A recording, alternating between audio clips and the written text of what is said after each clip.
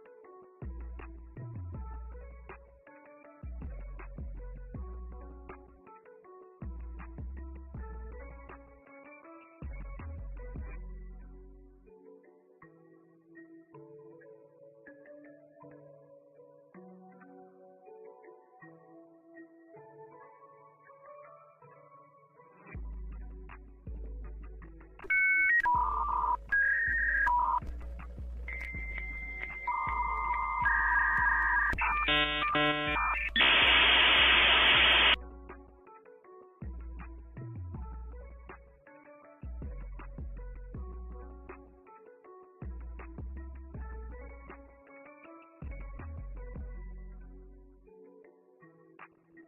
look at that. We were right on time today. It's exactly at 12:30. That's when I said, right? No, just kidding. I thought I was going to go live at 11:30. Hello, and then I didn't because I had something else to do, and then I thought I was going to go live, but then I realized I didn't have any milk. So I needed to go get milk. Anyway, we're here now, and it seems like the mic works. It seems like the captions work, and I'll be there in just a second.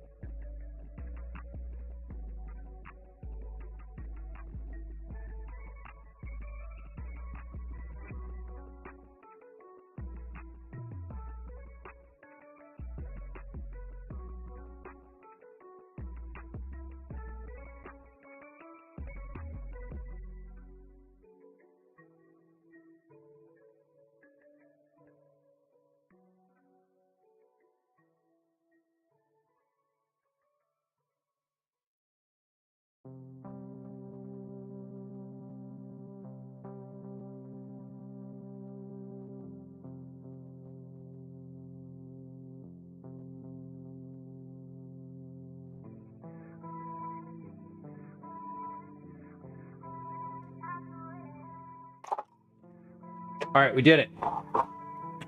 We're here. Welcome. I'm off mute. Great. Anyway,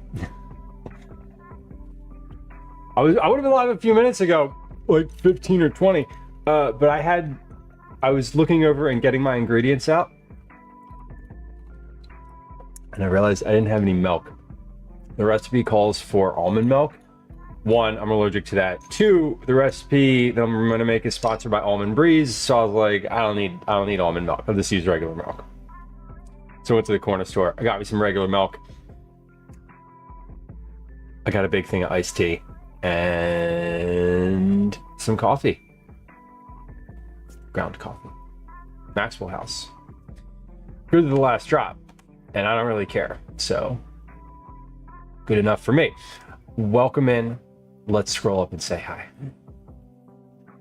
So Fluff, welcome in. Good day to ya. Good happy Thursday. Thursday, correct. Happy Thursday. Boris, welcome. Welcome in. Slinka, hello. Good to have you. Twinderella, welcome in. Sunny Girl, welcome in. Happy Thursday. Dr. Hex Mikey, welcome. Sita, welcome in. Good day. I hope you're having a good one. Not Yeti, hello. Welcome. Welcome in. I am having a how is the day going? Are we feeling good? Happy Friday, Junior. Is Thursday a stress day? I always found that Tuesday and Thursday and like Friday after 3 p.m. were the times that people always feels like in like a desk job, corporate, not even corporate, but whatever, kind of world that Tuesdays and Thursdays are people's like, I need something. Drink more, cook less. Welcome in, Robbie. Good to see you. So Flip, 1.5 hours till school is done for the summer. What are you doing after school? Is there a last day tradition? Are you starting any new traditions? Are you getting rid of any old ones because they didn't work?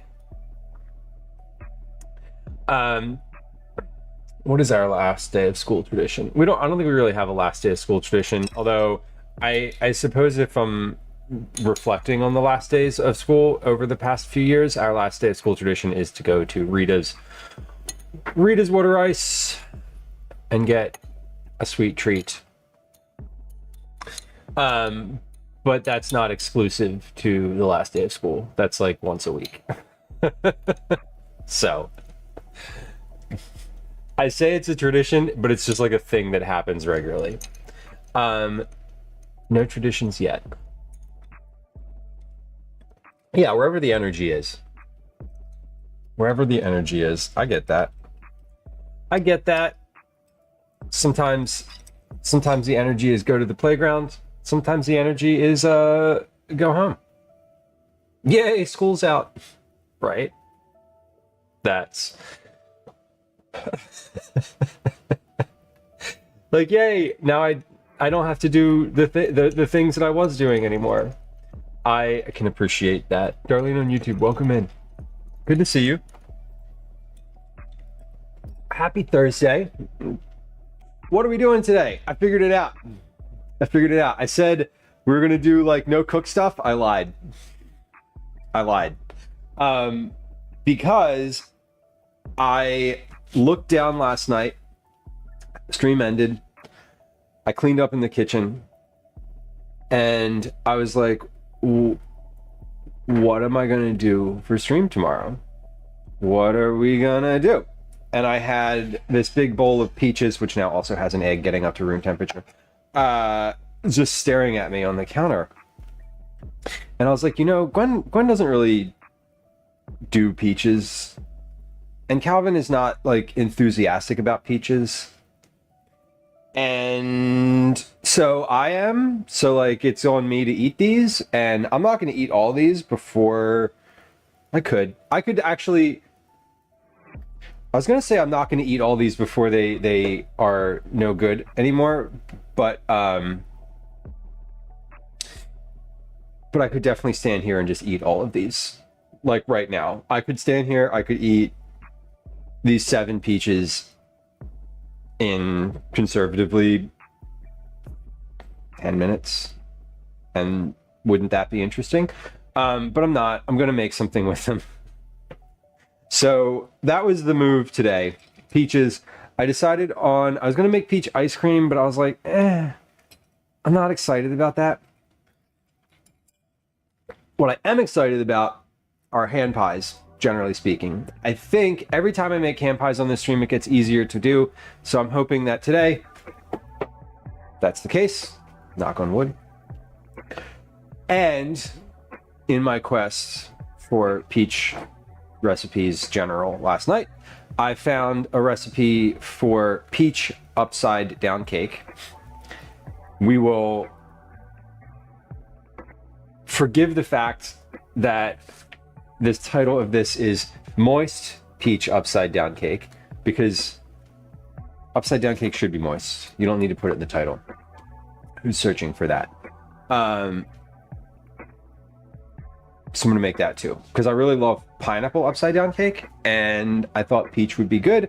It calls for a cup of fresh raspberries. I don't have those, so we're either gonna use more peaches or blueberries, which are also fine. And also I have them in the fridge. So this could be a use it up meal. We'll see. We'll see if the blueberries are any good. I got them last week, and I haven't, I got them last week, and then I realized that the camp that Calvin's going to this week provides all the food, and I don't need to pack lunch. So I have sort of like an abundance of lunch stuff that I didn't need. See for reference all these peaches. So we're gonna use those today. Order of operations, we're gonna make a pie dough, then we're gonna make the filling for the hand pies, then we're going to make the cake, upside down cake, and then we're gonna make the hand pies. So while the cake bakes, I'll roll the dough and make the hand pies, and then the cake should be finished, and then I can just put the hand pies in. And hopefully we have our oven on for less time, for the least amount of time. That's the goal. So that's what we're doing today. We're making peach stuff. These are yellow peaches, and they're perfectly ripe and in season, so they're good. I might even eat one just as it is. Phoenix, welcome in.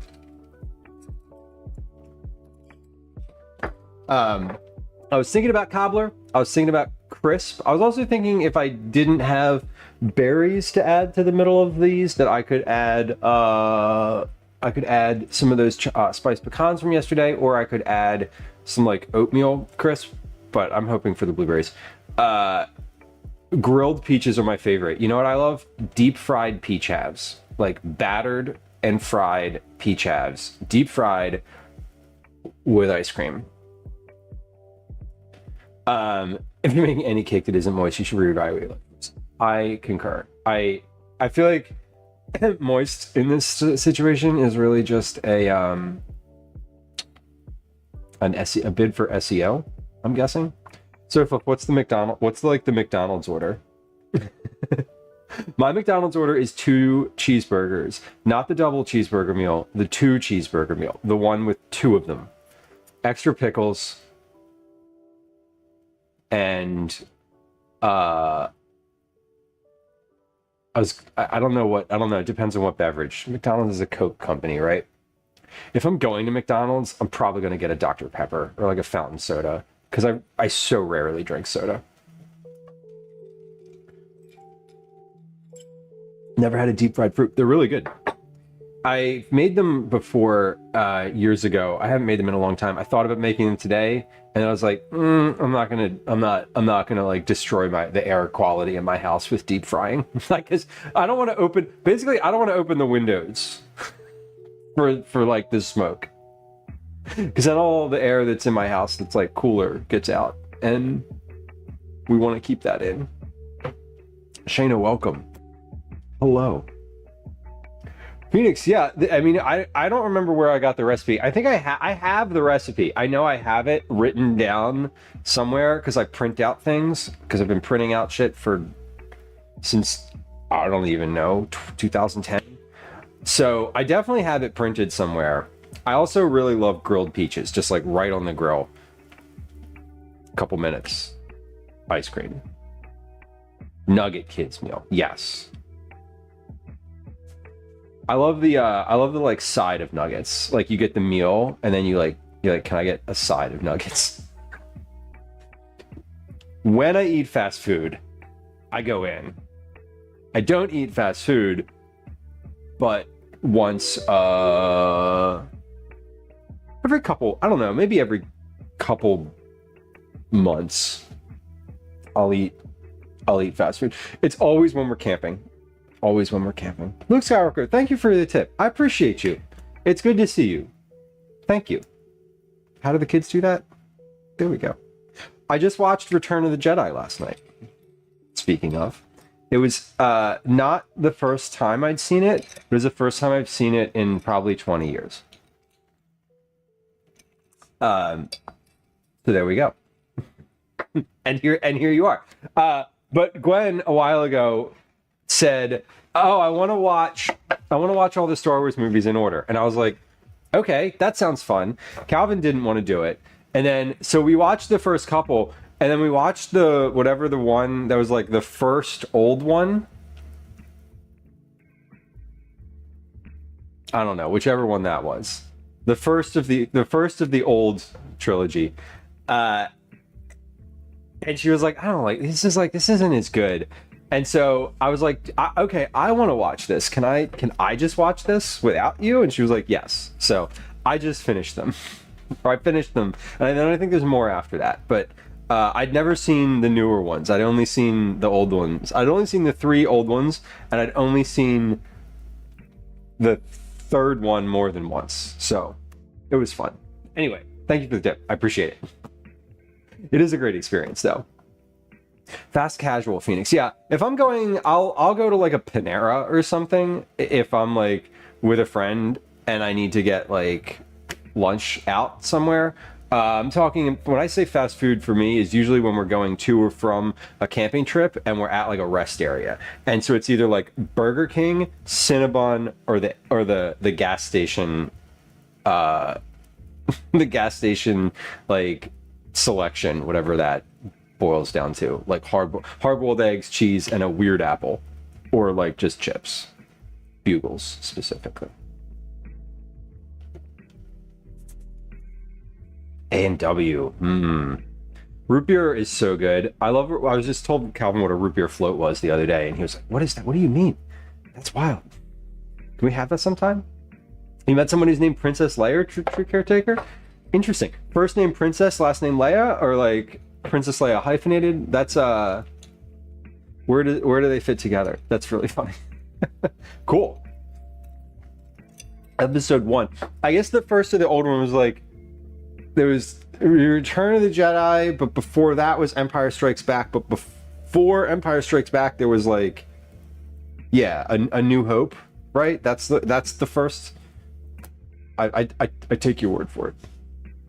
9 episodes. Okay, so if I just finished the third old one, what one am I on now? Is that 6? I can't. Okay, A New Hope was episode 4.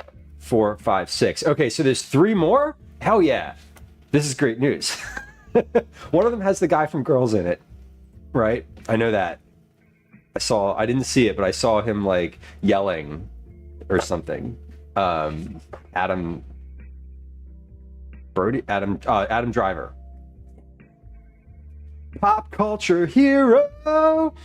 First name Princess, middle name Leia. Did not disclose last name because it was last name's like, I don't know, just something like nondescript. The orange creamsicle cookies, but instead of orange, use root beer extract. So that could be pretty good. I love extract in anything. The orange extract in that recipe, it was like, dial it back a little bit if it's too much. No, I would add more next time. Adam Driver, exactly. Yes, I was thinking Adrian Brody. That's what I was thinking of. For reasons of just like unique looking, tall, dark-haired man who's in, I don't know, things I've seen before. Savory Sailor, welcome in. Okay, hold on. We have to make pie dough. That's what we're doing. Left him as Kylo. Is Kylo this? Okay, Kylo's the Star Wars movie, right? So you loved him in the Star Wars role. I know just up to the part, like spoiler alert, where the Death Star, the second Death Star blows up. That's like where I'm at in the series. I don't know anything. I know zero information after that, including names, titles, anything. The Force Awakens, The Last Jedi, and Rise of Skywalker. Okay, thank you, True Caretaker. That is helpful. The Force Awakens, I feel like, is the is that the Adam Driver one? Creamsicle, anything Phoenix. Creamsicle was my favorite popsicle growing up. When I had the you know the popsicles that are like, yeah, the orange with the cream in the middle with the little stick. Oh, the best. Prequels. Yeah. Okay. 1, 2, and 3. Episode 4 is new. So like, episode 1, 2, and 3 are like new movies. 4, 5, and 6 are old movies, and then 7, 8, and 9 are new movies, like brand new movies. Okay. Driver is in 7, 8, and 9. Well, spoiler alert. I guess he doesn't die in the 7th one. I don't know if he was up for that or not, but up for that?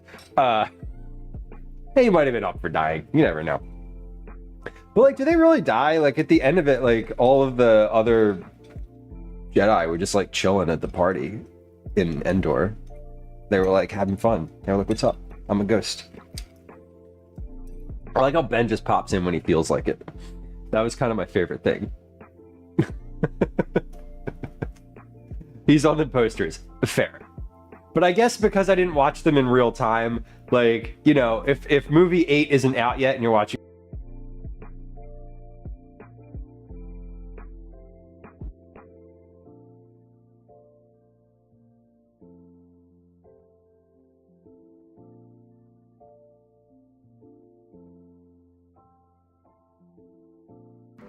I'm in danger. You're gonna be popular.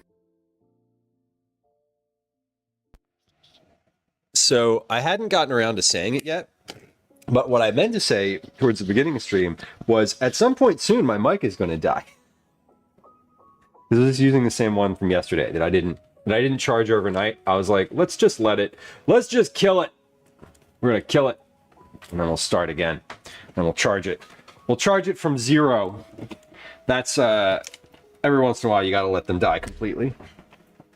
Decisions were made. Okay, speaking of decisions, I really should like do a cooking on this stream. I feel like that's probably the right move.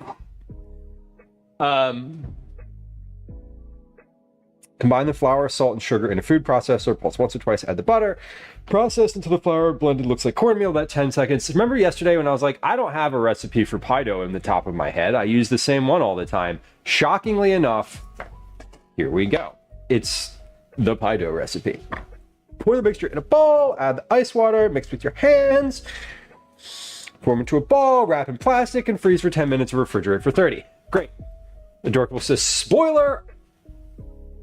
All of the Star Wars movies are about wars that occur out in space. I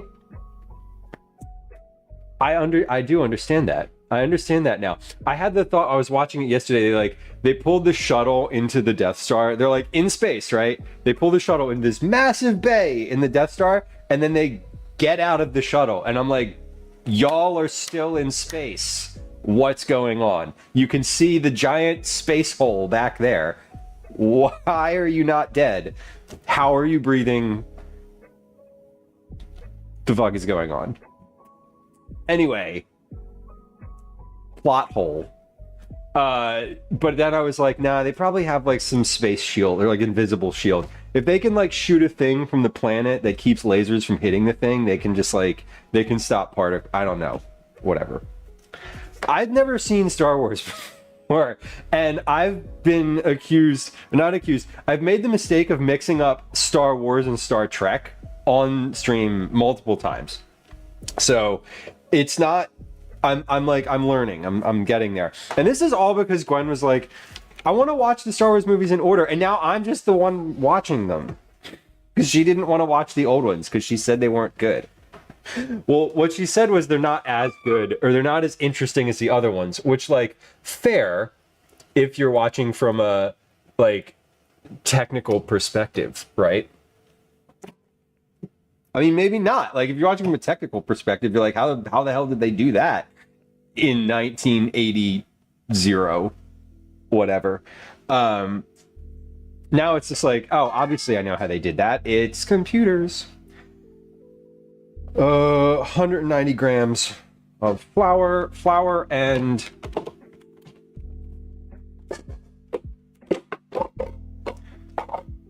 the other stuff go all in here. Shuttle bays, force fields. Yeah, okay. See, that's the force fields. They both do. Of course they do. It's how you get around in space. Like, we're not really going to be like fully space travel capable until we have shuttle bays that you can just pull in and out of. Truly. When I imagined the world of the future when I was a youth, that was really the dominant aspect of it, was breathing in space after stepping out of my shuttle. And laser guns, obviously.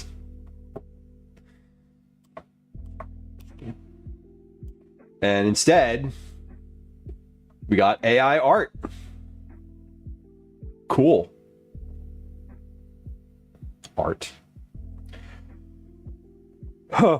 I'm afraid that you confuse Star Wars with Star Trek. It's happened before, but when I'm talking about it, like, because having never really experienced either one, it was, you start in my head. I'm like star, pew, pew, and then it just like it goes into a meld.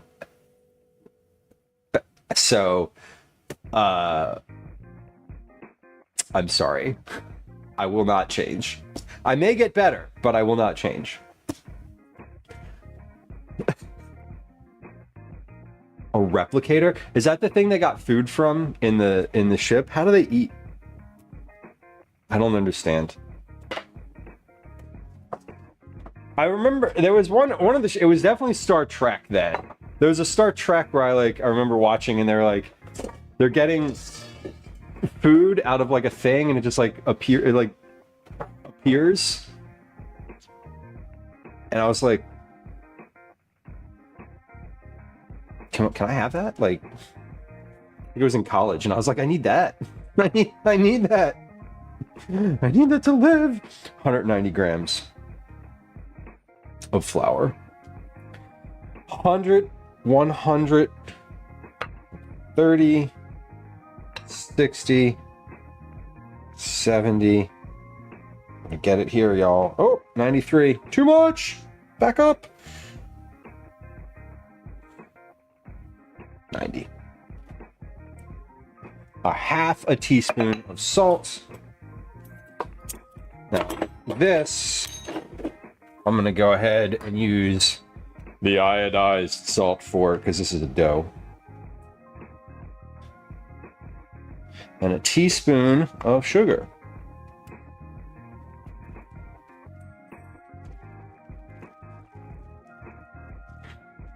How about we figure out how to breathe when you get out of your vehicle in New York City first, Phoenix says.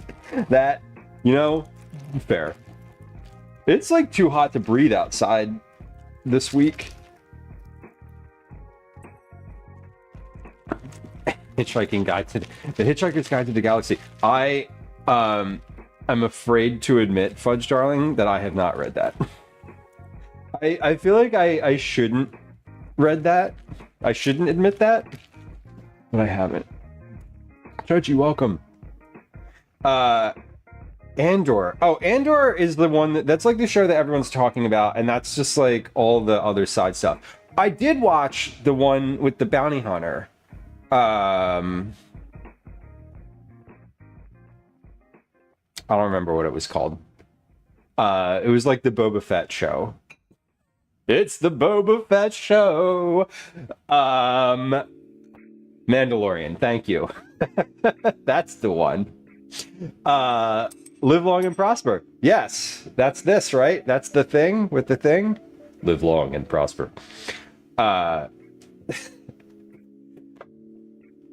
Did you hear my deep voice there? Live long and prosper. Let's put this in the food processor before we get in any more trouble. Man, you know, anytime we get down a rabbit hole of like any type of pop culture in this chat, I'm just like I just can't. No, I don't know what you mean, but I appreciate you. That's me. I don't know what you mean. The Baby Yoda show. That's the one. Don't panic. Okay, I feel like I've seen that. I've definitely seen that bumper sticker. Hitchhikers is a trilogy? I did not know that. I know we have lots of work, Twinderella. I'm sorry. I'm always. I don't even want to admit. I don't want to say that I'm trying, but I'm aware of the deficiency. Ashoka, The Mandalorian, Skeleton Crew, Acolyte, Obi-Wan Kenobi series.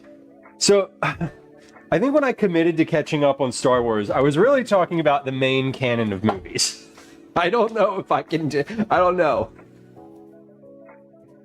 What are your thoughts on Doctor Who?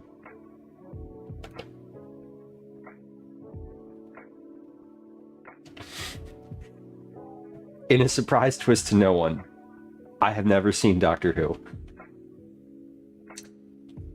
I'm sorry. Again, I know I know zero about Doctor Who. I know that there's something with a phone booth. And time. And that's literally all I got. That's all I got. Okay, we gotta hold on. Pulse once or twice. Okay. It was supposed to be a trilogy, but there's 6 books. Well, then they lied. That is, that was a lie. Matt Smith. Wait, wasn't Matt Smith the guy who did like Mallrats? Or am I thinking of someone else? I would watch the Mandalorian movie. I watched the Mandalorian show. I thought it was good. I got into it. I definitely got into it. I didn't associate I didn't associate it with like anything in the rest of the canon. It's a police public call box phone booth. Yeah, I know.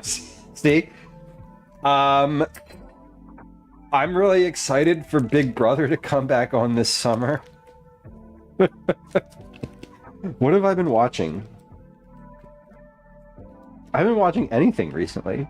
I don't have a show that I'm watching right now. Gwen's watching Love Island, and Calvin has been into it, and like is trying to watch Love Island with her. The cake is a lie. Which cake? We're doing a peach upside down cake, but I'm assuming not. Tell me you've read the War of the Worlds. Yes, I've read War of the Worlds. I have listened to the original radio broadcast of the War of the Worlds too. I definitely read that when I was a kid. Guy, welcome in. Don't look at me. As you wish. Traders Australia. I watched Alone recently. That's the only show that I've watched. Speaking of watching, let me wash my hands. Or as they say in Baltimore, let me wash my hands.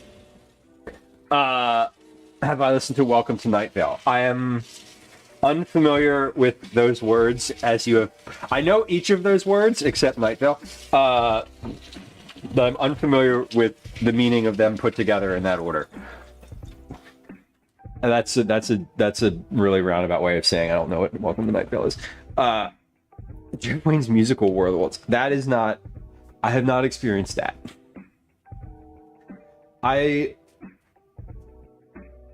Oh man, yeah, I definitely read War of the Worlds.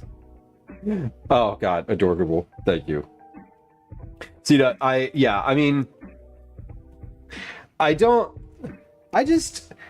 when I was a kid, we didn't have television channels in my house from the age of 9.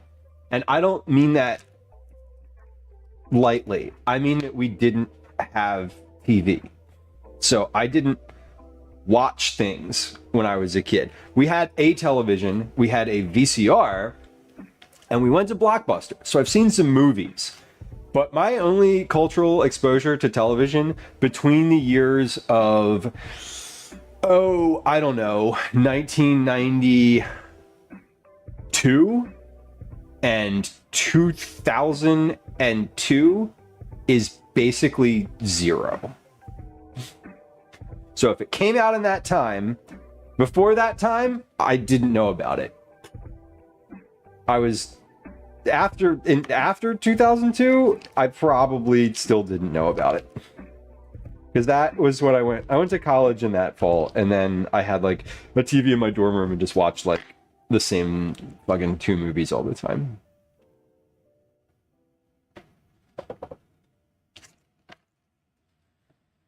Star Wars sound balance makes it impossible for me without subtitles. I love the subtitles. I always turn subtitles on. Does anyone else does anyone watch TV without subtitles now? Like, I feel like it's a thing. Like, everyone I know watches TV with subtitles. The subtitles are so funny for those movies because it'll be like angry grunting, and it'll just be like another language. It'll be like, what was the one last night? Speaking Ewok. I was like, okay, cool. Obviously, that's what's happening. There be monsters. Welcome in. I'm making a pie crust for peach hand pies, little hand pies, and we're also gonna make a moist peach upside down cake. That's what the recipe says. So that's what we're going with. I'm HOH, so I've always watched this sometimes. I just turn them on now. They're always a thing. Gwen fought me on them for a while, but I think she's come around. Mainly because sometimes they're in the way, but I'm like, yes, but mostly what's in the way for me is the sound when I can't hear the thing. So, yes. A surreal comedy horror podcast. Welcome to Night Vale. Okay. It's like a episodic storytelling. It's not like a podcast about the surreal. It's like you're involved in the story. Pacific Blue. Not what is Pacific Blue? Was that a TV show? Bellis, welcome in. Pulse the mixture. Process until the butter and the flour blended in the mixture looks like cornmeal. 10 seconds. 2, 3, 4, 5, 6, 7, 8, 9, 10. Cornmeal. Bellos, that is 260. Yes, it is.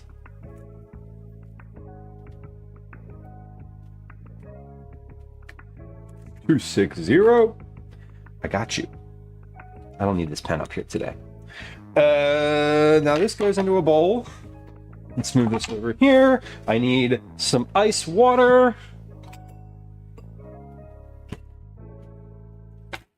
A couple tablespoons of ice water. 3, it says. Okay. Got my water here. Here's my bowl. About Bike Cops, Pacific Blue. It's awesomely cringy. I feel like I remember the title of that somehow. Was that like a network show? Like a was that like a CBS show or something like that? See, now if it was on like a network, specifically if it was on CBS, I've probably seen commercials for it. Welcome to Night Vale tells the story of a town called Night Vale that has some weird dystopian and supernatural things. That is kind of cool. So are they... Sorry, Phoenix, I'm like peppering you with questions now. But is it like third person omniscient where someone's like talking about the tale, or are there characters whose voices you hear in the show? Or is it sort of posed as like a documentary about this town? Does that make sense? Like some podcasts are like, let's go talk about this thing that happened. And then some are like produced with characters. I don't know. I don't have a specific example of either one. I'm just thinking about like storytelling. It's posed as radio news reports. Okay, so you are immersive in the story yourself. It's not like an audiobook. Or I guess, I don't know. I understand what you mean. I understand what you mean. Okay, so we're throwing in 3 tablespoons of water until you can form the dough into a ball. When the mixture becomes sodden, add a little more flour. Form into a ball, wrap in plastic, and freeze. Or refrigerate. So last time we needed a little more water than the recipe called for. So I'm going to start with 3 tablespoons. The Adventures of Sinbad. I remember Sinbad. I definitely remember. I remember like Sinbad becoming popular. I remember sort of like never hearing about Sinbad, and then he was like all over the place. Keep an eye out for neurosis. Okay, perishable? Yes or no? Hopefully not. It's hot as fuck outside. No. Okay, good. Sinbad, Xena, and Hercules. Warrior princess. I know, right? Yeah, if it's perishable, it's already perished. It has perished. And if not, when it gets into the East Coast, it will. Yeah, we can't... There's no chocolate cookies next month. That is for sure. That shit will melt in a moment. Although I guess if it's vacuum sealed, it won't really matter that much. But, probably not good. But thank you for the heads up. Is it is it a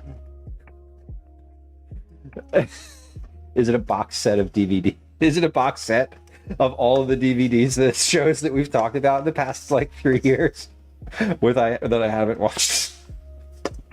Mega, welcome in. Hopefully you're having a good day today. Jeff Mega, member of our newish, not that new. New and the newest Twitch creator club. The Food and Drink Club. Command CC if you are a food and drink creator and interested in joining. I think that command works. Maybe I'm making that up. Maybe it turns off the closed captioning. Who knows? There is a command for it though. It might just, I don't know. I don't remember what it is. Yes. Got it. Thank you so much. I'm like, I'm pretty sure I made that link. Anyway, thank you for the shout out. Good luck getting set up today, Mega. I hope things are easy for you. No surprises. And if there are surprises, I hope they're good. Hey, we found this big pretzel container tip jar. We don't really remember when it's from, but I figured we could give it to you. That kind of good. All right. Pie dough's good. Peach is awesome with a sprinkle of chili. Monsters. Agreed. I love those they're not really surprising combos because like fruit and heat is pretty standard, but I feel like as an American, I don't encounter a lot of that. Usually fruit is just amplified by a bunch of sugar. Well, maybe if I think about it, we could throw a little bit of tagine or chili powder or something like that in these hand pies and really fuck with people. I haven't thought about what I'm doing with these hand pies yet. No idea. But I am hanging out with some friends this weekend. We're going camping. Going on a boys trip with my male friends. And I have to tell y'all, there is something about this trip that is making me really anxious. And it's not what you would think. Well, maybe it is. Actually, no, it probably is exactly what you would think. But I committed. I don't really commit. I guess I committed by the fact that I just didn't. But I committed to... One, I was like, hey, does anyone else want to cook? Outdoor toilet. Yeah, state park only, please. Lit. A lit as in lights. Not like, it's lit. Why you would think that, I don't know. What about me gave you that? Anyway, the food situation... I was like, I don't really want to like do a lot for this. Like, who else wants to cook? And one of my buddies was like, oh, I'll take a dinner. I'll like bring stuff to grill. And I was like, great. I'll make sure there's a fire. Cool. I can do that. And my other two friends were like, oh, we don't really want to cook or whatever. And I was like, okay, I'll do dinner. I'll be responsible for breakfasts. We're gonna like, lunch is fine. I don't need to worry about lunch. And I'll do like a dinner. The thing that's making me really anxious is I committed to not doing any prep ahead of time. Mentally, it wasn't like a challenge. I was just like, I don't want to do food prep for this. I just want to go. Like, I don't want it to be complicated. So we're gonna stop. We're going to stop at a grocery store, like, nearby where we're camping. And we're going to leave it in the Lord's hands, as they say. Now, I don't trust that, so I have a list of things that I'm like planning on buying there, but the fact that I am leaving this house with 0 food prepared to go camping is something that I don't think I have ever done. Ever. So we're trying new things. Growth. Master of Splits, welcome in. Cheesesteak hand pies. Hell yeah. Yes. Just fill it with all your regular cheesesteak ingredients. Not today, of course, but we will. There be monsters. Outdoor toilet. Yeah. Yeah. And what does a state park mean? So I'm in the United States, and our states at a state level have outdoor recreation areas that are, big. Some of them are large, some of them are very small, and you can camp. They have campgrounds there. You can set up a tent. They have usually a building in the central location. It's like a building, and then in the circle, a big circle around that, there's 50 some campsites, 50 some campsites, and a fire ring. Each campsite has a fire ring and a picnic table, a place to park your car, a place to set up a tent. Some of them have electric outlets. I don't usually use those sites because I don't camp with electric. But you basically book and reserve the site by the day, and you go and camp. And you hang out with your friends. So it's a little nice way. I live in the city, and so I need to get outside and be in nature. So I do that regularly. It's nice not to cook, fellas, and that's why I was like, listen, friends, like, I'm not going to put effort into this. Like, I will be responsible for some of the dinners. And then, like, as soon as I said that, like, one of my other friends was like, oh, I'll help you if you want. And I wanted to be like, why don't you just help me by doing the whole thing? See, I always pack snacks. I mean, I'm not that nervous about it because, like, just shopping at the grocery store. Like, I'll either do like pasta with sauce and frozen meatballs and a bag of salad, or I'll get something to grill or whatever. Like, I'm anxious about it, but because I think the thing I'm most anxious about is that I don't know, like, I'm going to bring a cooler, but I don't know what's going in it, like, whatever. That's chic. Welcome in. Good to see you. In my country, you can camp wherever you like, as long as it's 65 feet away from my house. Yeah, not here. Not here. If you just plop your tent out on like some land somewhere, it's probably someone's private property. And they might not like that. Mostly you're not allowed to just pop a tent anywhere on like public lands. There's some restrictions around that. Some places aren't. What set the bot off that time? Feet. It says feet. 65 feet. 65 feet. That's a lot of feet. Holy shit. Someone's missing a foot. Or has an extra one.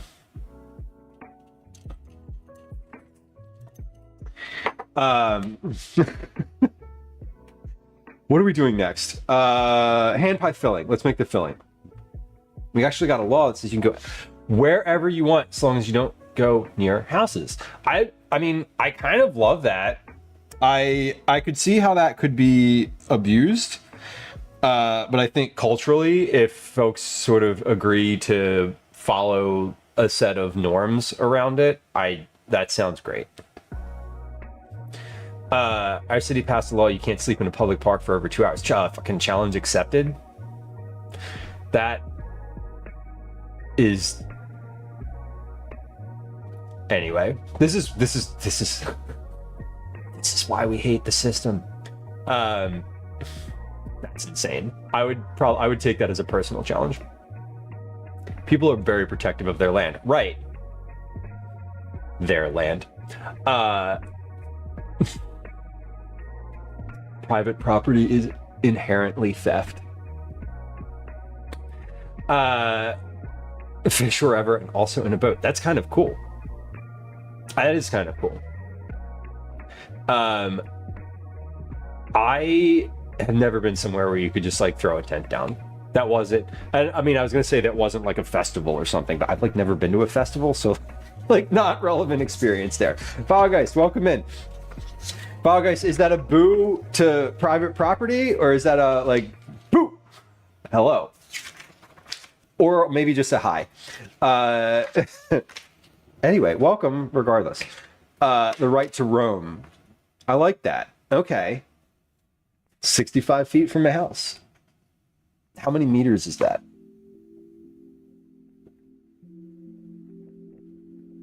$10.1, 2. Let's look at what we're doing for the filling for this, and then we're gonna take a quick break because Twitch says we should. And I want to put away these dishes on the dish rack because I'm going to need them for measuring in just a minute. 1 million meters. I did the math. Yeah, right. How many fathoms is that? Oh wait, fathoms is depth. So even if it's a private beach, I can still walk past it. It's illegal to put fences down.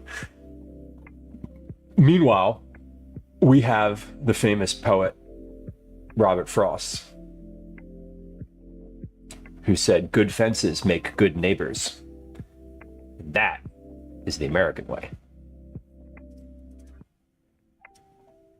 I think that poem was tongue-in-cheek, by the way, but I don't know, actually, maybe it wasn't. Maybe he was pretty serious. I don't know. Norway.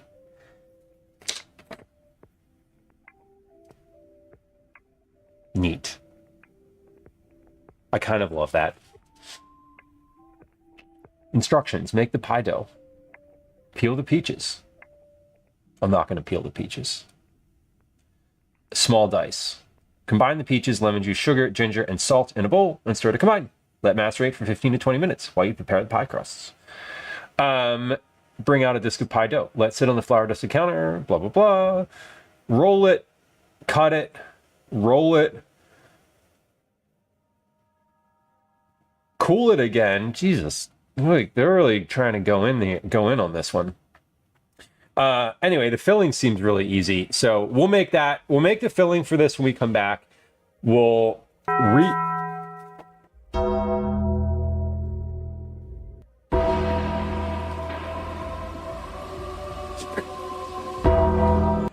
Whoa. Foggeist, that came out of the phone that's sitting here on the counter. This is the phone that I use for IRL streaming. And it plays sounds. I guess it plays sounds from Blurp. I guess I set that up on the phone, but I was like, what is happening? Where's this fucking bell coming from? Okay, so we'll come back. When we come back from the break, we're gonna do a game of words on stream. We will make the filling, then we're gonna make the cake, because this cake seems kind of complicated. Then we will roll out the pie crusts. I think we're going to roll all of them. We're going to roll them out. We're going to roll them, cut them, roll them again. And then I think what I'm going to do is just roll all of them. It says to do them in like waves, but I think what I want to do here is just roll all of them, put them on a sheet pan in layers, so that I have all of my hand pie rounds rolled to their final place of being ready to fill, so that that'll also give the cake time to finish in the oven. When the cake finishes, we will basically start putting hand pies in, is the goal. So, Vela says you can camp on public lands in many U.S. places, but not all, and sometimes each state is different, and it can actually kind of a bit of a mess. Exactly. And that is... Ah! Fucking Discord. Oh my god. My literal nightmare when that happens. Okay, we have an ad break coming up. We're gonna play a game of words on stream. Here comes an ad. Here comes a game of words on stream. We'll be right back. Hi, welcome to another edition of Commercials I Hate. Lemon, hello. Lemon, also, I thought you were guessing a words on stream word before the thing happened. Oh god, how is that on the screen? How is that even on the screen? How did that happen? Did that thing come up before? Interesting. Sources. Hold on. Let's look at why that came up. That shouldn't have come up. Audio sources. Words on stream. Oh, if I start clicking things here, shit's gonna go sideways. We can't do that. Okay, let's just forget it. And it's fine.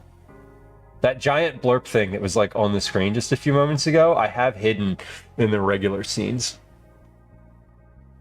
Anyway, I said I wanted to put stuff away from the dishpan. Now, didn't I? I did. Because I did dishes. Things are clean. Things are very clean, actually. All of my spoons are clean. Love it. Love when the spoons are clean. But we're...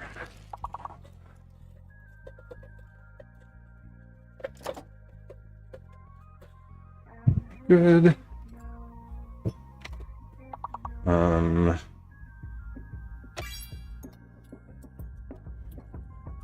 All of these go in the same drawer. Beautiful. Last guesses for this round. Get them in right now. Whoa, that goes in here too. Whoa, we did it. Good work. Wait, that was a full board, right? That ended way too quick after I said last guesses. Was that a full board? This one is impossible, Shana says. There's a lot of four-letter words in this one. Yeah. This one looks challenging, but I feel like this one could also be one where it's like a lot of obvious words. Are there a lot of obvious words? Graham. I want to say migrate, but no. How is Maria a word? Maria is literally a proper is a name. That's weird. Maria. Sorry for anyone who is from the era where that song was unavoidable. She remind me of a West Side Story.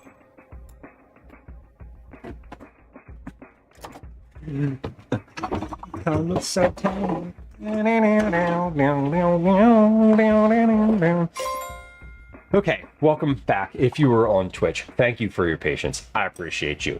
Who likes the ads? No one. Anyway, there they are. They're done for now, and maybe we'll just do that again later. Fellas says, I've never ran into any drug dealer land, and I've done a lot of camping. I'm sure they're out there, but not near U.S. public lands. No, and I also feel, yeah, I'm like, I'm not that adventurous that I would be like out in like Breaking Bad RV in the wilderness territory. I love a campsite that has a bathroom. That's where my energy's at. I was talking to Calvin recently about potentially doing some backpacking. Good job, y'all. Nice work.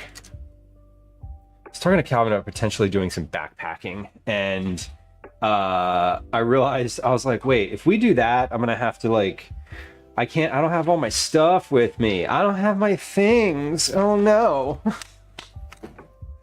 I don't have all the stuff that I keep in the trunk of the car, like my little coffee maker and all of my little pots and pans. And how am I going to cook? I can't carry a cast iron pan backpacking. That's wild. You know. Obviously, that's silly, and that's not how backpacking works at all. But I was there's a long jump from what I do to encountering like a drug dealer on public lands. I haven't actually been concerned about that. I have been concerned camping before. I've had times where I was I've never been scared of animals. I'll say that. When I camp, I almost always carry bear spray, and I always carry it with me. Like, it's in the campsite, centrally located, or it's on my person most of the time. Like when I go hiking, it's in my, like, one side of my backpack is water bottle, the other side is bear spray. Like, pick which liquid you'd like. I've had some weird encounters before, but never like see? No thing on this side. I've had some weird encounters camping. But never anything that was like it was all like heightened concern, but nothing ever actually like transpired to be real danger or concern. I've never looked for campsites on Airbnb. I've looked on HipCamp before, but I've never actually booked anything there. Is a genus of plant. Good lord. Sometimes you just gotta throw stuff at the wall in Words on Stream and see what sticks. Nice camping area for $20, give you wood and things to make s'mores. Fantastic. Yeah, I love that. That's like I would love to do that. I would love to have like a place that like I could just keep as like a nice little campsite and let other people use it. That seems like fun. Some lightweight gear. Yeah, all of my stuff is like like cast iron pan. Not good.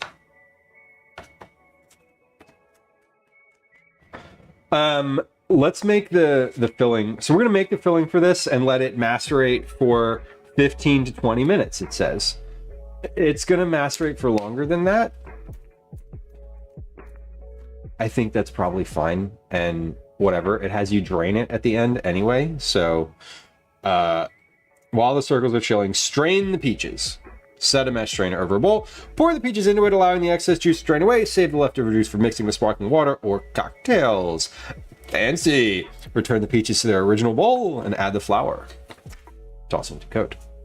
Macerate is a fun word. I like what it implies. I like the way it feels when you say it. It's a good one. Are you allowed to macerate live on Twitch? Yes. You're allowed to macerate in terms of fruit. You're allowed to macerate in terms of chewing. No, that's masticate. There are some things that sound very similar that you can't do on Twitch, but you can masticate and macerate, but you cannot.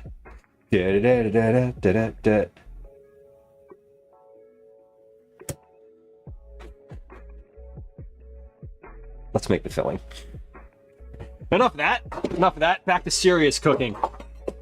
Back to serious cooking. Everything.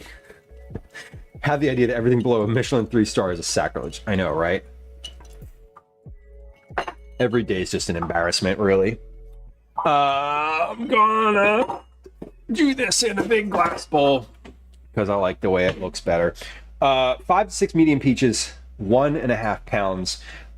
This recipe says 1 double pie crust recipe. So it calls for the amount of dough that I did just make. 5 to 6 medium peaches, lemon, sugar, freshly grated ginger. We don't have that. We're gonna use ginger. We're gonna use ground ginger.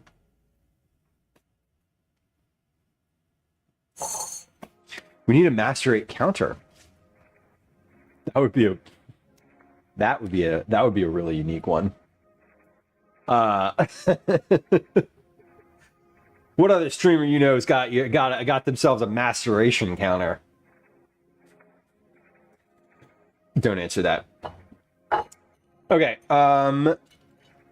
Peaches. Why am I holding my glass like this? That's weird. It felt weird. 1, 2, 3, 4, 5. My other recipe, moist peach upside down cake, calls for 2 large ripe peaches, peeled, pitted, and cut into 1.5-inch slices. Stop peeling your peaches. Why are we doing that? Why? I don't get it. I really, like, I genuinely don't get why all these recipes are like, peel them first. Like, just eat the peel. Like, they're fine. What the hell difference is it going to make? You're chopping it up and putting it in a hand pie. Maybe it gets a little chewy, but shut up. 1.5 pounds. So that's 1 pound, 8 ounces. This is 1 pound, 13 ounces. And if I take it out, it's 1 pound, 7 ounces. So let's go with 4. Let's go with 4, because I don't want to make too much. And I kind of just want to eat one of these, like, and I saved 2 for the other recipe. Perfect. Plus this egg, which is almost at room temperature. I got it out right before I walked to the corner store after I realized that I did not have milk, which I needed for a recipe. Okay, let's cut these peaches up. Not a lot of cutting today, so we're just going to use the small cutting board. And this is, how are these supposed to be? What does this call for? Peel the peaches, dice small. Combine the peaches, lemon juice, sugar, ginger, and salt in a bowl and stir to combine. Cool, so we're gonna just go ahead and cut these up. I got these at the Rittenhouse Farmers Market on Tuesday afternoon.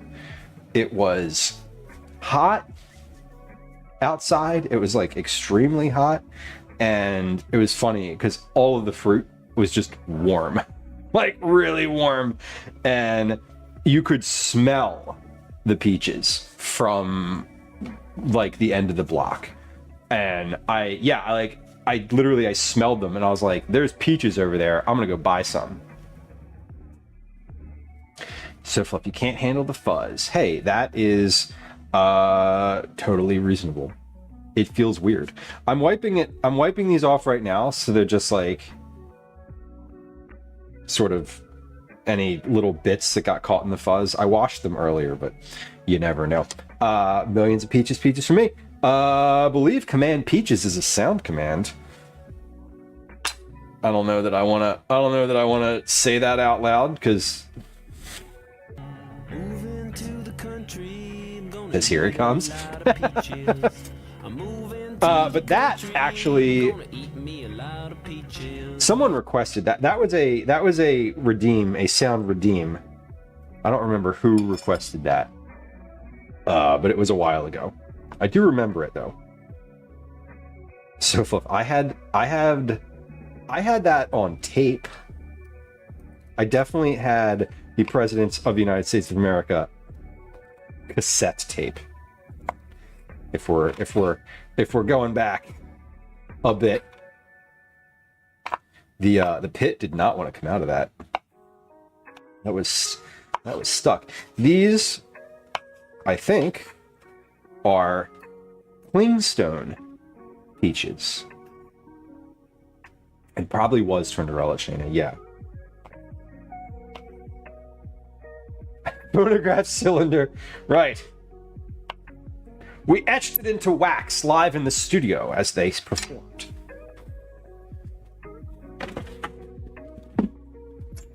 Get my compost bucket out here. Yeah, no reason to take the pits out of these or take the skin off of these. I don't see any reason at all. I don't remember who it was. You know what though? If you go back in the release notes channel and search for the word peaches, I bet you can find out when it was implemented and who asked for it. Because that's what that channel's for. Information like that. I also have a crappy memory. I mean, I don't remember, and I set the thing up. I definitely set the thing up because all the sound commands are not through anything. Those run directly off of my computer. When I add a new sound command, I go to YouTube, I find the sound, I clip it using Blur, I download it, and then I put it in a folder on my computer that's associated with that command so that when StreamerBot goes to look for it, it has something to play. The more you know about how I set things up. So yes, anyway, these are clingstone peaches, which means that the stone or pit on the inside is sticky. It doesn't just fall out. You ever have a plum, nectarine, peach, any type of stone fruit that has you like take a bite and the stone sort of like can come out, you can just like pull it out. That is a freestone peach. And I don't actually know if that's like any sort of formal or official designation, but I know that when you're at the store or at the market, if someone says it's a freestone peach, you know that the stone will just come out and it's easier to carve those up.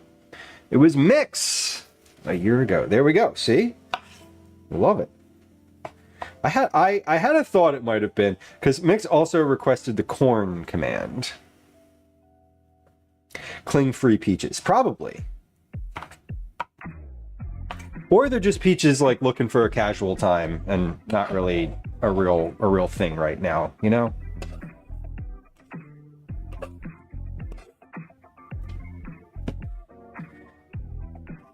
Just Shayna, I looked up. I was like, when that sound plays, I usually look up and say hi. Like, Mix, welcome in. Like, hook up peaches. Yeah. Gotta bring your sweetie some peaches. Hey, baby, I got you some clingstone peaches, but don't get any ideas.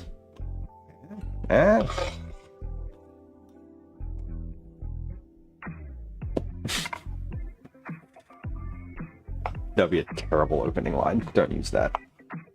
Or do. Up to you.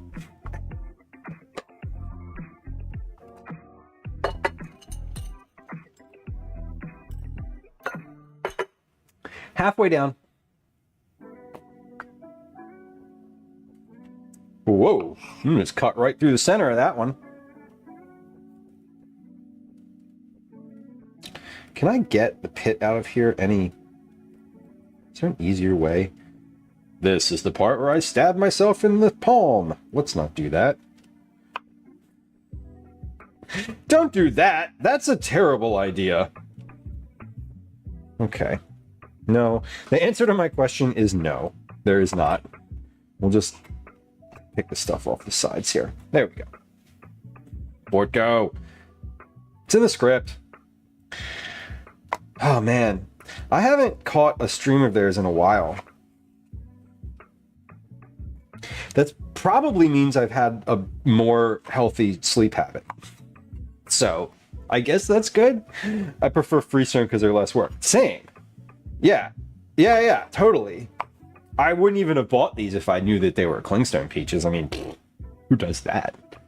I'm just kidding. I would have bought them regardless. But I'm with you. I'm with you very much. I always prefer to not have to like... I'd always prefer to just kind of like cut around the edge, just unlock them like an avocado and have the stone fall out. No, you know what I mean? When you like twist the thing and it just kind of comes out. I'm trying to get my sleep habits more reasonable, Bellis. Yeah. It, like, I haven't caught a stream live, I should say.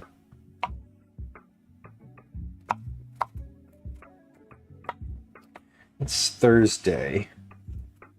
Is today a Bortco night? I know I'm gonna be up late tonight because in addition to not prepping for any food stuff for this trip, I haven't prepped at all. I haven't done anything. So I need to like get my gear out and sort of I need to do a couple things before tomorrow so that I can go at all. I'm also really nervous because I usually take my car camping, just like generally speaking, not on this trip. But this is the one trip of a year where like I don't drive and I'm sort of like reliant on someone else's vehicle, and so that's also like a little bit weighing on me. But Calvin's not going, so that's also really nice. Not like, no offense to him. It's nice because I have a lot less work to do. There's a lot less to consider when you don't have a child to keep safe, clothe, feed, and entertain, you know? My adult friends, I don't feel responsible for entertaining them. Dana, welcome in. Good to see you. Dana, you've been packed for 3 weeks? I mean, I guess I stay ready. So, in that sense, I don't feel unprepared. I feel rushed, which is different. I have anxiety issues. I just worry. Yeah, I mean, I worry about stuff, for sure. Sometimes that spills over into negative. Sometimes that spills over into, like, me saying mean things to myself, or placing undue expectations on myself. But usually in this situation, it's more of a generalized worry of like, hey, I'm doing something differently than the way I usually do it. So enjoy pickup. I hope it is I hope you are receiving in good spirits. I hope it's a good vibe. The last day, as we talked about, can definitely be difficult. So I hope things are on the up for you, and it's not, and it doesn't feel heavy.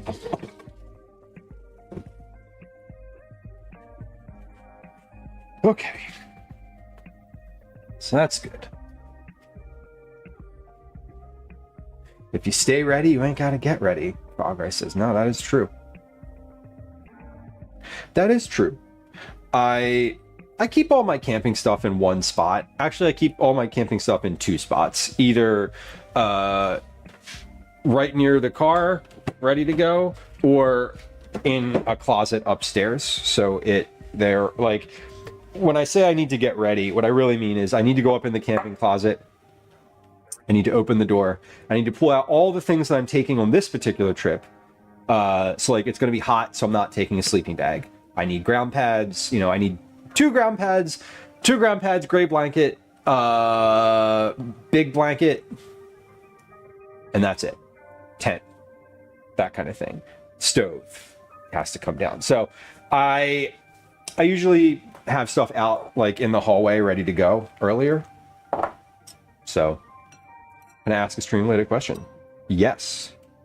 I suppose so. That seems reasonable. Go ahead. The juice of 1/2 a lemon, which is like 2 tablespoons of juice. Roughly. Right? What does it say? I'm going to see what it says.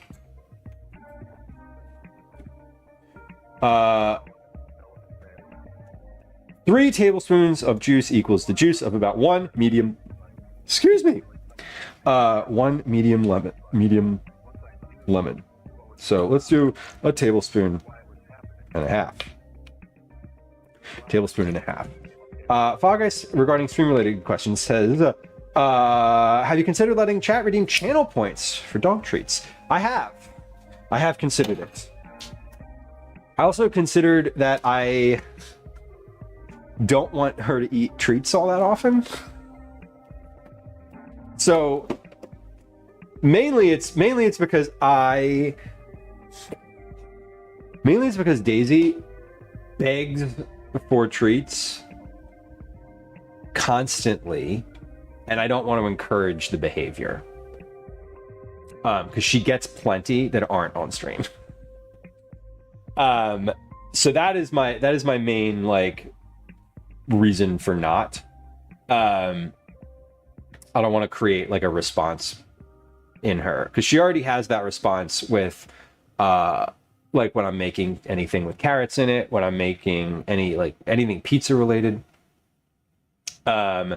What if I ask politely? Yeah, when she's around, I think Fagus, here's the basically like with Daisy in the treat situation, like when she's in the room, I'm, and it's like a reasonable time and she's like asking for treats, like I'll give her one. Or if I've got like carrots that I'm doing, I will do that. But I don't want to I also it's mainly that I don't want to have her be like, oh shit, like when he's in the kitchen talking, that means I get treats. Because I'm in the kitchen talking all the time. Ask anyone who lives in my house. All the time. 3 tablespoons of sugar. Okay. 1, 2, 3 tablespoons of sugar. There we go. Howdy. Gwenstone. In the garage, keys are in it. Keys are in it? Well, like in the thing. Yeah, they're in like the center console. No calls? No calls yet? Updates. Oh, no. Okay. Okay. I know, you're having a day. I got it. I got it. I know. That's why it said updates. Okay. Okay. Half a teaspoon of freshly grated ginger. I don't have freshly grated ginger. We're gonna put in like a 1/4 teaspoon of grated ginger. Do I have fresh ginger? I'm giving treats to the dog in your... Sorry, no, I don't. The dog behind our house in the neighbor's backyard. Oh, do the neighbors know? I have permission. Oh, see? There we go. A big giant samoyed. Oh, I think I know I think I have a good mental image of what that dog is. Yeah. I know what you mean. The floofy white cloud dog. Pinch of salt. Cool. And then we stir this. Sea Films, welcome in. Hello. Okay, so these just get to rest for a little bit.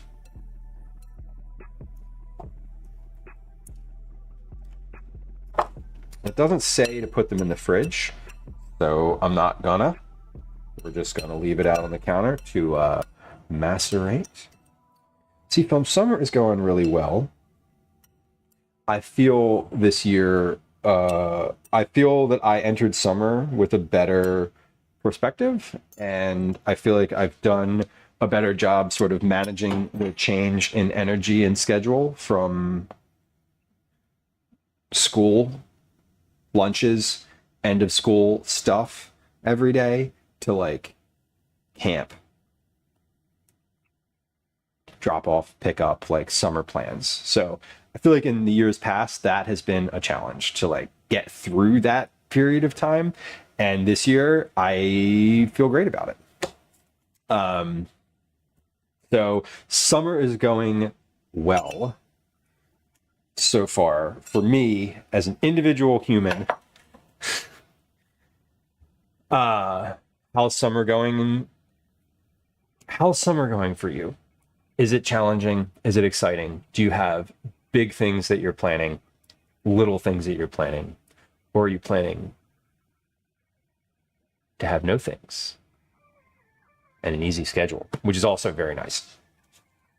Okay, so we made the filling. We made the pie dough. Let's make this cake. This is a moist peach upside down cake. We're going to read the directions first because it seems there's several different like things going on here. There's no moist command. Maybe I should make one before someone requests a specific sound. Do you have enough points? You general, not you specific. Place a rack in the center of your oven and preheat oven to 350 degrees. Lightly grease a 9-inch round cake pan with nonstick spray. Also, that question, I know some of you have those points.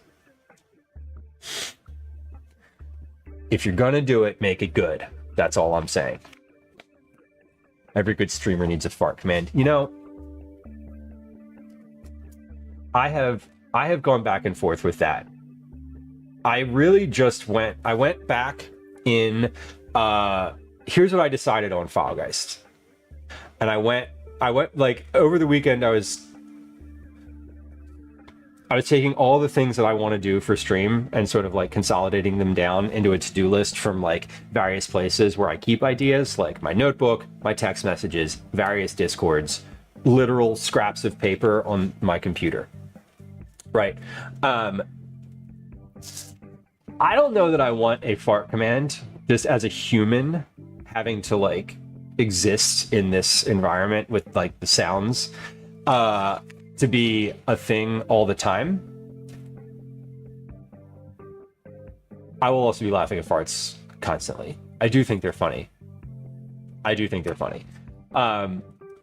What I landed on was I think I want to do like a point command, right? Where it's like if you redeem X number of points, it like unlocks fart sounds for X number of minutes, etc. And that then, like, you know, you don't have to be a sub to use them. It's like, you know, whatever your points, you know, you use your points, and it's not just you who could do the thing. It's like you unlock them for everybody. That was my thought, to keep it at a reasonable amount. Open the gates. Exactly. And like as soon as someone redeems it, it makes one so that you know like it's on. I think that's fun. C-Film says, I'm trying to finish more TV shows and movies. Try not to waste as much time choosing TV shows and movies to watch. The constant battle, right? I was just mentioning Blockbuster. I mentioned like renting videotapes earlier on stream, and I thought that was like paralysis of choice when you're in the store and you're like, do I rent this movie or that movie? It's like, no, do I watch all of this or do I watch all of this? IRL walking stuff is very fun. I support IRL walking stuff out of a variety of towns. Yeah, Fall Guys. But yeah, and no, my point is basically it unlocks my thought was like, you redeem the channel point thing for like X number of points. Because I can get the bot to do all of this. It takes that channel point thing away, so you can't do it anymore. Instead, it adds a channel point redemption that's like 5 points or something nominal, right? Something super minimal. And it adds a chat command, so you can do like either one. And then like 10 minutes later, it goes away. All super straightforward. Most bots could do that. All in. Hurt. It's on the list. It is definitely on the list. It lingers for 10 minutes. And then after the timer goes off, we'll do like another timer where it waits like another 5 to 10 minutes. And then there's just like a random sound drop that plays that's like, oh my God, it still stinks. Or something like that. I don't know. You could go wild with it.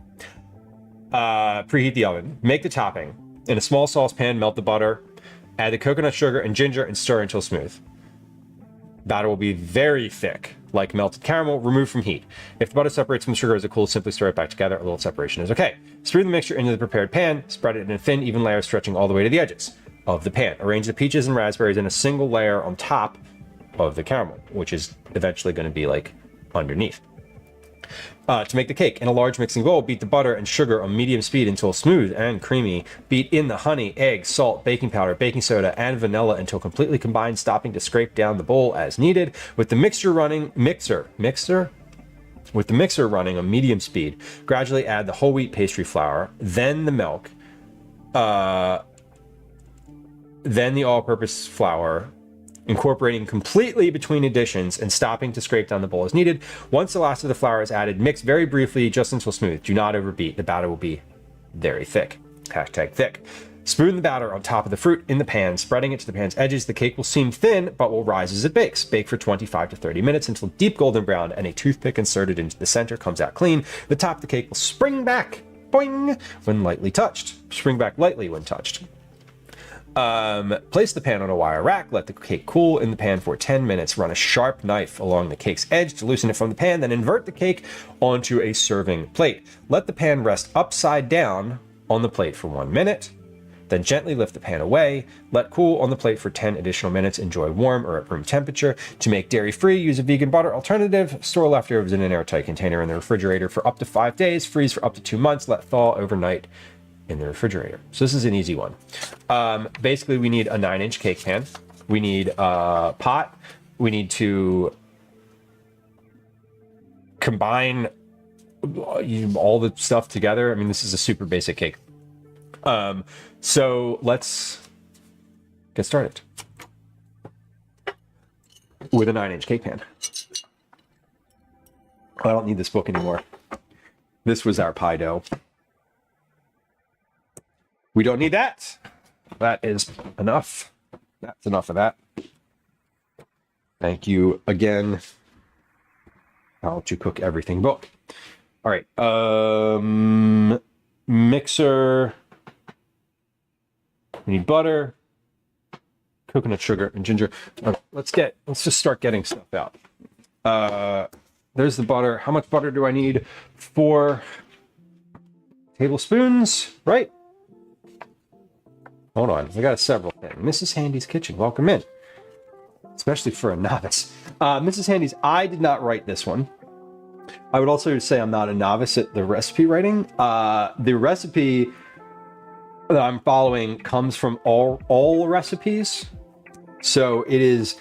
cake is disgusting. Oh. Great British Bake Off. You know, I never know when there's a new season of Great British Bake Off. There's always just like, it's just like available all the time. And if I want to start a season of it and just watch it for a couple days, binge it for a couple days, I can, which I kind of love. But Mrs. Handy's, I do write recipes.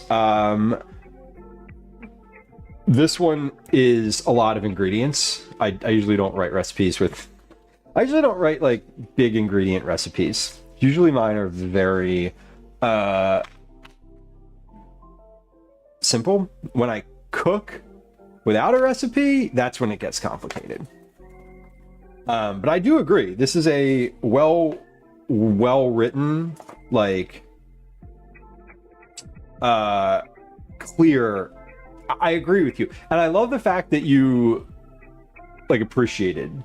I love the appreciation of a well-written recipe, because I think it's really, a well-written recipe does not get in your way. A well-written recipe like channels you from one step to another very, very nicely and effectively, so that you have the time and the space to like do all the things. I appreciate that about this one specifically. I do like all recipes as a like as a place for recipes. I think they're usually pretty good. I like the kitchen too. Oh my god, Fall Guys, I do not do that. That is not true. Usually if I have a header on my recipes at all, it's like 200 words. Sometimes. Usually I don't. But I feel you. Jump to recipe. Click. Okay, pause. I need to get out a cake pan. Start with that. This is a 9-inch cake pan, right? It doesn't say to do this, but I'm wondering if I layer a round of parchment paper on bottom of this, if that would be better. No, I don't think so. If I was supposed to do that, it would have said to. A lot of these recipes that require, at least it's my experience, that if they really want you to use parchment paper in your pan, they will tell you that. And this is one where the cake is upside down. You're kind of building it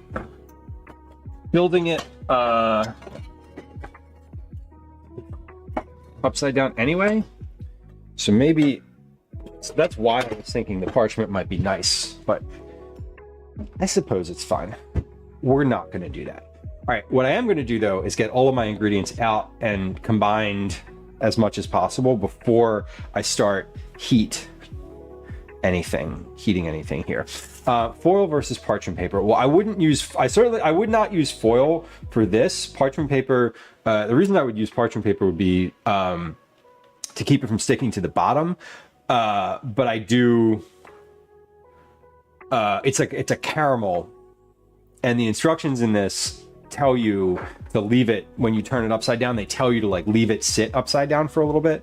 So my assumption is that when it's upside down, the cake kind of like, you know, comes down from it falls out, and the caramel drips down from the top. I think if I use the parchment paper,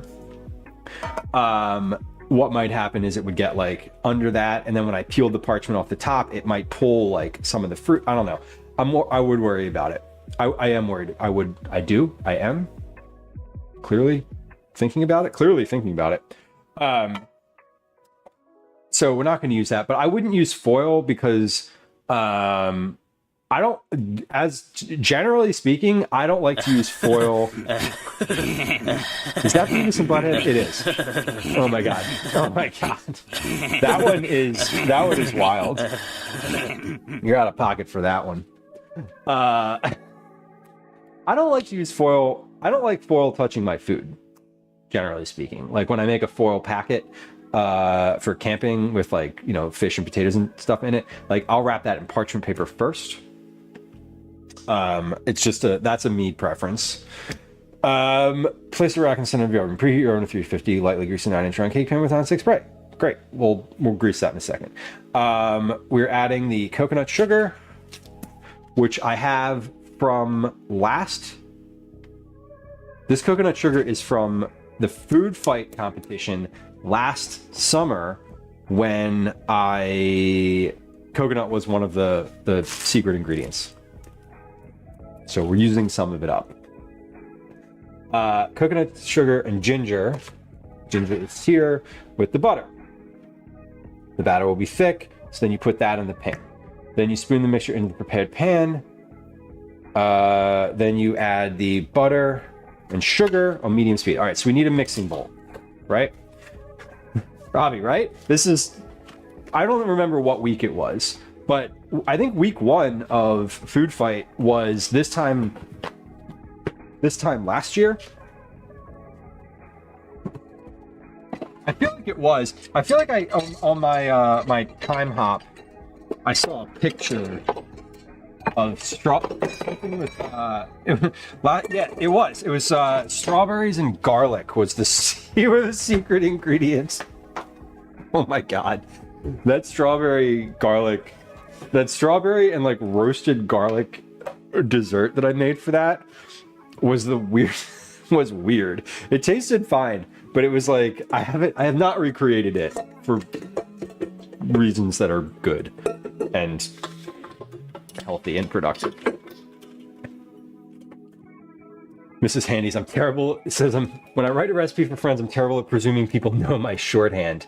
Totally. I do like writing recipes for specific outlets because they all have their own sort of style guide, and it takes away.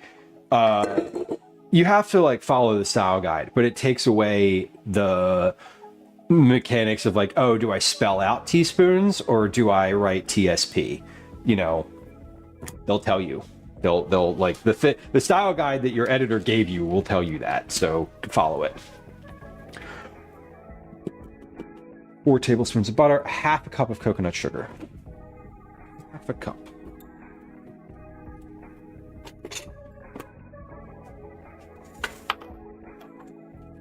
Time Hop is still around, Shayna. I use it every day. It's not connected to any social media of mine, but it's connected to my iCloud photos. So it just shows me images from, you know, a year ago that I already have on my computer.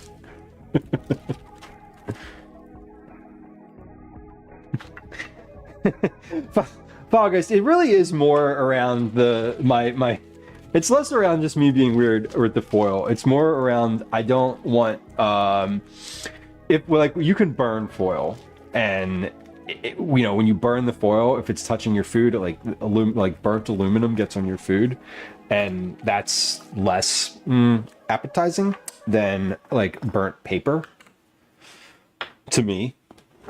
So that's where that comes from in my lizard brain. I'm like, foil bad, burnt foil bad. Like I don't line my sheet pans with it ever. Come on, get the lid on that. There we go. Okay, so coconut sugar and ginger is going in the saucepan with the butter. Okay, so this is going over here. Now I need flour. Sparky Crows, welcome. How's my lovely people? Doing well. I'm doing great. Command hat in chat if you'd like a link, a direct URL, not to this hat, but to the specific company. It's a very small company. They make their hats by hand. I can vouch for their quality. I've literally never had a hat of theirs fall apart.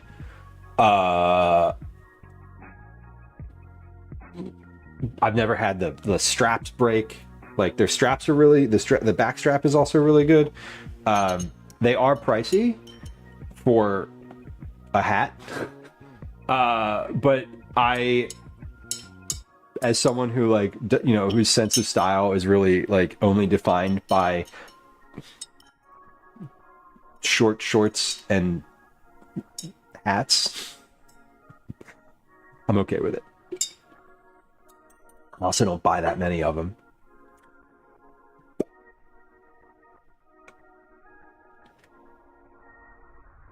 In a large mixing bowl, beat the butter and sugar.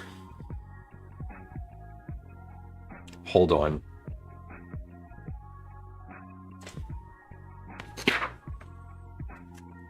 Why are we adding butter in 2 different places?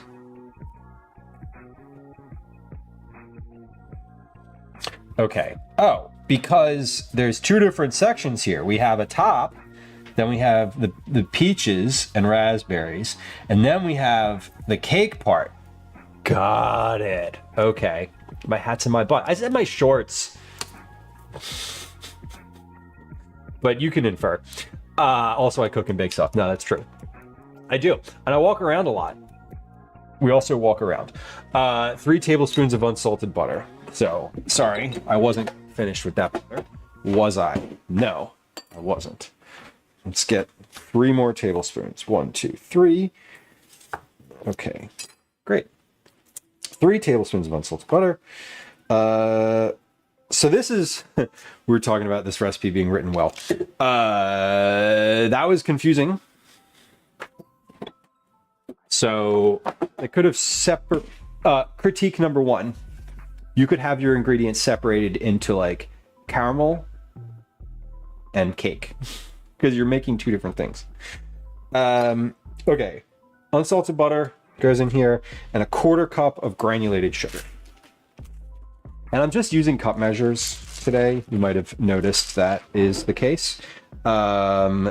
Because I feel like it. Because sometimes it's okay. Oh, hold on. That still has a little wrapper on it. There you go. Better. We're trying something different. We're trying to measure instead of use grams. 1/3 cup of honey. Okay, so beat the butter, sugar, medium speed until smooth and creamy. Beat in the honey, egg. Where's the egg? Here's the egg. Come on, egg. Honey, egg, salt, baking powder, baking soda, and vanilla. Okay, let's get those other... Why did I put the egg in there? That was for the dry ingredients. Salt,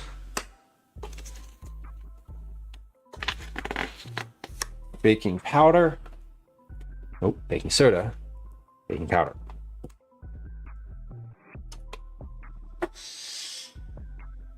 And vanilla. Okay, well, we'll add the vanilla last. That's a liquid. So 1/2 teaspoon of kosher salt. That's specific.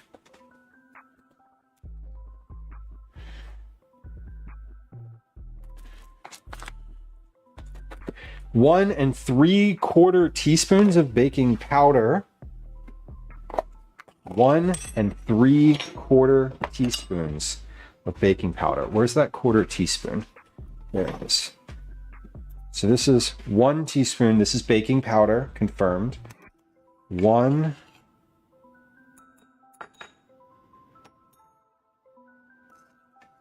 1/2 and 1/4. 1/8 of a teaspoon of baking soda. Okay, well, I don't have 1/8 of a teaspoon of baking soda, so we're just going to do like, we're going to eyeball 1/2 of a 1/4 teaspoon. There we go. 1 1/2 teaspoons of vanilla extract. Just for the sake of measurement, let's actually measure that. So 1, 2, 3. That was 3/2 teaspoons. 2/3 of a cup of whole wheat pastry flour. So I don't have pastry flour, but I have whole wheat flour, so we'll use that, which is fine. What do the directions say about the flour? Then the all-purpose flour, incorporating, add the whole wheat pastry flour, then the milk, then the all-purpose flour, incorporating completely between additions and stopping to scrape down. Okay, so we want the whole wheat flour and the all-purpose flour to be separate, measured separately. 1/3 of a cup. You know they make a 1/3 of a cup measure? That's cool. 2/3 of a cup of whole wheat flour and 2/3 of a cup of pastry flour, or whole wheat and then all purpose. So 1/3.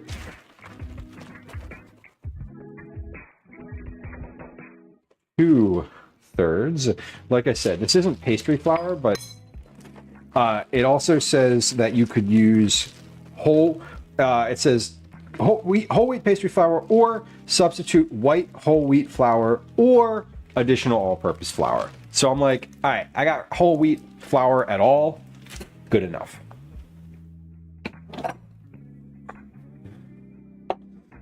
And then 2/3 of a cup of regular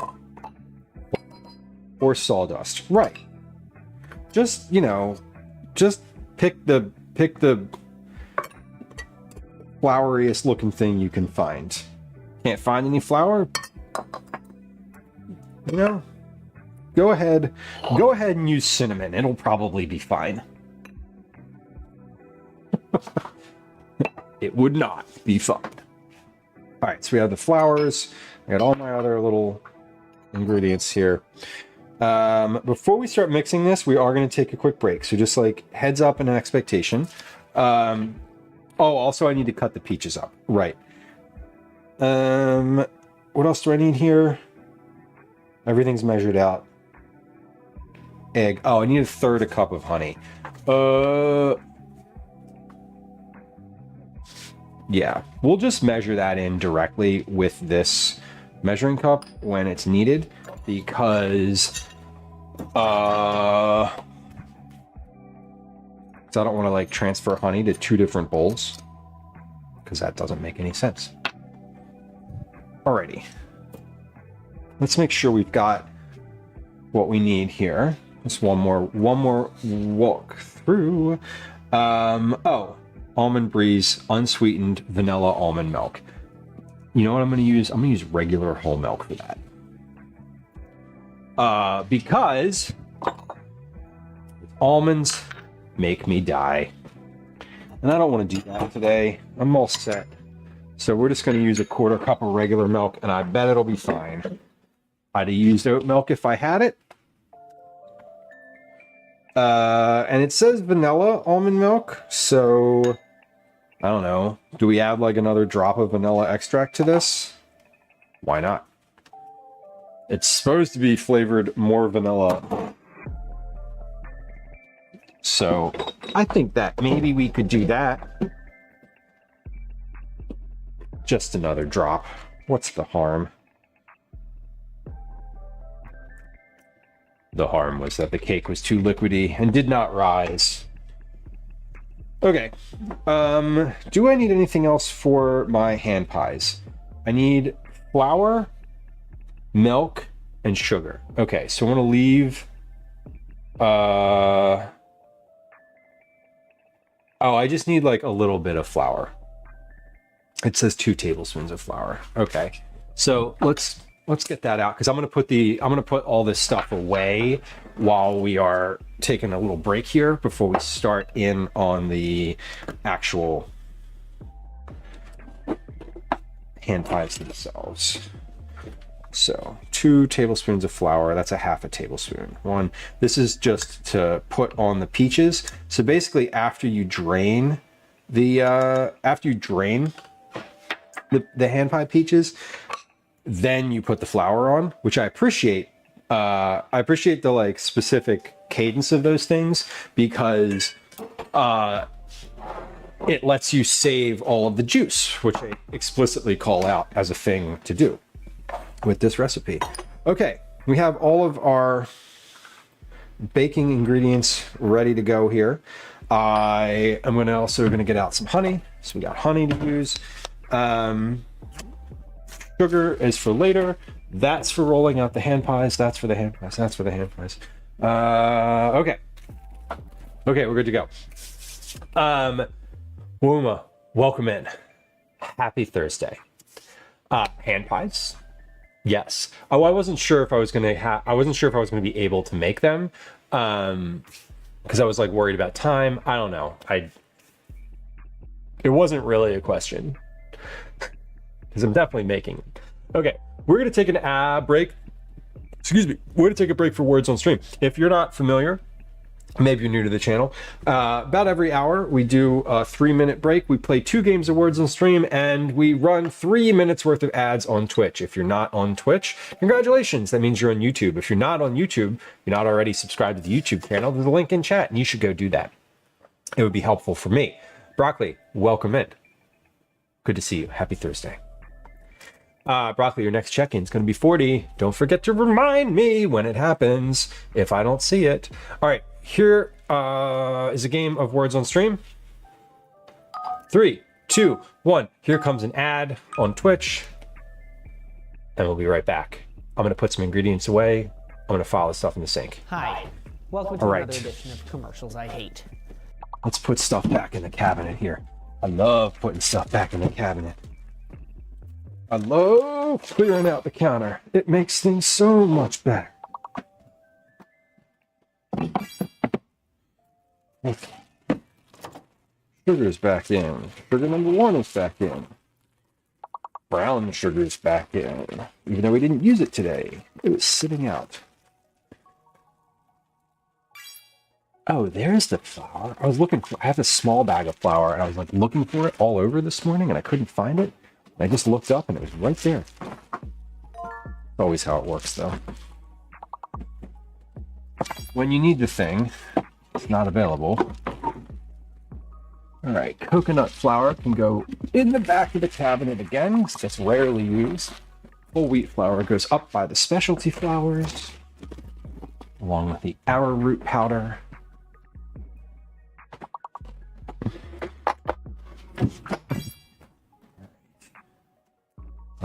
And that mixer is still good.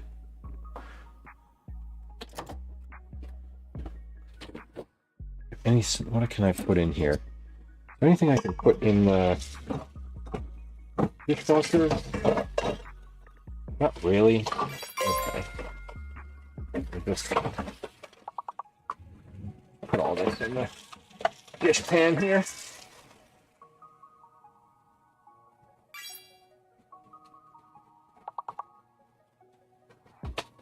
Alrighty, almost there. Last guess. Chic. Good word. Chic. Tray chic. All right, here comes another one. 2, 1.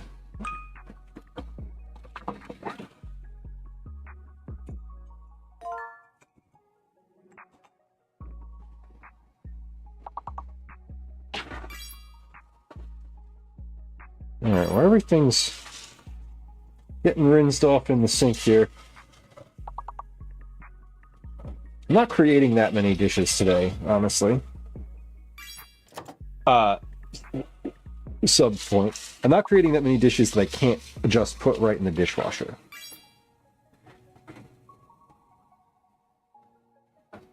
That's the goal. The goal is as much dishwasher-friendly things as possible. Keep the hand washing to a minimum. All right. That looks good. Oven's on. Put these pans away. And then we'll be good to go. Beautiful. Beautiful. If you're on Twitch, welcome back. I appreciate your patience. Thank you for sitting through the ad break. I know nobody likes the ads. If you don't like the ads, you could subscribe to the channel and they wouldn't be there. You could also use Twitch Turbo. They would not be there during for that either. But like, you do you, boo. If you don't mind sitting through the ads, I don't mind running them. Actually, I do mind running them. I always mind running them. Last guesses. Get them in. 3, 2, 1. Last guess.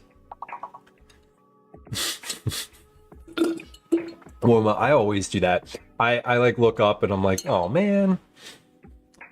Oh man, someone was quicker. There's always someone quicker. All right. Good stuff. Good job. We'll come back to that in a little bit. Okay. Yeah?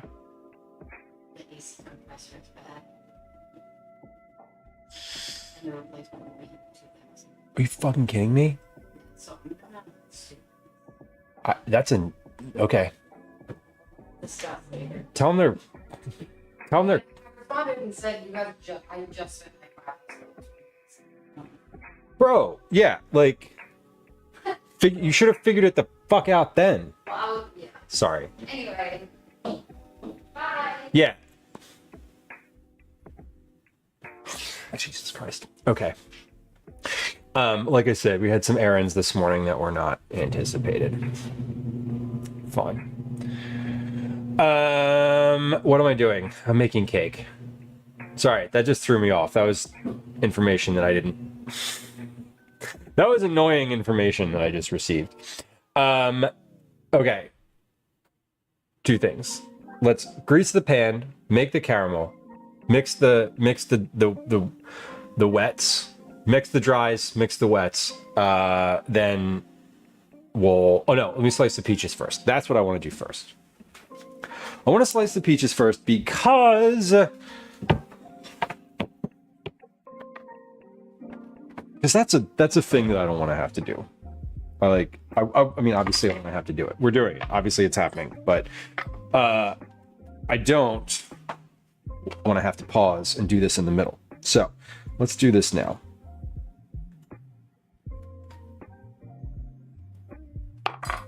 Hold on.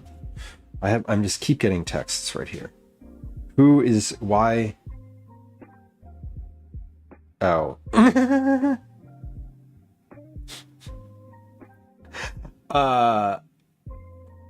That's funny. One of my friends that I'm camping with was like ordered some fans and is excited about his fans arriving. I too am excited about his fans arriving. Okay. We're gonna slice these peaches. What do we do with these peaches? We just layer them on top of the thing? I'm a little like, let me check here. How am I? I'm slicing 1/2-inch slices, 1/2-inch slices. Okay. That is information I can work with.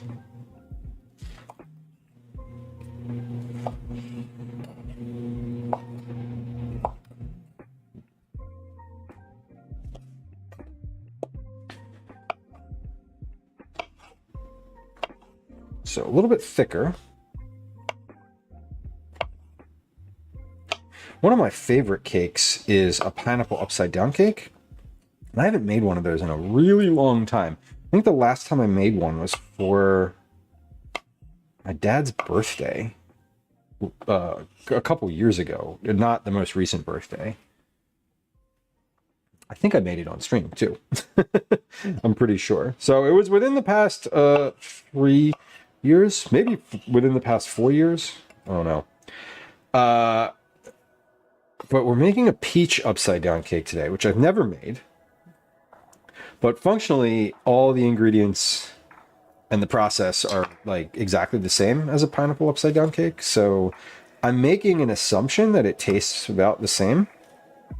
I don't really know. I've never had a peach version of this style cake. So we're going to find out. I hope it's good. Let me say this. I hope this one turns out. I know that peach upside down cake is good, because how could it not be?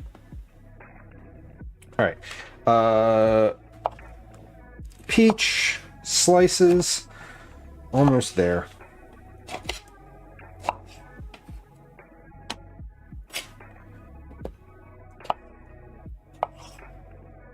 Okay. These are ready to go. Great. It also calls for a cup of fresh strawberries. No, raspberries. I don't have a cup of raspberries. I may have blueberries such that I can just substitute those in. I do. Some of these don't look good, so let's pick through here and toss the ones that are like hurt looking. If they're just a little bit squishy, that's fine, because they're getting cooked anyway. But like the ones that are really far gone, I'll take out of here. And this isn't going to be a cup of blueberries, but it'll be close. I'm just going to use all the ones that are left in this package that I didn't just toss on the floor. Great. Hold on. Let's pick those up before I step on them and cause a mess. Perfect. Okay. I think we're good. I think we're ready to like start the process of this cake. We've already started the process, but I mean like the making, the combining of ingredients into one. All right, let's take this. Hold on, I'm gonna hold this over the sink. It's gonna give this pan a little spray. Non-stick spray, that's what it asks for. And then I'm going to do the caramel. Make the topping in a small saucepan. Melt the butter over medium-low. Medium-low. Add the coconut sugar and ginger and stir until smooth and the butter is incorporated with the sugar. 2 to 3 minutes. The batter will be very thick, like melted caramel. Remove from heat. If the butter separates, Simply stir it back together. A little separation is okay. Spoon the mixture into the prepared pan, then spread it in a thin, even layer, stretching all the way to the edges. Okay, so we need to butter in pan. Butter in pan, stir in sugar. 2 minutes later, put it in the cake pan. Got it. That's some instructions I can work with. I like those. Easy enough. Okay, let's come over to the stove, by the way. We'll hold on. There we go. We'll start. I'm gonna come over to the stove here. There we go. Hold on. Beautiful. Beautiful.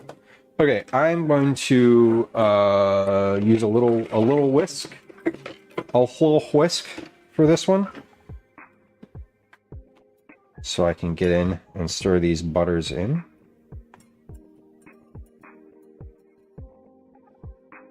Okay, so we're melting this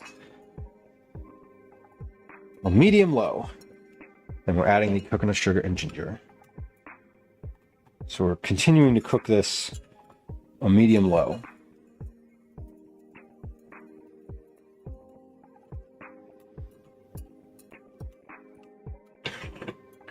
Small saucepan.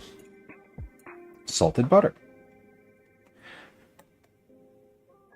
I'm anticipating that the hand pies should be a little easier than they have been in the past. I don't know. We'll see. All right. In goes the mixture of coconut sugar and ginger. Just a little, just like a little quarter of that at a time. Or half, maybe. Savory Sailor says, I started to write a home food preservation cookbook. It got complicated, so I canned the whole thing. Oh my. Okay, that's a joke. That's a joke that hits with me. I can appreciate that one. Let's set a timer. I'm gonna start a count up timer on the stove here.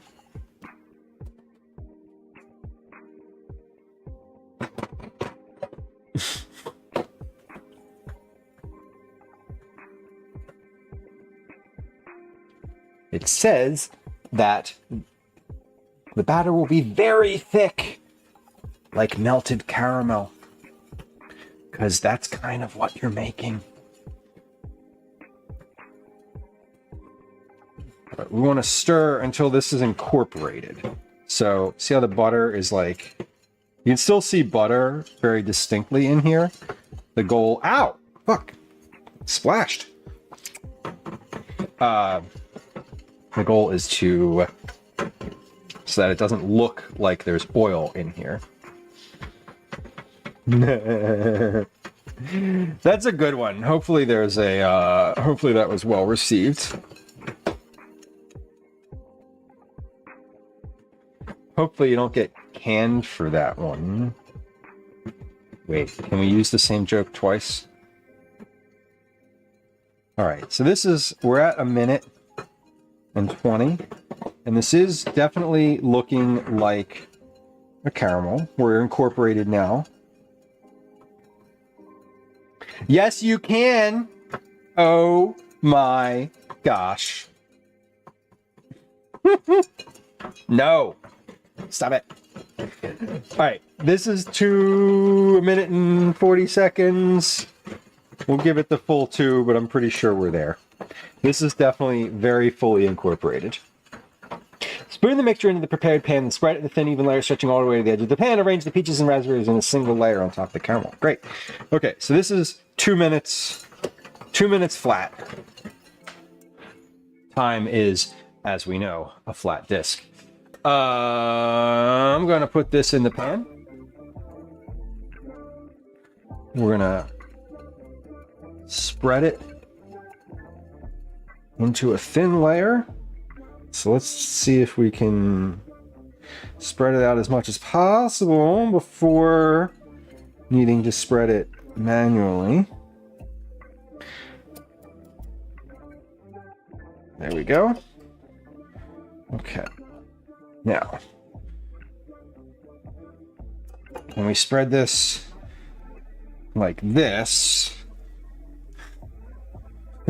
no, it's just sliding around on its own. So let's do what it says and spread it by hand.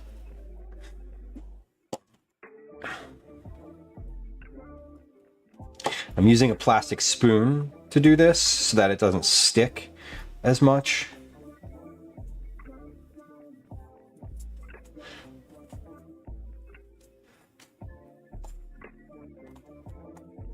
All right, beautiful.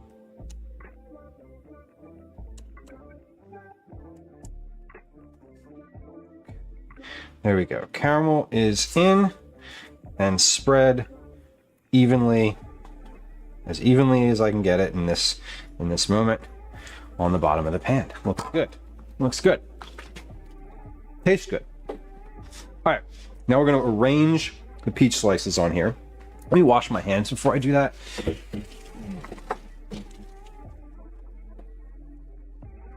Spoon the mixture into the pan.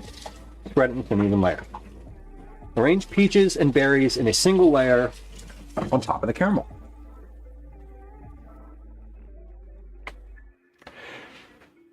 Let's do it. Okay, how do I want this to look? Let's just kind of make these at least a little bit even here. Hold on.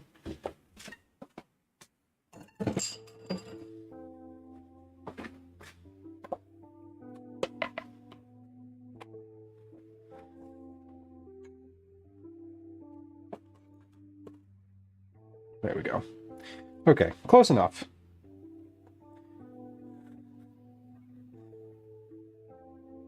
So I'm not really...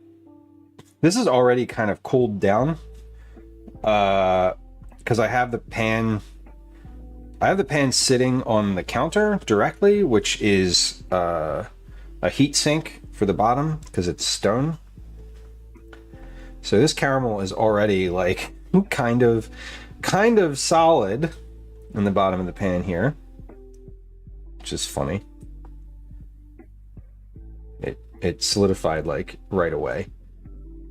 So I'm gonna press these a little closer together here. We're gonna make some space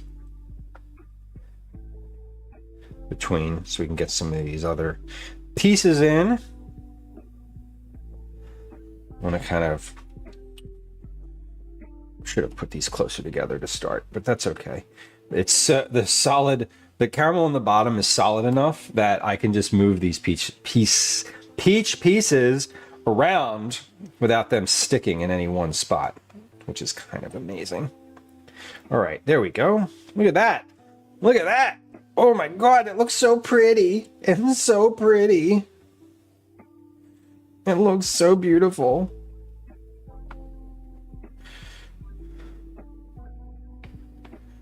It looks so beautiful. Oh my gosh.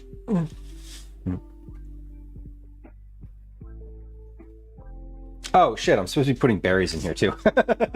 Whoops. Okay, that's fine. Those can just go in between the cracks. That's what berries are for. All right, the berries were going to be a little less judicious. No, I lied. I'm sorry. I can't. They have to be in the little spots between the peaches because obviously they go there. Like they just started sorting themselves into that spot. So who am I to tell them where to go? I am but the humble steward of this process. You put berries in crack. Amen. Wait, what?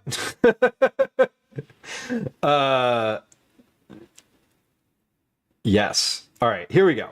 These are coming in nicely. Now, when I pour the dough, hopefully when I pour the batter over the top, these don't just like go all weird on me. You can't even. That's funny. You can't even like see those on the thing, can you? There they are.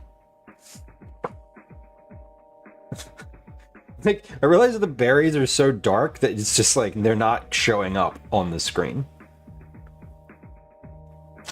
Okay, close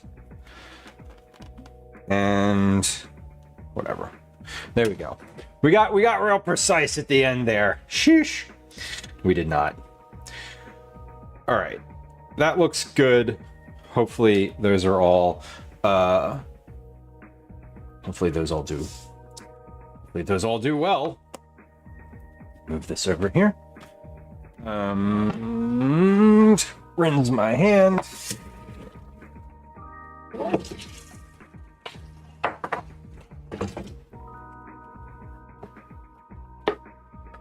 And now we get to the mixing part. Okay. Arrange pieces of raspberries and a single layer on top of the caramel. Done. To make the cake, in a large mixing bowl, beat the butter and sugar on medium speed until smooth and creamy. Medium speed, smooth and creamy. LFG! This should only take like 2 minutes. We've rinsed way more times than that. That number, that's a low number. That's gotta be a low number. Twinderella. That one is, that one feels a bit off. I was mostly meaning it in the blunt sense, not the dog. Why not both? I feel like that's more of a vape thing than anything else.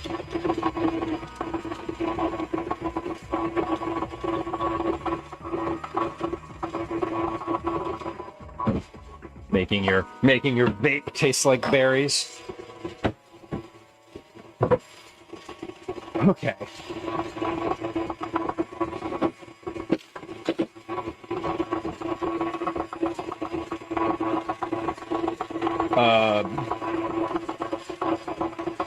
Nova, welcome in. Nova, good to see you. Fellow Food and Drink Club member? Chef Nova.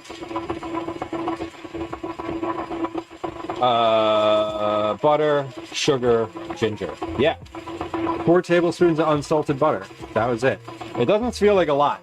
It really doesn't look like there's anything in this bowl. Like, that's where I'm sort of like, oh, that's interesting. Let's scrape this down. As much as one can scrape down only 4 tablespoons of butter. But let's scrape this at least so it can get to the next phase of whipping here.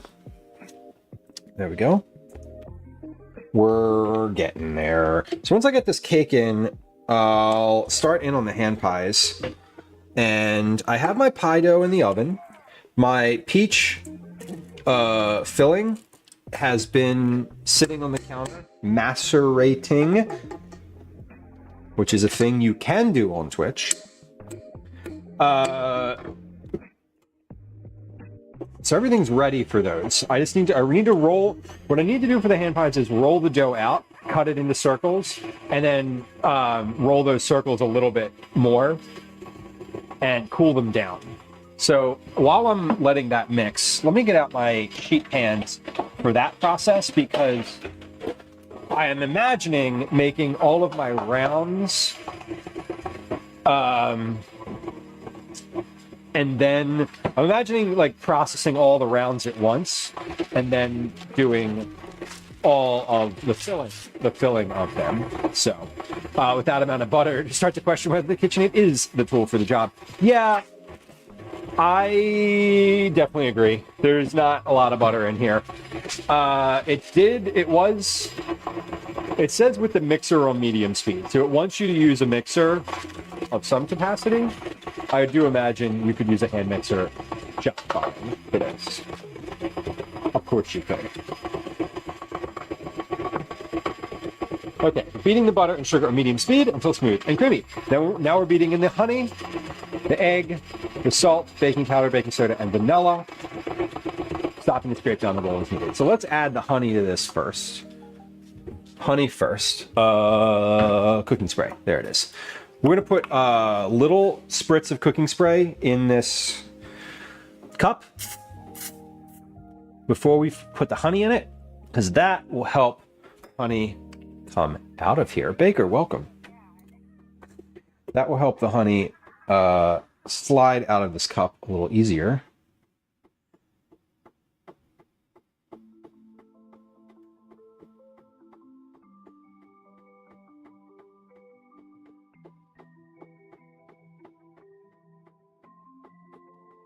Oh, damn. Messed it up. It's doing stupid kitchen shit. Sorry. I'm trying to get it in one squeeze. There we go. Got it. Yeah, look at that. Look at how easy that just slid out of there. Amazing. Love to see it. Is this small enough? Yes. It even fits the spatula right in there. Fantastic. Okay. So, the honey in there. 1 large egg at room temperature. Where's that egg? Fuck. There it is. Sitting on my computer. That egg has been like 4 different places today, so being kind to myself, it's okay if it's lost for just a moment. Okay, get the honey mixed in. Honey and egg. Just mix.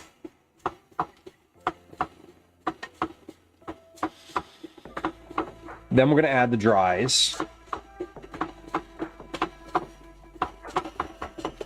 Yeah, where eggs always go, Baker, on my laptops, on my laptop.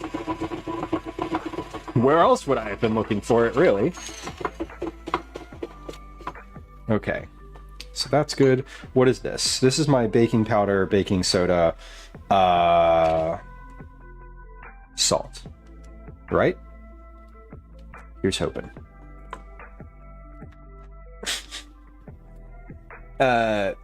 Salt, baking powder, baking soda, and vanilla. Where's the vanilla? There's the vanilla. Okay. Mix. Scraping down the sides until as needed. And then it says until completely combined. It's super specific about completely combined. Yeah, no, but I don't know what I was doing with that one. I'm not gonna lie. It had to be that dish though, because these other 2 bowls are basically the same thing, and one they're flour. So hibiscus tamarind puree. Where do you find hibiscus tamarind puree? Where do you, Baker? What kind of specialty shopping options are like? Do you do for that? Markets? Is this like little custom, like smaller grocers? How do you source some of that stuff? I'd have to think about where I'd need to go. I'd probably, if I was looking for a tamarind puree, I would definitely go down to like the Asian markets on Washington Avenue in Philly. We have like a whole big stretch of markets that cater to kind of Asian culinary writ large.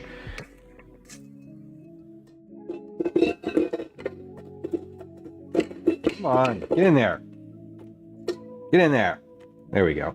Okay, now I'm gonna mix this a little more, and because it says mix it until it is completely combined. So, hibiscus flowers and then a jar of tamarind puree. Got it. Okay. Local farmers market. The Indian market isn't open until noon. Didn't want to go back out again. That makes sense. Going out once is enough. Darlene, that happens to me when I can't find my phone. Yeah, you just gotta look around sometimes. When I was a kid, I remember there was some saint, some Catholic saint, Saint Anthony. that's like the patron saint of lost objects. And when I was a kid, I would be like, oh, I can't find my whatever insert object. And my mom would be like, ask St. Anthony. And I would be like, it's not helpful in this moment. Although, I think the process of like stopping and thinking about it for a second is really what you're doing there. You're letting your brain, you're giving it over. You're like letting the thought go for a second and giving it to someone else, which allows your brain to maybe like pull that information out from wherever it was. Okay, this is completely combined now. Yeah, Savory Sailor, I'm not either.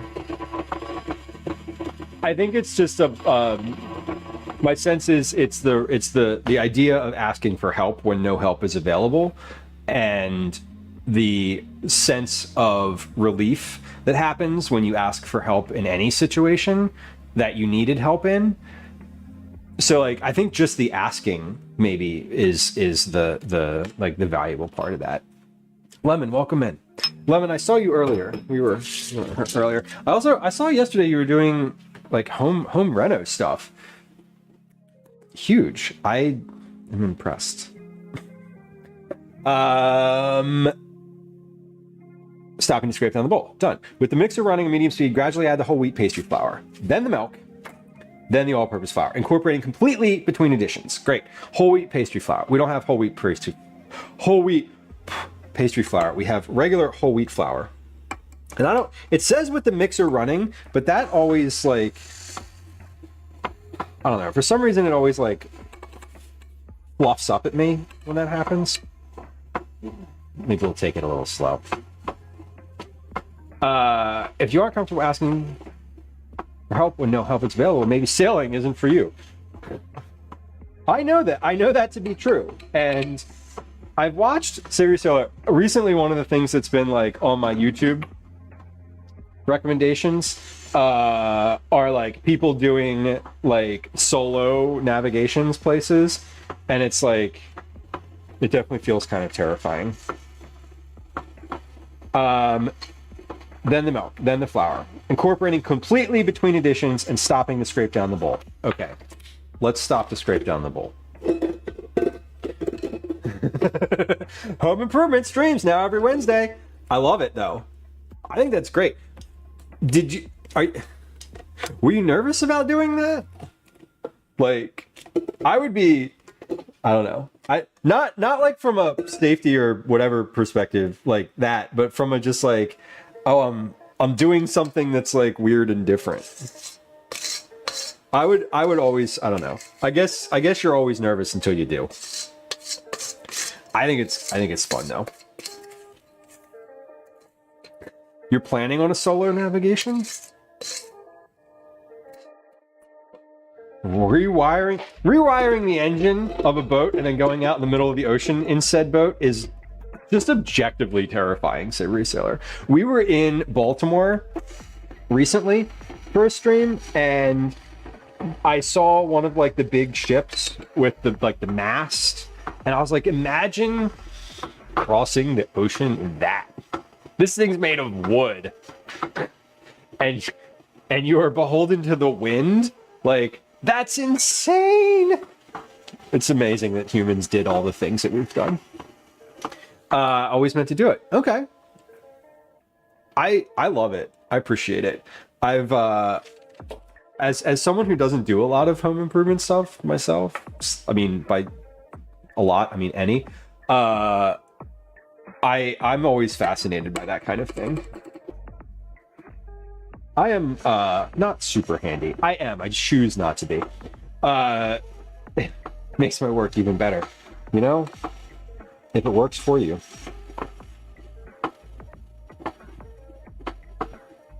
Darlene on YouTube says, when I went to Scotland, one of the hotels had a swimming pool, and there were 3 doors in it, and I couldn't find my way out from the bathroom. Oh my god. Have you ever been in like a gym or like a locker room or whatever that has multiple doors, and you like go out the wrong door and you're in a completely like weird location? Like, hey, I was in the pool when I walked in this room, and now I'm in like a weightlifting room. What's happening? Once you understand the wind, it's awesome. Yeah. I I'm sure it seems helpful. It's just incredible. I love it's all of it is just incredible. The batter will be very thick. Got it. Okay, the batter is very thick. It says do not overbeat, so let's not. These are not for the cake. Those are for the hand pies. This is Jeopardy. Da-na-na-na-na-na. Okay. Hold on. Hold up. We got flour in here. I'm gonna mix that just a little bit. Darlene says the bathroom had 3 doors in it. Oh my god. Behind door number 1 is all of your family members. Behind door number 2 is a wall. Damn. Seriously, fuel sounds expensive. Being handy is a fun skill. None of the work is super complicated. It's just hard and difficult and laborious and time consuming and hard on the body. And that, yeah, to me, I find it, I don't like, I don't know. I guess I just don't prioritize. I do stuff when I like really have to. I don't enjoy it though. I've never enjoyed like home maintenance anything. Just not my bag. I like working with my hands, but there's something about like power tools that I'm just like, I'm all set. The confidence that I can get behind. That I can definitely get behind. And the like, I just want to do it to see if I can. You don't need a better reason than that. Yeah, Baker being able to fix something it's really empowering. For sure. I find the same I find similar like empowerment in a lot of areas of life. I think. Maybe. Alright, smearing the batter on top of the fruit in the pan, spreading it to the pan's edges. The cake will seem thin, but will rise as it bakes. Amazing. They were shocked when they saw me on the roof blowing out my gutters. The horrors. Excuse me, don't you have a man to do that for you?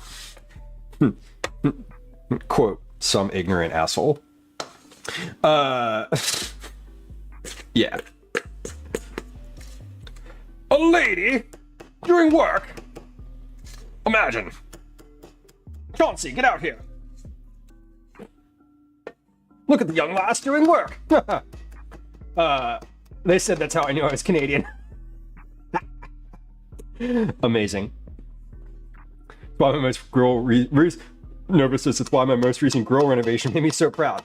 That's the most DIY thing I've ever done. That's cool. You renovating a grill? I cleaned my grill. I love cleaning the grill. That's always fun. As a sailboat, I say blow me to high fuel prices. Yes, please, because otherwise we're not moving. More safe on the roof. Yeah, exactly. Like, yeah. I mean, maybe the wind, maybe a strong wind, but like, oh my god. I had to clean out the gutters when I was a kid. That was a job. That was my job as a teenager. Was clean the gutters in the house. Wild. Okay. I'm trying not to pull this up too much because when I pull it up, the berries come with it, and we don't want that. I want them to stay in one spot. I don't want them to be like in the cake. I want them to be on the top or bottom, but top eventually. But this cake is a switch, so we're gonna just let it be who it wants to be in this moment. This is looking good though. We're almost there.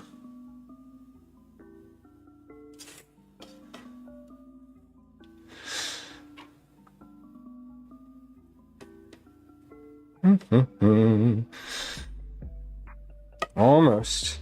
Gotta spread it. This really is thin. They weren't kidding.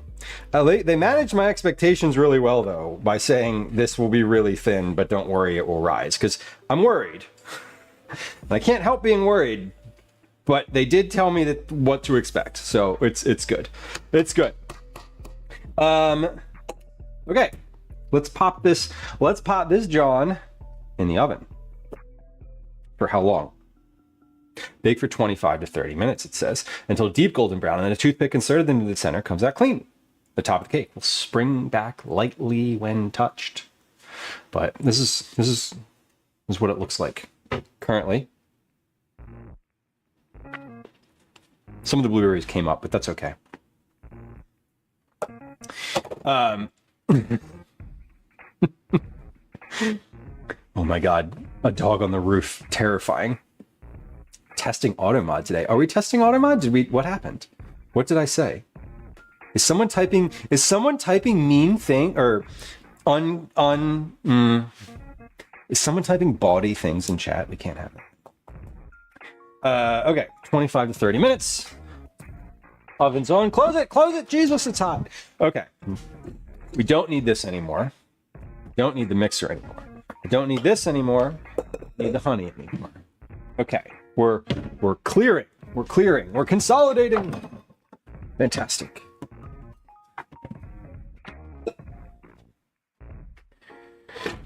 All right. Do I need this? No.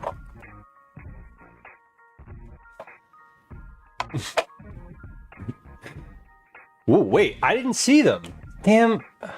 Can someone make me a mod? I can't see any of the stuff that got auto-modded. I'm sad. Because usually it's stuff that's funny. Unless they're trolls, or like people selling VTuber avatars or emotes. One's in chat if you're a VTuber selling, or if you're selling VTuber avatars. Out yourself, please. Oh, timer. Hold on. Where's the timer? Oh, it's on the stove. Right where the plastic timer should be. What am I?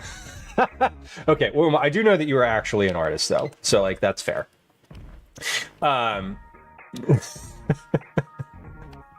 Valid. I didn't mean to make light. I did actually mean to make light, but I appreciate people who do it anyway. What was it? 25 minutes? 25 minutes. Let's do 25 because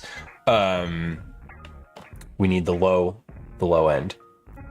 Oh, you don't actually do those things. I didn't think that you did,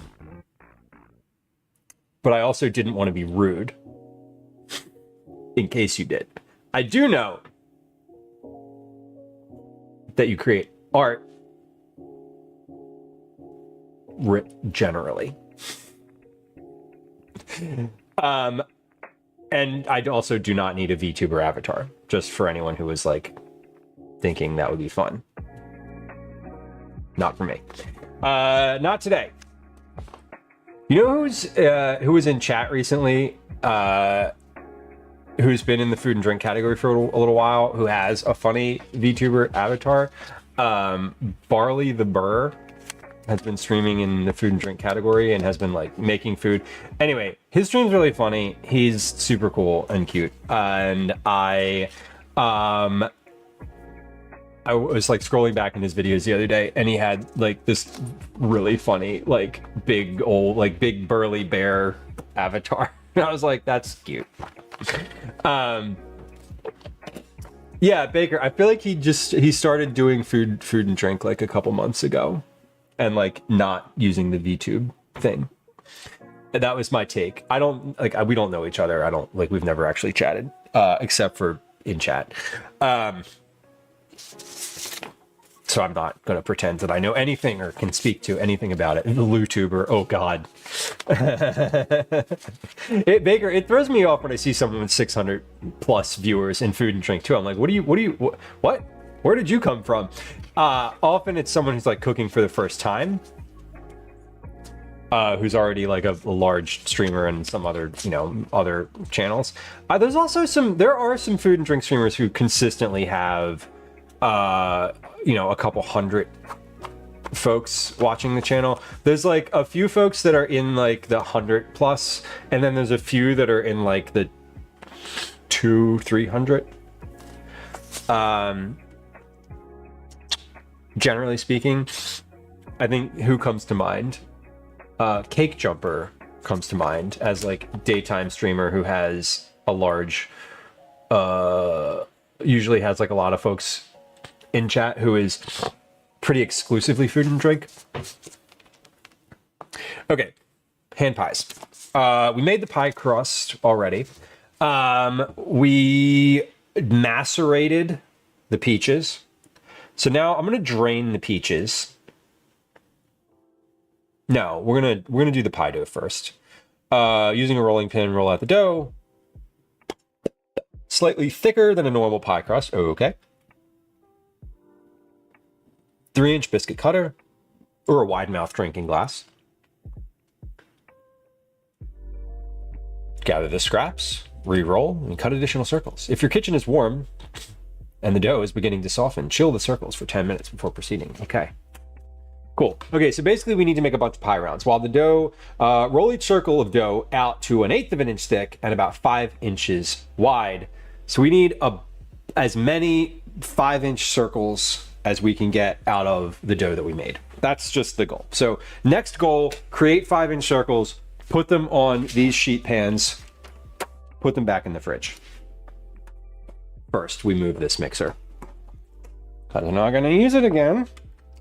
And I don't want it sitting right here, because this is not where it lives. It lives in a cabinet, along with all the other appliances and misfit toys. Let's put it back there. I'm gonna put it all the way back instead of just putting it on the counter. Whoa! Okay.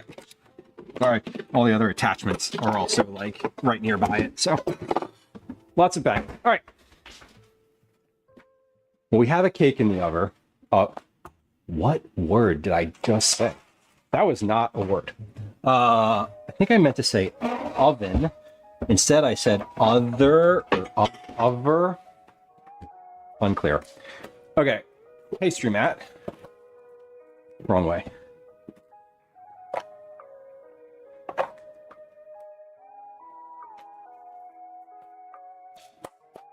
And pie dough. This has been in the fridge now for 2 hours, roughly. So it's a little cool. I'm gonna cut it. I'm gonna cut it in half, and we'll just work with half of it at a time. That way, I'm not ruining the entire thing all at once. Alley Cat, welcome in. Good to see you. Okay. Cut roughly in half. Keep one half over here.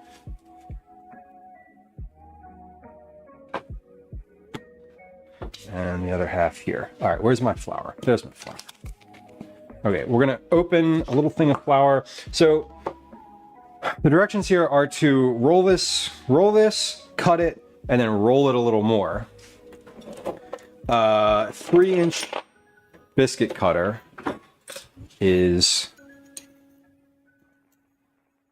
so this is a 4.5-inch biscuit cutter. Why do you,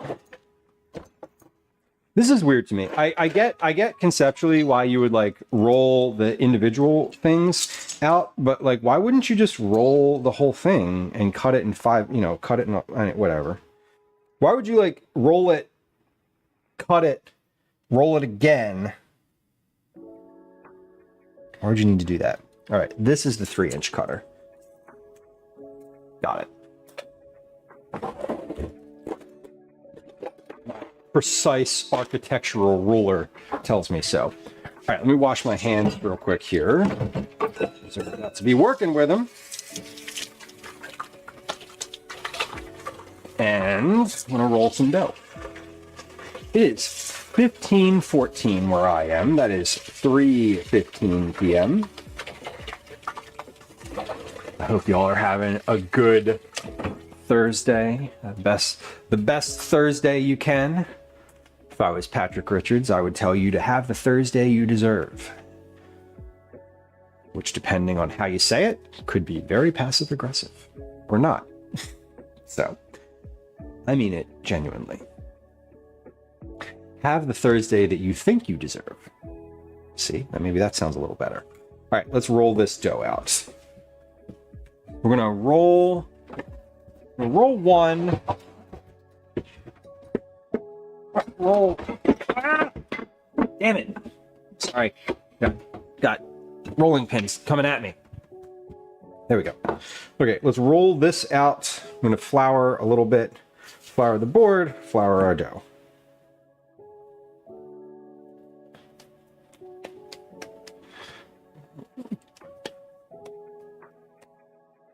And maybe we like this view better. Let's try that view.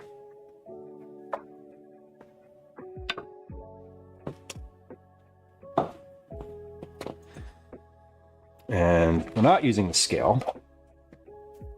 We're going to use that. There we go. Baker, this is my usual dough recipe. This is the same dough recipe that I use for quiche. I use for everything. It's just a savory pie, very simple savory pie crust dough. So I usually just use the same dough because I know that this recipe is usually pretty good.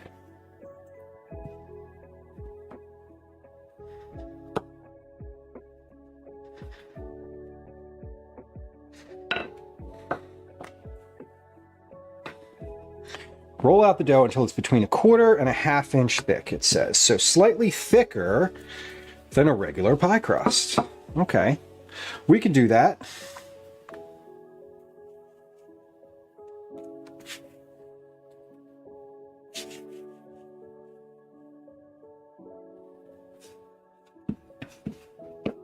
We can do that.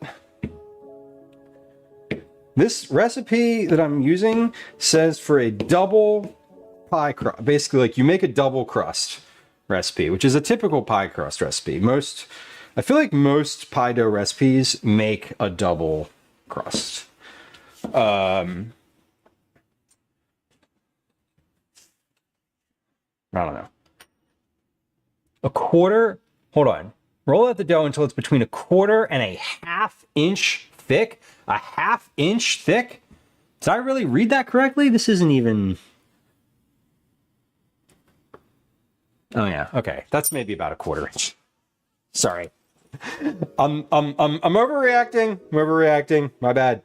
Okay, so we're gonna make 3-inch rounds here. As many 3-inch rounds as I can.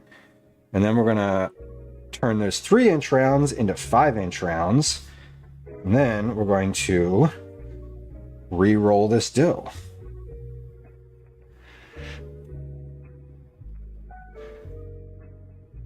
Beautiful.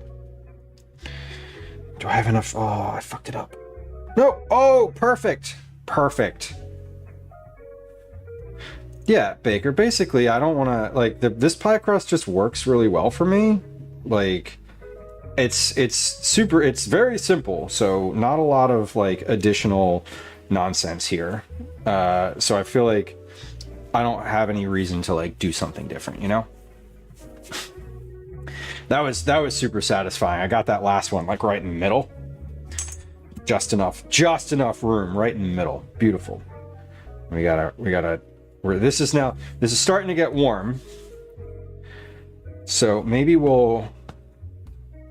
let's see. So maybe I should have rolled those other pies. I should have rolled those other ones out first. I don't know. We'll see. It doesn't really matter. There's no rule. There's no rules here. So I'll roll this out a second time, and then we'll do however many we can get out of here. It looks like maybe 3. And then I'll do the other, nope, maybe we can get 3. Am I gonna get a third one out of here? Doesn't seem like it, but it's possible. Ooh. Okay, fuck it, that one's fine. It's cut off on the edges just a little bit, but that's okay. All right, I'm gonna add this little bit of dough to the other pie crust here.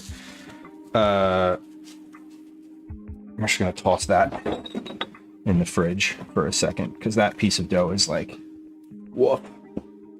That piece of dough is warm now. If your kitchen's a little warm, yeah, bro, 100 degrees outside. Kitchen's a little warm. Kitchen's a little warm, and instead of making ceviche, I decided to bake a pie. Or a cake. And hand pies. I think the difference with this is that when I've made hand pies in the past, I have not used a recipe for the filling. And I want to note that in the past, I have macerated the fruit, but not drained it. So the draining, I've usually just scooped it out of the thing and it's been wet. So I think the draining process, like as obvious as that is, wasn't something that I did before. And so I'm sort of curious what difference that will make. All right, so this says to roll these out into about a 5-inch round. Right now they're 3. I have a little 6-inch. This is a 6-inch circle here. So if I roll these out to basically like, you know, fit roughly with an edge within this circle, we should be good. These are also notably like small. I think I'm also used to larger hand pies, so maybe this will be a different little. This will be a little different for me. But we're gonna just go ahead with it. You know, this is too large of a rolling pin to do what I'm doing here. I'm gonna use glass.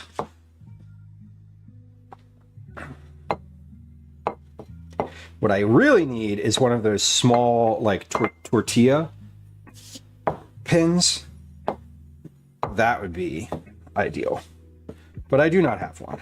So, that rolling pin is just too large to sort of do what I want here. So we won't use it. Cake in the oven. Timer says it has 10 minutes left. We're going to have a quick break coming up here. So I'm going to finish rolling these out into their 5-inch rounds, and then we're going to take a quick words on stream break.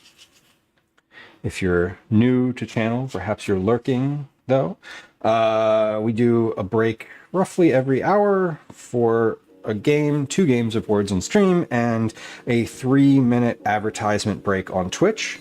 That lets the rest of that hour be ad-free for anyone who joins the channel.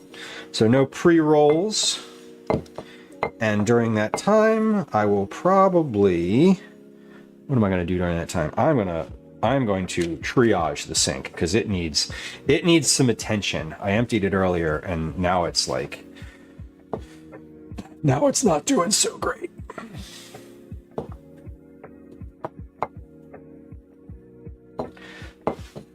The pie crust recipe that I use is the one in the cookbook called How to Cook Everything by Mark Bittman.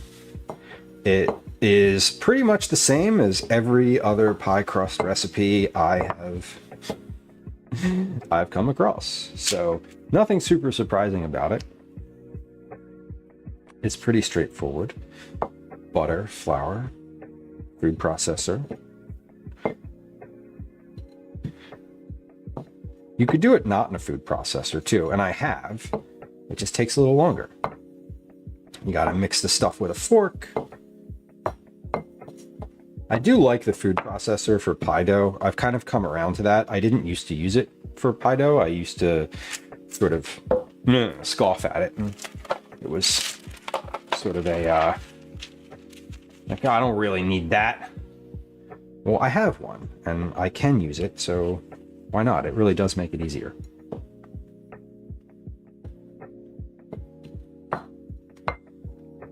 Yeah, that rolling pin is huge for what I'm trying to do. I think like a little hand pin would be nice here.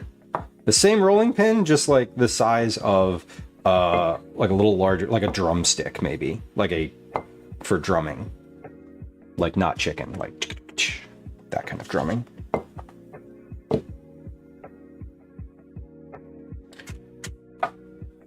Almost done with these. So I'm almost done. This is the first half of that dough. So my intention here is I'm going to roll both halves of dough out completely to the point where they're like ready to be filled. Because once these are ready to be filled, I want to just do the filling and baking process sort of in one swoop. This recipe tells you to chill the dough and then fill the dough and then roll the second half of the dough. And I'm like, no, we do in this specific, the way that I love to operate for anything like this is do all of the same task at once, right? Rolling pins can be fun in certain workspaces, like the improv. It's the rolling pin is like the classic, like, I'm gonna hit you gag. That is very true.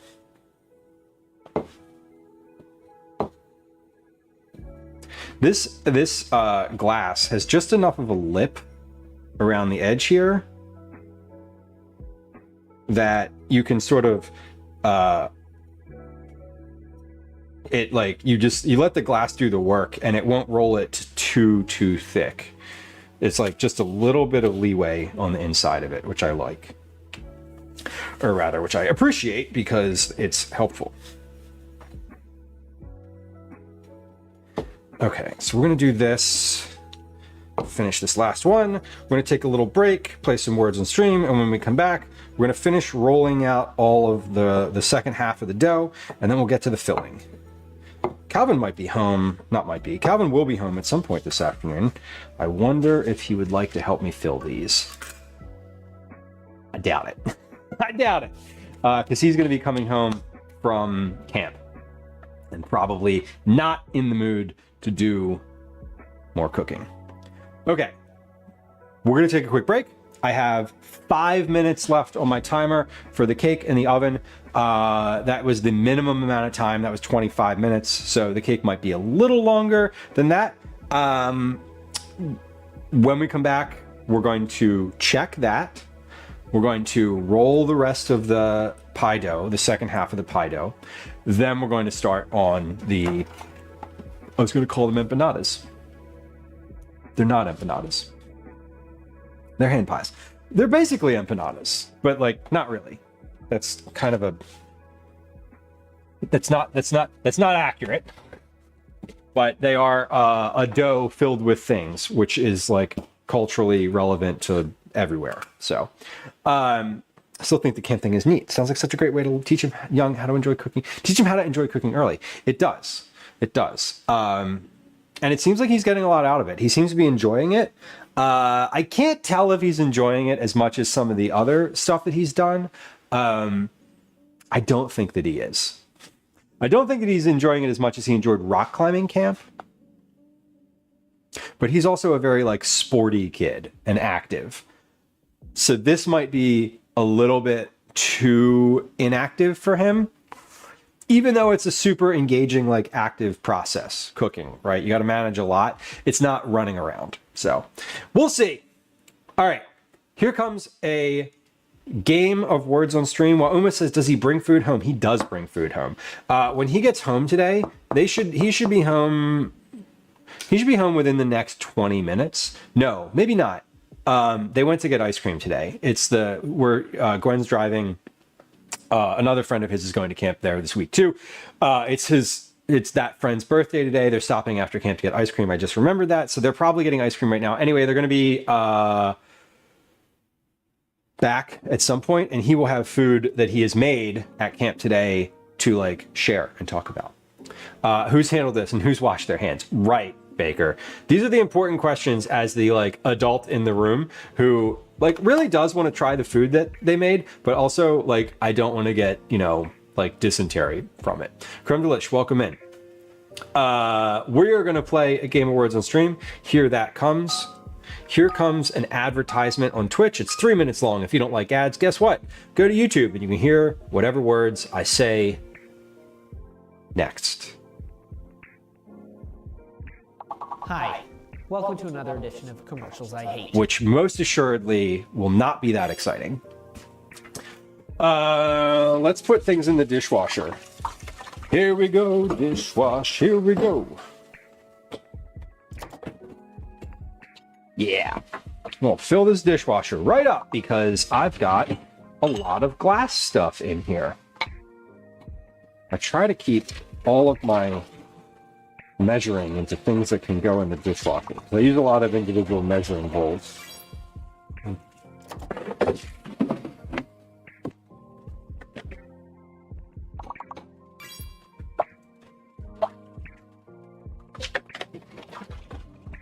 What are we having for dinner tonight? Shit.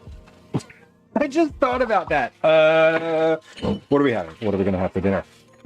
Leftovers. Probably. Hopefully. Yeah, we got pasta left over in there. Perfect. We got pasta, or I'll make a tomato mayo sandwich for Calvin. Gwen can have the pasta. Calvin will most definitely eat a tomato mayo sandwich anytime he's offered one. It's one of the few reliably consistent things that he, like, basically never says no to. I think it's kind of neat. Oh, it's a dog with a cone on its head walking by the front of my house. Aw. Poor dog. They don't look that bad. They look pretty happy about it. Maybe they didn't just get the cone today. Last guesses this round. Last guesses. Get him in.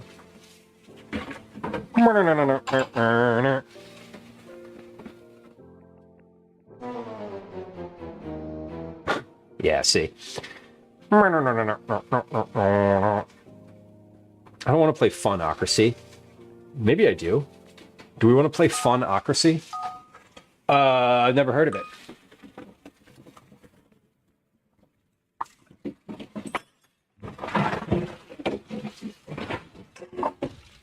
Dishes are going. Almost. Sink's almost empty. We almost did it.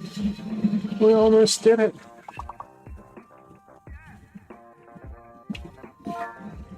Funocracy sounds like a made-up country that you like. That kids made up for their third grade social studies project.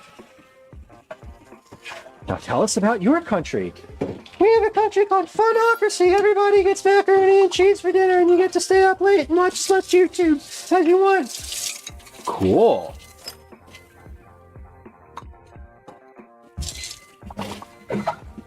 All right, timer's going off. Gotta check that cake in the oven.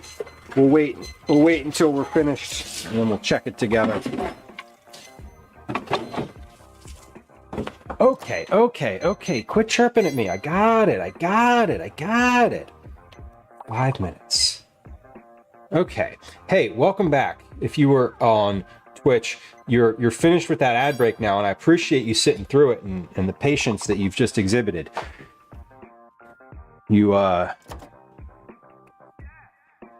truly are exhibiting your patience. I mean, Twinrella, you have to try. The words are available. Like, it's there. Like, you gotta. The 11-year-old in me would never forgive myself if I didn't try. The 40-year-old in me is also laughing.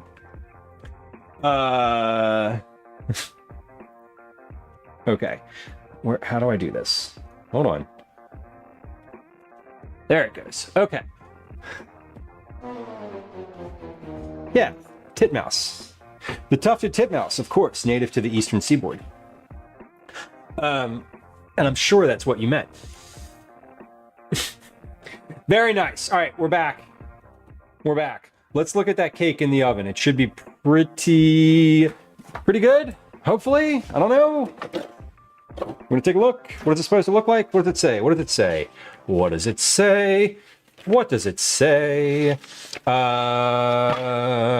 Bake for 25 to 30 minutes until deep golden brown, and a toothpick inserted comes out clean. Well, I don't have a toothpick, but I have a kebab skewer. All right, here we go. Cake on the screen. Ready? Whoa, hold on. Not like that. There we go. That's better. No, I mean, it's not that much better. But here it comes. Let's see. Cake. Deep golden brown. Yes. Correct. I don't know if that's deep golden, but let's toothpick this. Comes out clean. I mean, that's pretty good. It's pretty good. I'm gonna give that an extra just a few more minutes because I don't trust the color. I did stick the toothpick in. So let's do three more minutes on that. That'll be the time. That'll be like the right amount of time. I want this like when the timer goes off, I'm not going to check it again. We're just going to get it out. Because that pick came out clean enough. But I never trust anything, so which we did trust, and it did grow. So it did pop up. That is true. Just place the pan on the wire rack and let the cake cool in the pan for 10 minutes. Run a sharp knife along the case edge to loosen it from the pan. Then invert the cake onto a serving plate. Let the pan rest upside down on the plate for 1 minute, then gently lift the pan away. Let cool on the plate for 10 additional minutes. Okay, so we got to let this cake is going to cool off for a little while, which is great. That's good because we have more to do today. I'm going to get a wire rack out. Let me also get the plate that I want this to sit on. Ultimately, I have, is it still in here or did I break it?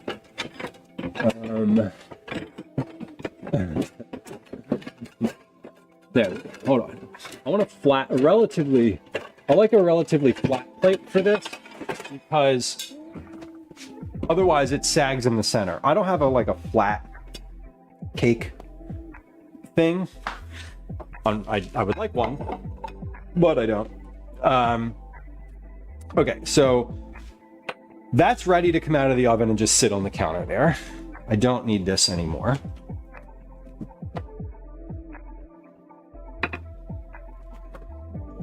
Oh, family's home. So I was talking about getting Calvin and all of his talking about his day and blah, blah, blah. When my family comes home, usually there is a period of 10 or so minutes, sometimes more, occasionally less, where I want to make sure that I hear what they have to say, that I am mostly present. So just FYI, there's going to be other people coming in and some noise, and then that will die down as they go to the corners of the houses and get on their screens. So just a heads up, that's about to happen. Cake has 20 seconds left. Let's just get the cake out of the oven now, because otherwise I'm going to do that when I have a 9-year-old buzzing around. Let's put this off to the side. There we go. And that is my timer. Okay, so here's my peach upside down cake. Doesn't look like much because it's right side up still, but when we turn it upside down, it should look good. We're gonna set that there. It says let the cake cool for 10 minutes. It's specific about that. So I'm gonna set a timer for 10 minutes. I might not take it out at exactly when it says, but I'm going to set the timer and live on hope. Okay, let's get the other round out now, though, or the other pie dough, the other half of the pie dough. That's what I'm doing, including me getting trouble with my family. Yeah, they're the worst. I love them, but they're kind of awful. Well, someone's in a good mood. I hear good mood. That's good. We like that. Hello, welcome home. Hot.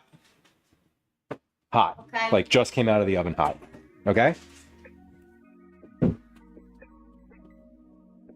Hey, good to see you.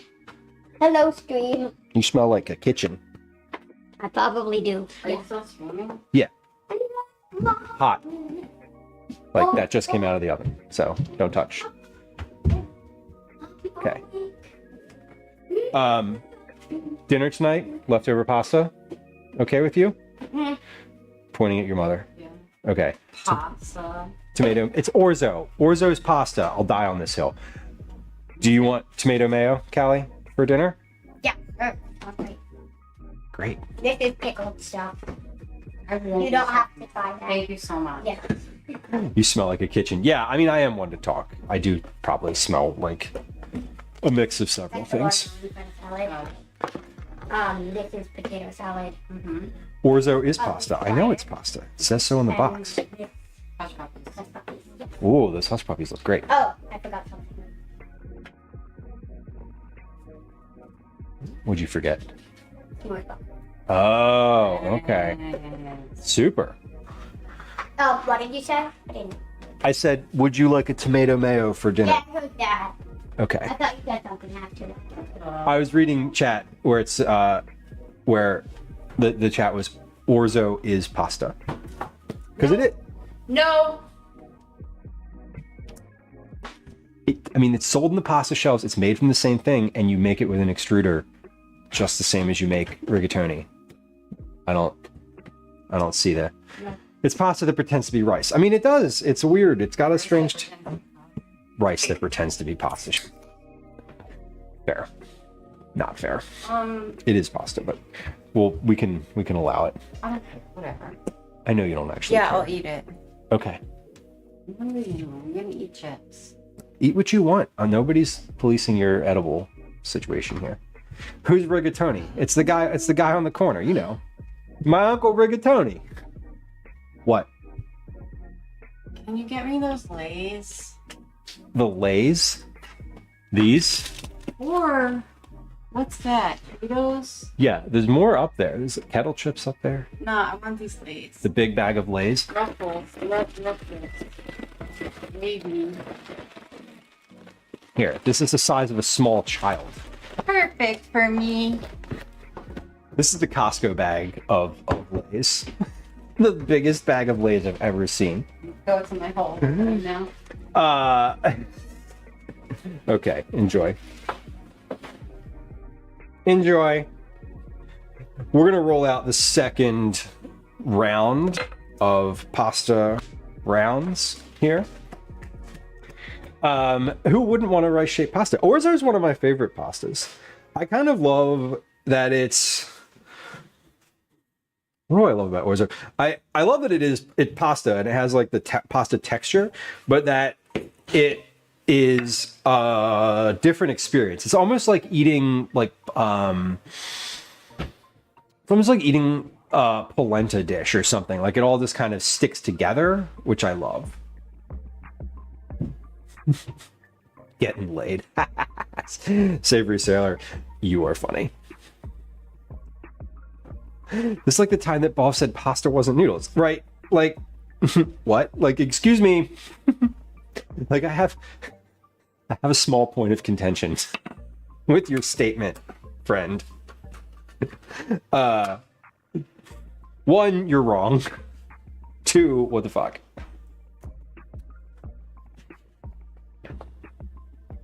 That's to be fair, Bob bakes. Baking is not pasta, so we could forgive Bob. Your mic is picking up a lot more. Good or bad? Good or bad, Alley Cat? When you say a lot more, you're probably hearing me like sniffing a little bit more. I did have my. I've recently been. I've changed some of the settings on the mic, and I've changed some of the sound settings on stream to pick up more kitchen type sounds, which also comes with more mouth sounds, as I playfully like to refer to them. Stay in his lane. I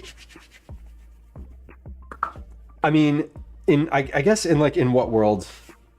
Where do you come to the information that? Where do you come to the information that that's not pasta? Savory Sailor got your client to fall for a D's nuts joke. Nice. One of my favorite packaged food products of recent memory is the Dietz and Watson brand Dietz nuts snack things. Mrs. Handy's Kitchen says I used orzo pasta in a cold bacon and avocado salad. Yeah, cold is yeah, it's like it does. It turns into like a pasta salad. I definitely agree with you. I had pasta on Monday this week. It was Tuesday. It was the day that I usually stream, but I didn't this week, which is Tuesday. I made pasta and I ate some of it yesterday for it's like a little midday snack. I just ate it cold right out of the fridge and it was great. It's orzo, peas, asparagus, and some other stuff. Lemon in there, a little roasted garlic in there. The busted nut advert for corn nuts. Yes, exactly like that. No.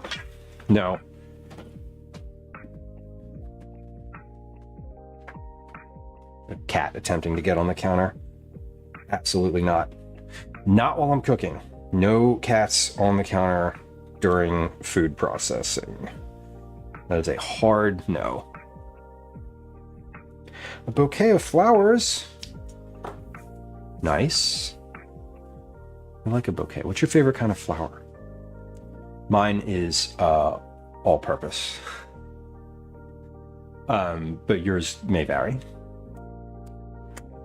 Worm asked, did you miss my question? Probably. I think I did. Is gluten-free orzo made from rice?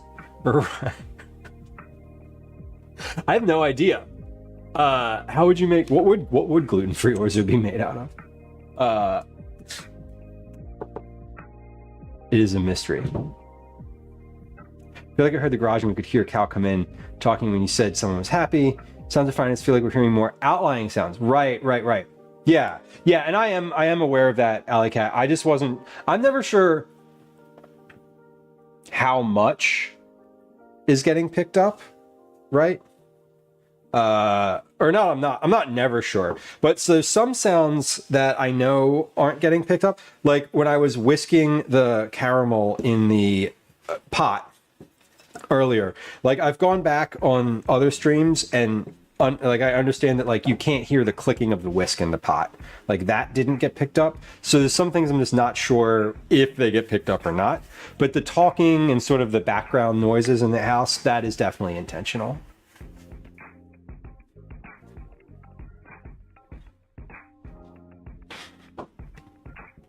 Most gluten-free pastas are made with rice flour. So then I suppose gluten-free pasta would just be rice. Well, there's really not much, there's really no getting around that one, is there? Black snapdragons. Ooh. That feels like it would be rare. I don't know anything about flowers, generally speaking. But are black flowers rare?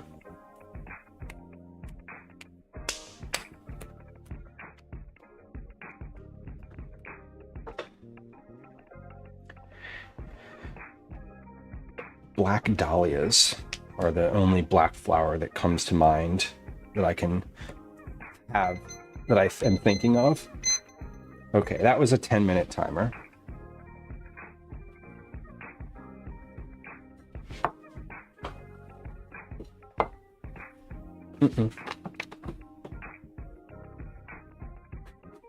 No, I have to tell her she's right. I will do that, Wilma. I would be happy to pass along. That is information that would be well received. How many is that? That was a lot more than little tiny circles than I thought I was going to get. And I've got like one little piece of dough left that I'm just not going to mess with. Okay.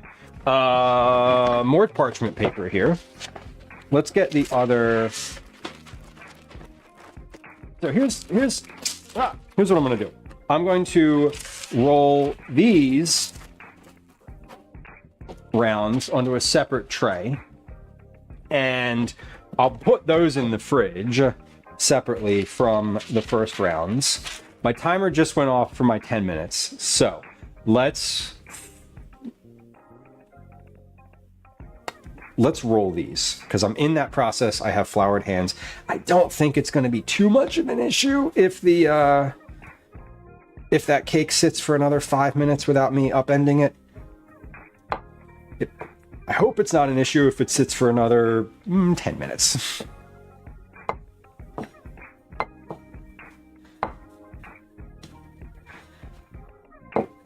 Shouldn't be. It shouldn't be stuck to the bottom of the pan either because it's like caramel. Although I suppose if the caramel hardens up, that's not at all what we want. So maybe let's, I don't know. I'm still going to finish rolling these first because I'm literally doing it already and they don't take that long. Shouldn't be a problem, he says foolishly.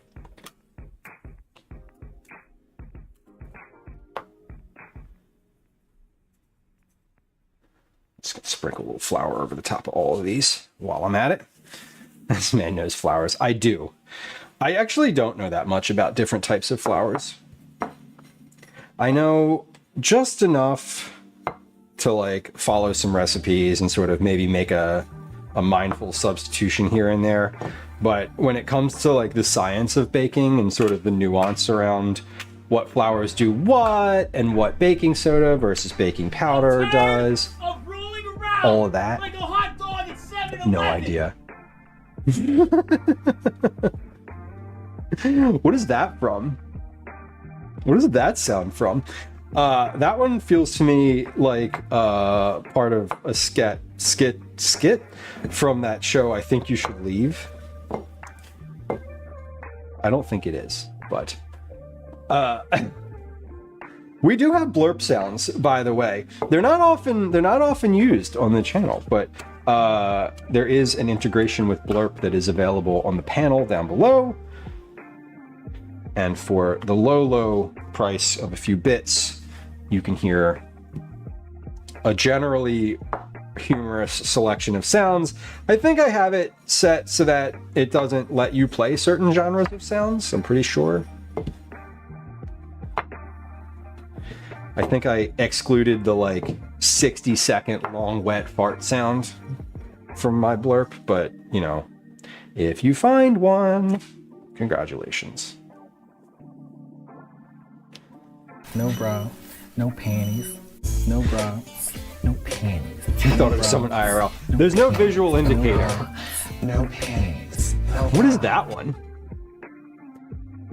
That one feels like it probably shouldn't have been let through, but like bra and panties aren't like inherently negative, bad to like say. It's just like the name of underwear. It's when you start sexualizing it that it makes it illicit. I don't know Trixie and Katya, so that one, Lemon, fell on not deaf ears, but an uninformed audience. Well, it's not a channel point redeem. It's it is a blurp sound. Tucson, what tool do you suppose I should be using? You're quick to tell me what I should be doing. You tell me what I should be using instead. And what is it that bothers you about the glass? You're bothered by it. It's bothering you. It bothered you enough to mention it. So that means that you're bothered by it in some capacity. Are you concerned? Is it out of a sense of safety that you're telling me what to do? I'm curious. I'm genuinely curious why you think that this is not a reasonable enough tool. I'm not applying pressure to it. If it's concerning to you that you're like, oh, you're going to break your hands on the glass, I assure you that I am not. And if I do, you can tell me that I'm wrong. That's fair.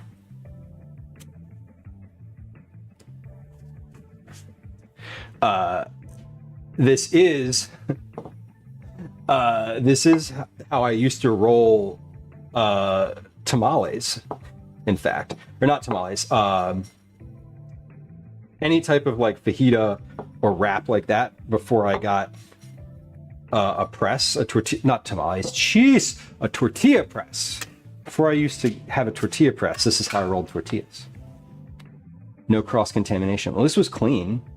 Where would it get cross-contamination from? I pulled it out of the cabinet and started using it to roll. Where is the cross-contamination?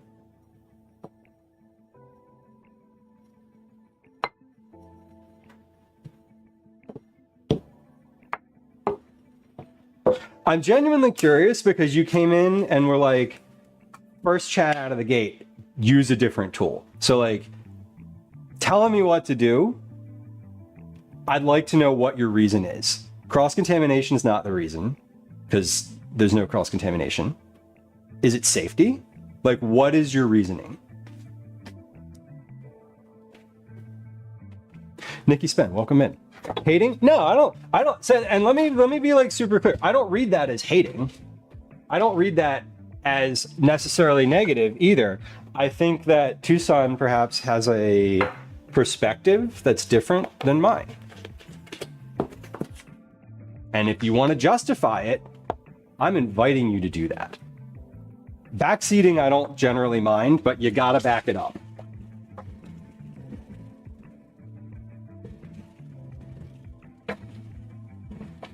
Rolled tacos. No, just the tortillas. Not taquitos. Why do you have flour on your butt?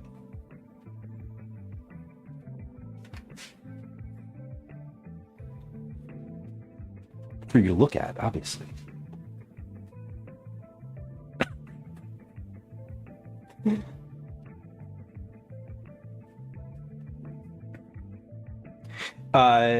Nikki Spen. Is it Nikki?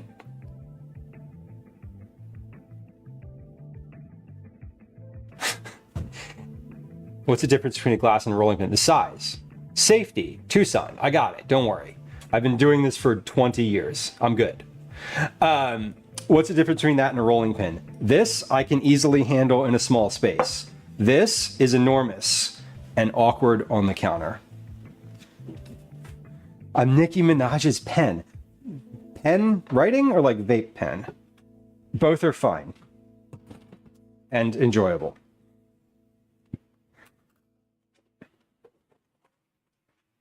Yeah, so if safety is the concern, I promise you that this is safe. And if you don't want to take my word for it, that's fine. You don't have to. But it is the method that I use when I need to do like small space stuff like that.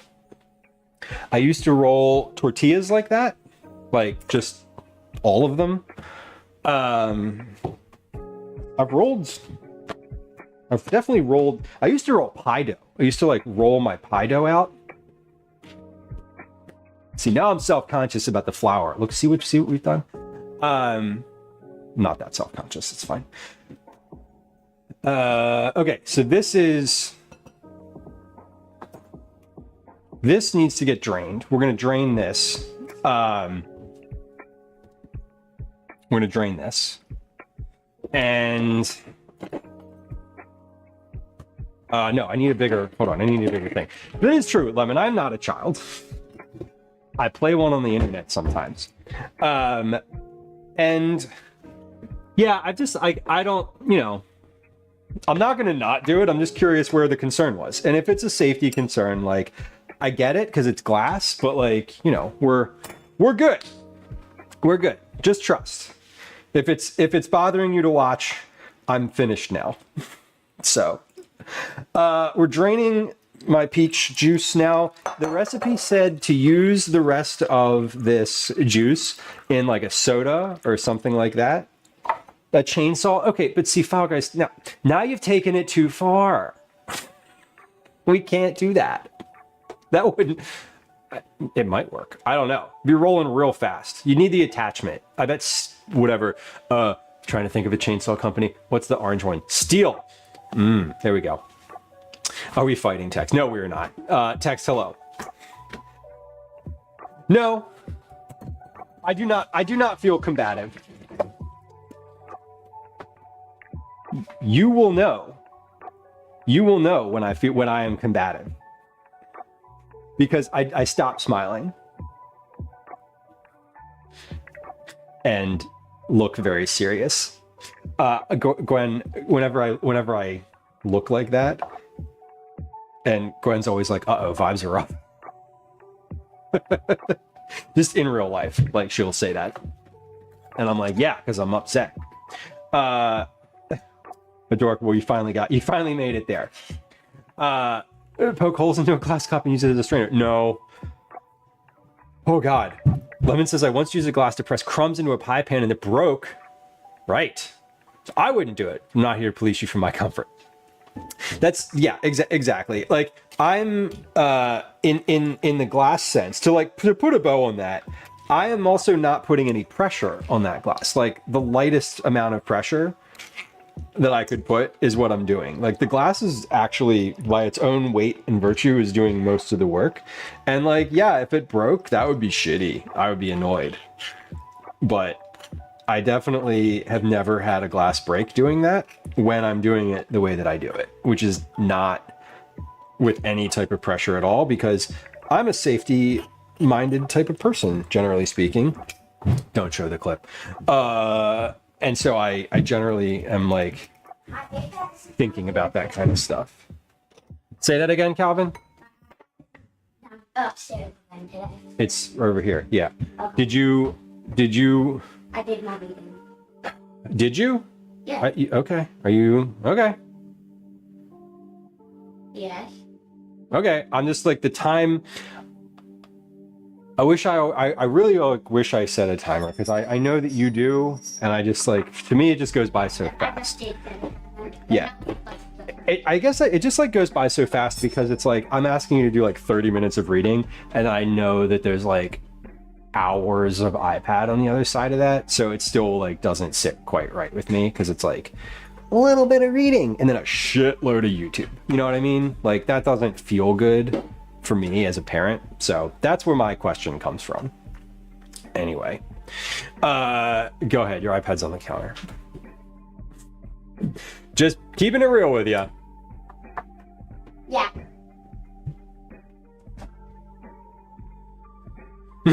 Steel. Yes, Tucson. That's the one I was trying to think of. The steel one. That's the orange one. It's so funny. Is Tucson an AI? No. No, I don't think so. Yes, we're now sponsored by a chainsaw company. You ever seen someone use a chainsaw and like mess it up? I've seen someone drop a chainsaw on their own leg before. That was fucking crazy. They had the chainsaw chaps on though, that like gummed the thing up right away. But they took like a huge gash out of the thing and was like, it was nuts. They were cutting a tree down and a bunch of snakes fell out of it. And this person is deathly afraid of snakes. So that was fun. Hold on. Place the pan on the wire rack. Let it cool. Run a sharp knife along the cake's edge. Done. Invert the cake onto a serving plate. Let the pan rest upside down on the plate for 1 minute. Okay, we're gonna flip this. Are we ready? We're getting it. Fog Guy says, I love your parenting. I'm just being real. Like, I ask Alvin to do 30 minutes of reading when he comes home during the summer. Not during the school year, just during this summer. That's our agreement. And it goes by so quick. Because like, I'm streaming, I'm not paying attention to time. Like, that 10-minute timer went off. How long ago did it go off? I don't know, probably 45 minutes. Who cares? Who knows? Who cares? I care. But who knows? Not me. But then it's like, okay, once the reading's done, then it's like straight onto the device. So it feels weird to me. Okay. We're inverting. Ready? Okay, we did it. Now it says, let the pan rest upside down on the plate for 1 minute. Gently lift the pan away, let cool on the plate for 10 additional minutes. Enjoy warmer at room temperature. Okay, so we're gonna move that off to the side. I'm gonna let that, while that's going on, I'm going to finish this berry situation that I need for filling these hand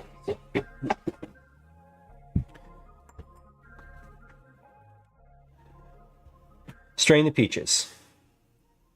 Save the juice. Return the peaches to their bowl. Add the flour. Got it.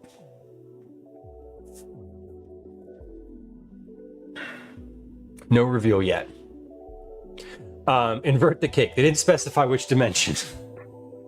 You have to turn the cake inside out like a sock. That's my understanding.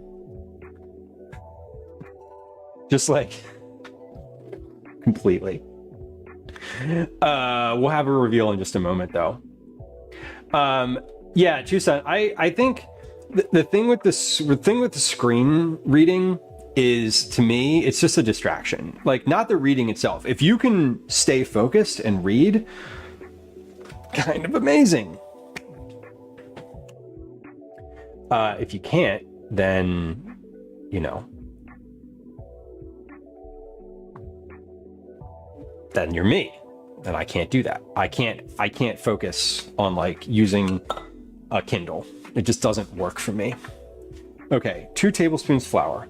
Where is the heavy cream? There's heavy cream in here.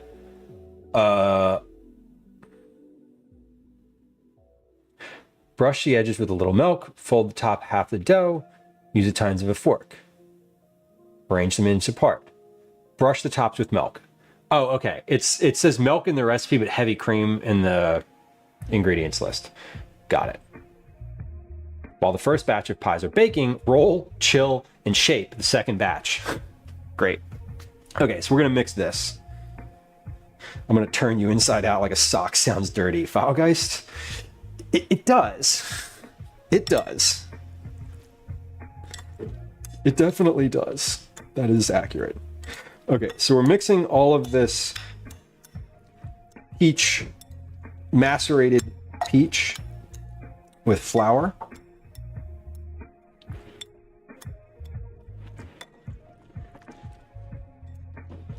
Just kind of keeping it going here. Mix that with flour. This doesn't feel... These are going to be very small hand pies. It says in the recipe that makes 16 to 20. Like, I think this is going to be like 1 scoop. Place 1.5 to 2 tablespoons peaches on the front edge of the circle. Remember to save the peaches for the second half. Brush the edges. Okay, so you shape these and then you shape and bake. This is the peach juice. Look at how dark that is. That is an unexpected color for peach juice. These are really dark peaches.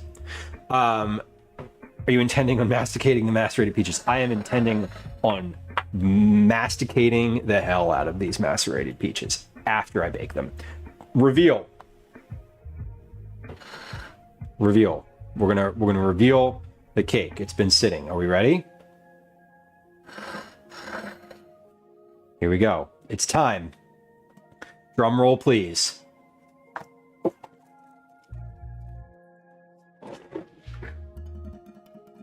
That's not how it works.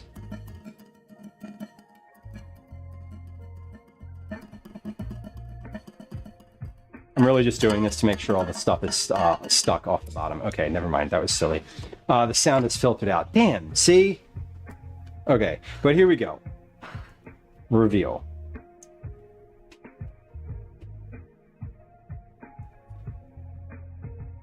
Beautiful. Very little left in that pan.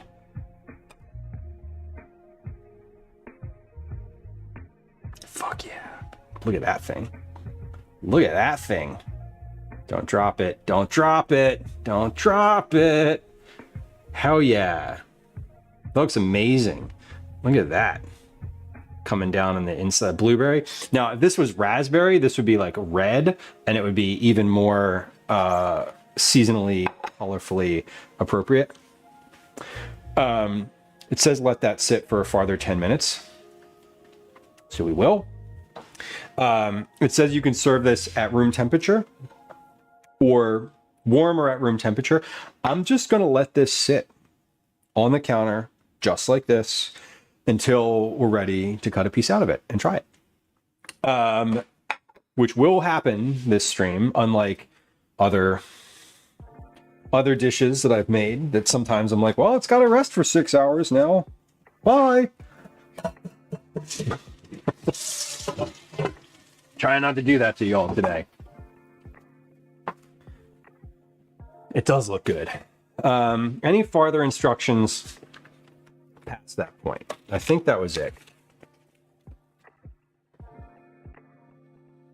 Yeah, that was it. Done. No more directions. Finished with this recipe. That was the All Recipes Moist Peach Upside Down Cake. We love to see it. Okay, hand pies. I'm going to start shaping some of these. Yeah, they were very specific about the moist in there, but I mean, it looks moist. I just saw movement out of the corner of my eye, and it was a blueberry just like falling off the edge. And I thought it was either a fly or a cat. And I was like locked in. Locked in. Okay, fill some hand pies now. These are, we're gonna do these on the pan. So I'm gonna like shape them on the sheet pan, and then we'll bake them like right on the sheet pan. I'm gonna use my two smaller sheet pans because these are these seem like they're gonna be pretty small. So we're gonna use those. Now, these are not as attractive as my normal cookie baking sheet pans. These are the ones that get the most like general kitchen abuse and use. Lots of baked vegetables on these sheet pans over the years. All right, let's start though. Start with one. Also, the silicone mats I like because I don't need to like do anything with the pan. While the circles are chilling, do that. Remove the tray of dough from the refrigerator. Working one circle at a time, place 1.5 tablespoons of peaches on the front edge of the circle, leaving about a half-inch border. Brush the edges with a little milk. Fold the top half of the dough over the peaches. Use the tines of a fork to gently seal the edges. Repeat with the remaining dough circles. Okay, so we circle, plop, milk, seal. Cut slits. Brush with more milk. Sprinkle with sugar. I think I just have a regular old sugar container in here. I do. Perfect. This is the sprinkle with sugar container. We like this container, the diner style situation. And bake for 35 minutes. 35 minutes? I thought these baked for like 10 minutes. Okay, well, whatever. We'll figure it out.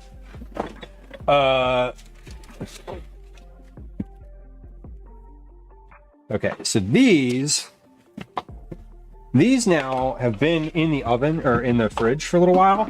They're pretty like solid here, but they're gonna warm up real quick because they are thin. So let's get my milk here. Do I use? No, I don't. There's really like nothing in here. Okay. Did you say boke as the past tense of bake? Check the tape. I don't know. I might have.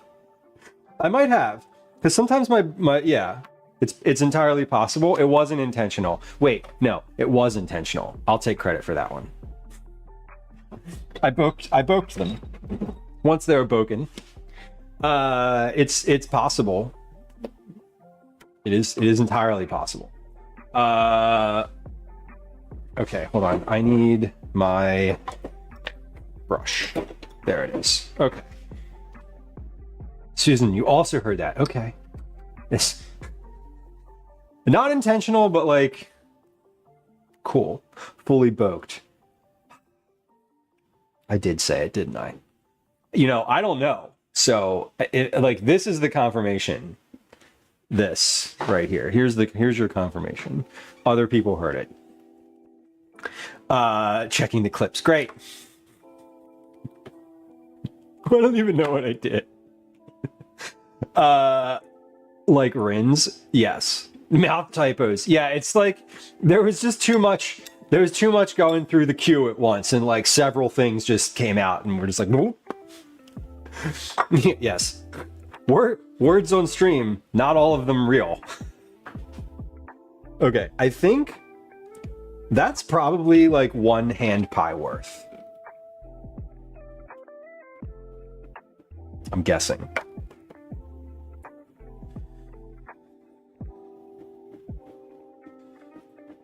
Bake for 35 minutes. 35 minutes? I thought these baked for like 10 minutes. Okay, well, whatever. We'll figure it out. There's nothing as humbling as someone just clipping the weird shit you say online. Truly. Ace, welcome in. Good to see you.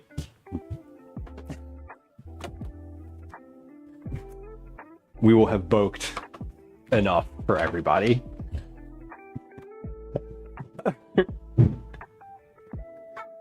Hold on. Okay. Oh wait, we gotta do this. Okay. I gotta. Yeah, that's plenty for like a hand pie. These are small. These are gonna be small. They're way smaller than I think I'm used to making. Oh my god. Okay. Well, we're gonna get these to the boking point here. The point of boke return. How you feel after stream? Boked. If you're lucky. We'll be back. Okay. We're going to get a snack. I figured. I didn't think you were going for just a walk. Get me? Are you going to the corner store? Okay. Something? No, not from there. I mean, Probably wants one of those food. Cal knows. do you want me to get you something from the corner store? Nah, you don't have to. I don't want it that bad. And I'm making a bunch of snacks right now, so I don't really need that. Okay. That one turned out really well. We'll shape all of these. Here's what we're gonna do. We're gonna shape all of these. And then I'll cut the tops and do the milk on the outside of them.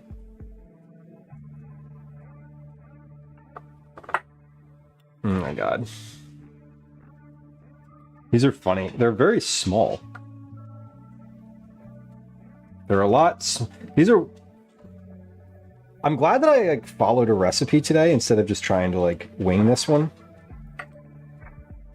Because often I do just try to wing stuff like this and it turns out weird. Or it turns out like sort of something was off about it and it wasn't quite right. Sort of like the, what was the last time I did that? When I did the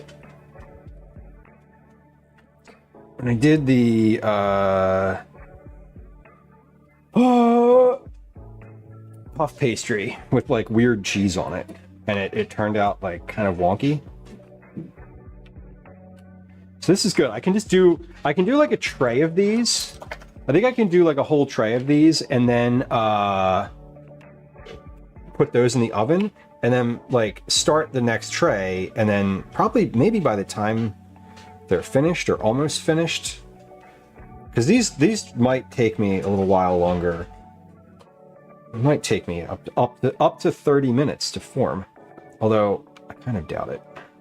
I doubt it'll take that long, but you never know. This is whole milk, so I'm using whole milk this time around. I was going to use heavy cream, but I don't have any, so I didn't.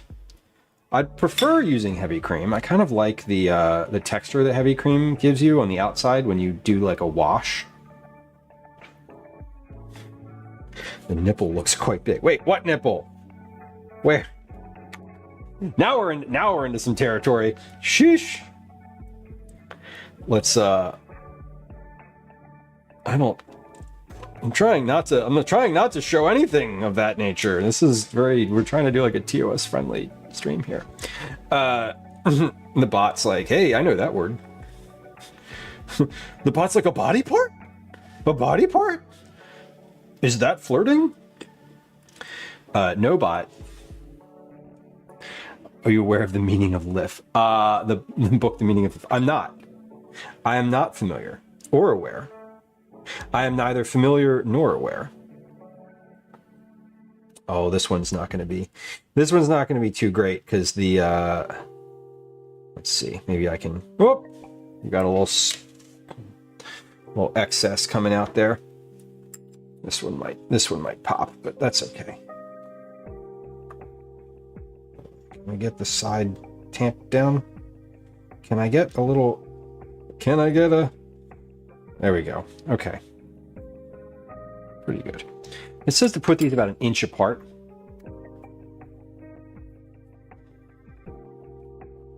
At least 1 inch apart, it says. So we're trying.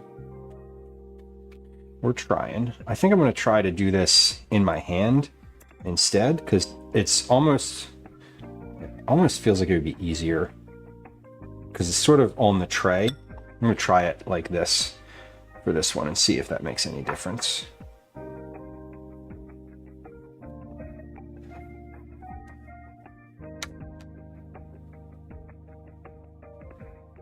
Oh yeah, that was way better. That was way better. We're going to do it that way and quicker.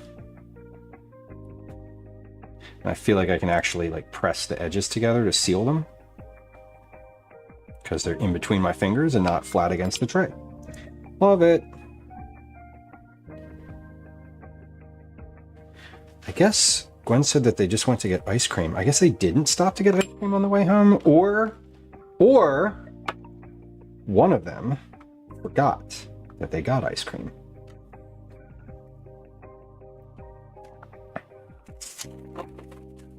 All right, so I think I can fit, I might be able to fit all of these on here. We'll see. Trying to portion my peach filling appropriately so that I don't run out too early. I also don't want to run out too late, but we never know.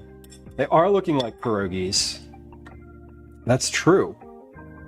Sometimes a 2 ice cream day, Baker. Sometimes it is a 2 ice cream day, and that's okay. It's summertime. It's summertime. You're 9 years old. You're a good kid. 2 ice cream day seems fine.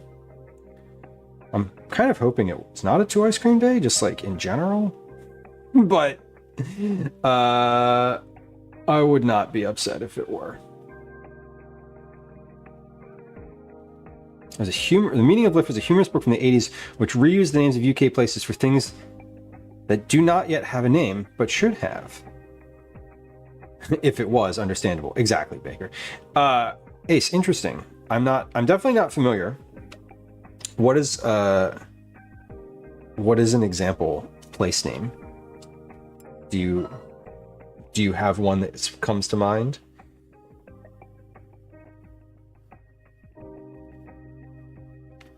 The only problem with this is that now the edge is in the middle and not like along the tray. Okay, almost there. We got 3 more on this tray, I think. And I don't need these to finish in the oven before putting the next round in. I would not be upset just opening the oven and popping another sheet pan in there. So that's okay. We're going to finish this round, get these in the oven, and then we're going to take a quick break. When we come back from that, that words on stream / advertisement on Twitch break, we'll do the other tray of dough. So hand pies are coming along. They're very small. Again, I'm glad that I was just like following a recipe and doing the like what it says, where it was like, you know, roll out 3-inch circles and then 5-inch circles, like, because these are, I mentioned earlier, way smaller than I had in my head. When I think of hand pies, I usually think of something pretty significantly larger, but these seem cute, and I could probably eat like 20 of these, so no problem. We're gonna get through this tray. with this filling for sure. And I think I may have like half of my filling left. We'd have calzones if we winged it. That is very true. That is very true. I love a calzone. You know, I've made pizza dough a bunch, but I've never actually made like a calzone from that pizza dough. I think the next time we do a pizza situation, I'd like to maybe try some calzones.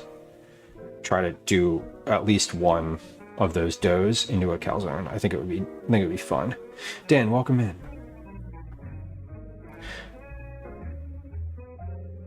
Lewisham, that brief moment of panic when you notice your car keys aren't in your pocket. And then only realize it's because you're driving. Oh, yeah, that one's familiar. The tildonk, the thing that you put on the conveyor belt at the supermarket to separate your shopping. That's a good name. What do you even call that? I always just call that the partition.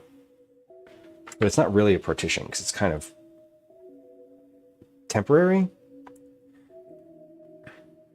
Okay. One more. And then we got to finish these with some slits on top and a wash of milk. Uncommon, welcome in. Separator, there you go. Lane divider.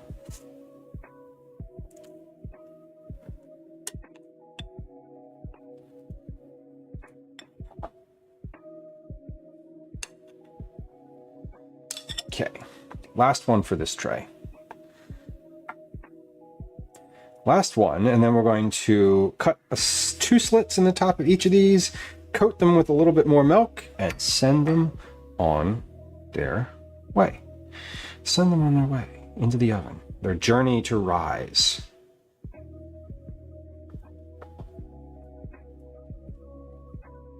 These definitely look like pierogies. They're the same size as pierogies. When I think of a hand pie, I think of something that's twice as large as this, I think is the sizing that I'm really kind of thinking of. I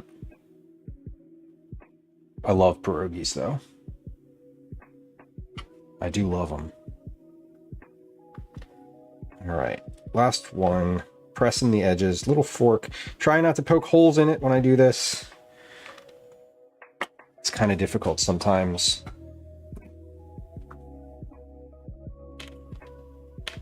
There we go.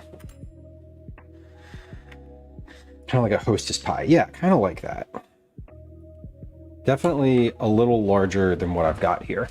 All right, I'm going to rinse my hands. Get the dough off of there.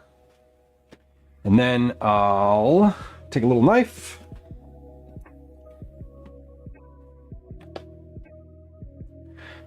Here. Come on, come on. Come on in just a little closer here.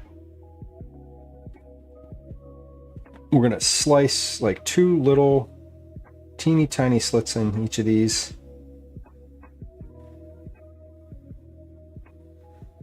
Let the air escape. Actually, I don't need to like slice. I can just poke. That's better. Beautiful. All right, now we're gonna wash these with milk. Poke them before you boke them. That's right. Now we're getting it. I'm gonna wash these with milk. This is just whole milk. Nothing fancy here. Full fat whole milk. I'm gonna pop these in the oven and then we're gonna take our break. So just a heads up, if you're new to stream, maybe you're lurking, now's a good time. If you want to get up and get a drink or a snack or a walk around, maybe you need to stretch your legs, who knows. But we're going to take a 3-minute break here to play a game of words on stream, 2 games of words on stream, maybe, and run 3 minutes worth of advertising on Twitch. We're going to pop these in the oven first. Here we go.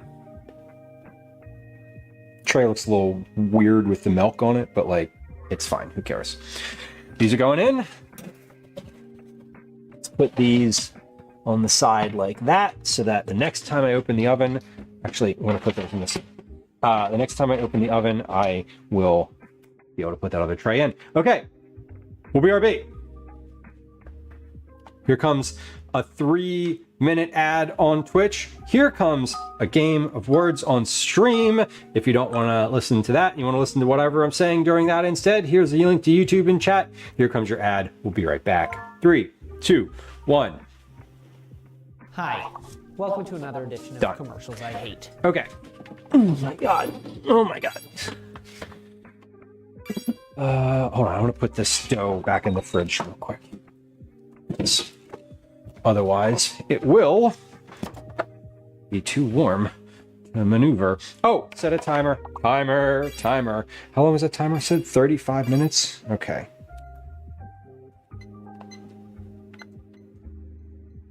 $35-minute timer is going. Let's get our sink a little bit farther along than it was.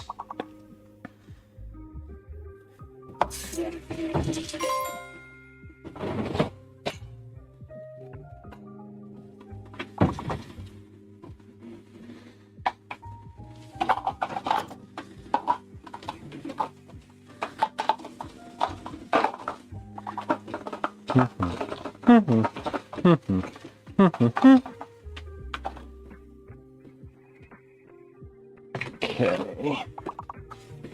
Filing the dishes. Putting all the dishes that can go in the dishwasher. Soak this cake pan as it has caramelized stuff on it now.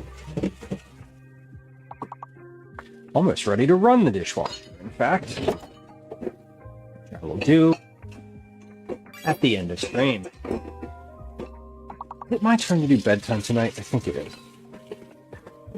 Yes, it is. Okay. Good. I'm glad we're doing something easy for dinner. Leftovers are always easy.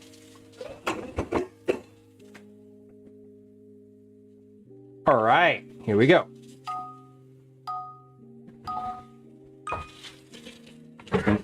Boom, boom, boom.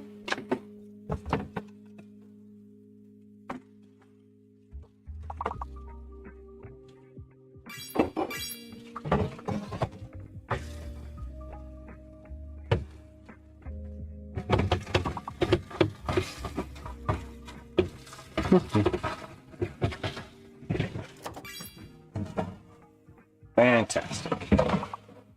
Cleaning the sink out, keeping it moving.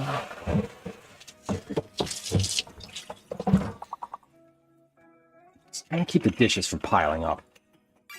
Like when you're cooking, when I'm cooking and I'm alone in the kitchen, just like not streaming, I do the dishes as I'm cooking. I don't just put them in the dishwasher or the sink. I like physically do the dishes so that at the end of my cooking process there's like nothing in the sink and the dishwasher is completely loaded.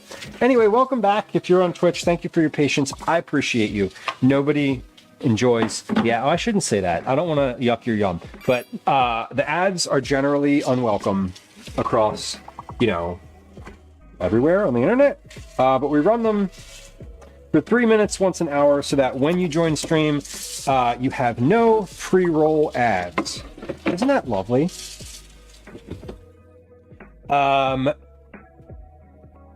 Another note, friends who are lurking, perhaps just hanging out. One, if you were here for the ad and you're still here, you were amazing. Thank you.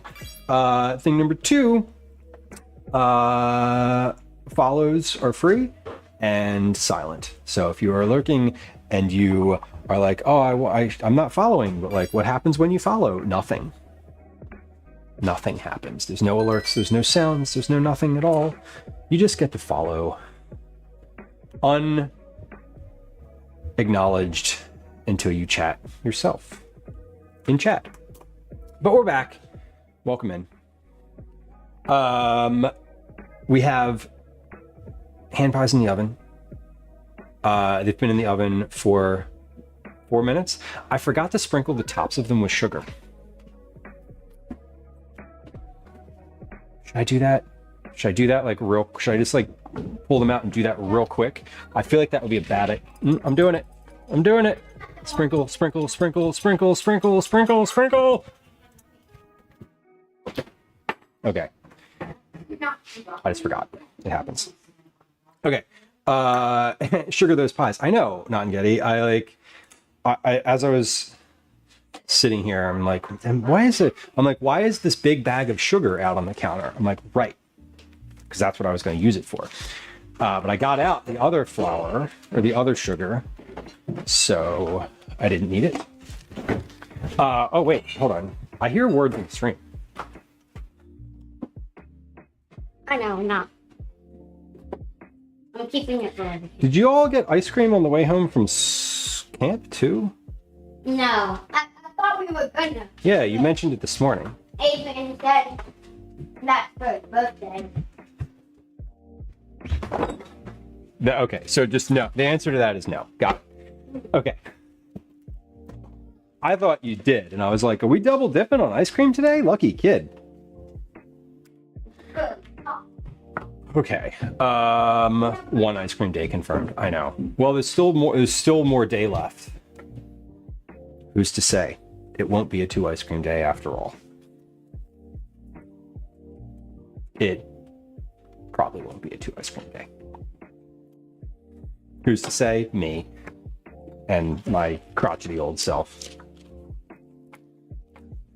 I think we're gonna have too many rounds for the amount of filling that I have. So this says it made 16 pies. If I read that correctly, 16 to 20. I think I probably put more, I don't know, probably just had less filling. Wait, it was 4, 8. Oh, it was 8 on that tray. Okay, I thought there was 6. So yeah, this could make 16. Let's keep going. I'm going to keep doing the process that I was doing by hand because that seemed like it was a little, it seemed easier. I don't think they turned out looking any better, but the process was physically easier to do. So, I'm going to stick with it. Let's go back to this view because that one seems to be all right.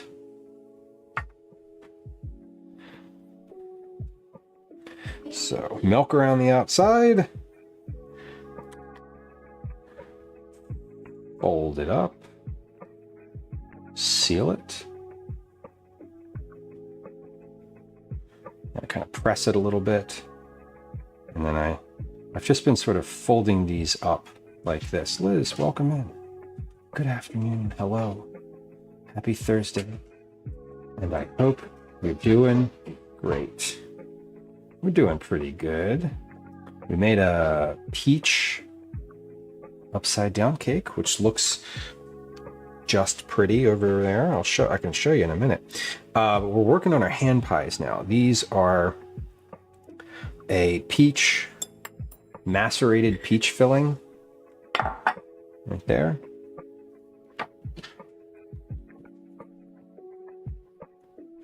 And we're filling these up. These are, it's funny, these are like they're still like just a little teeny tiny bit cold. Like there's going to be, in like a minute, everything on that tray is going to be perfect and ready to go. And then 4 minutes from now, they're going to be like too warm.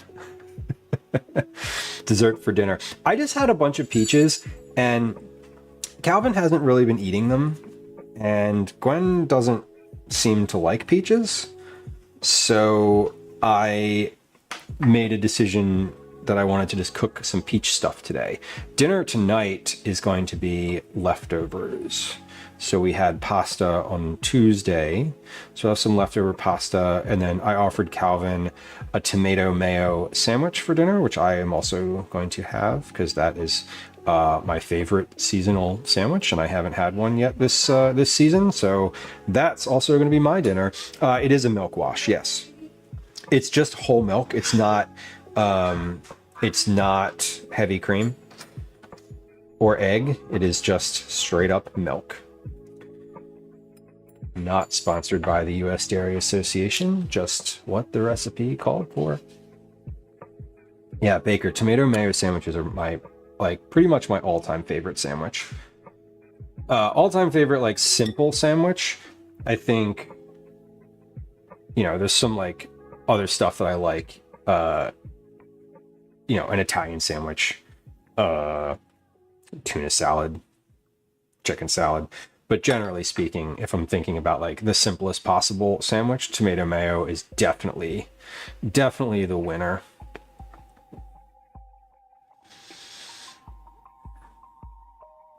And it is seasoning for it. Yeah, Liz, this called for it. And I got the recipe from the kitchen. So I know that it's like reputable and tested because the kitchen tests everything. They're not a private fly-by-night food blogger. Not that food bloggers don't test things either, but you know, you never know. I do know that All Recipes has an actual, like, for published recipes that they've pushed on the site, they do test. I think All Recipes has a large component of their site, though, that is also, like, user-submitted content. Belly Flops, welcome in. Super shiny for the egg wash, Baker. Yeah, I've used heavy cream before. I feel like I've used milk before, but not. I don't know if I've recall a recipe specifically calling for milk. This one called for milk or heavy cream, to be fair. I just don't have heavy cream, so. But throughout the recipe, it says milk. So, like, I'm guessing that it was developed with milk. Belly Flops, welcome in. Good to see you. Happy Thursday. We are making hand pies. We're getting through them. 23 minutes left on the ones in the oven. So like I said, you make tray 1 and it says put tray 1 in the oven and then get started on the next batch. So that is quite literally what we're doing. It said to roll the dough. I did a couple steps in addition, but it said was like do all of this, what I'm doing now, up to throwing it in the oven for only half of the dough, and then do basically the whole thing again. So I'm not doing that. We did it all kind of at once.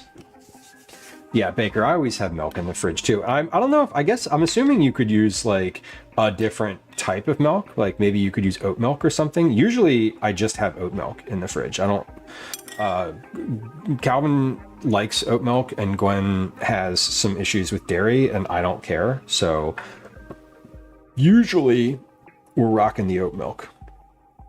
Today we were out of all milk and I got the milk for this from the corner store and they do not have oat milk there because it is a corner store.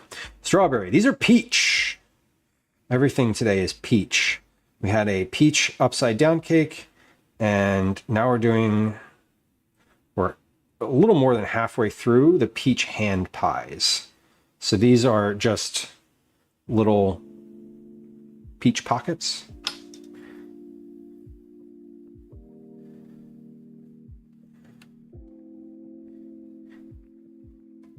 All that's in here are peach, lemon, sugar, and flour. And ginger, a little bit of ginger. Should have read the title. Well, it's okay that you didn't. I'm happy to answer.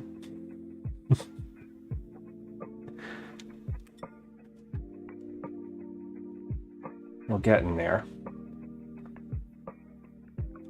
I think here's my plan. We're gonna pop these. We're gonna finish these. We're gonna pop these in the oven. Then I'm gonna clean up a little bit because there's stuff on the counter and the counter has flour all over it and there's knives and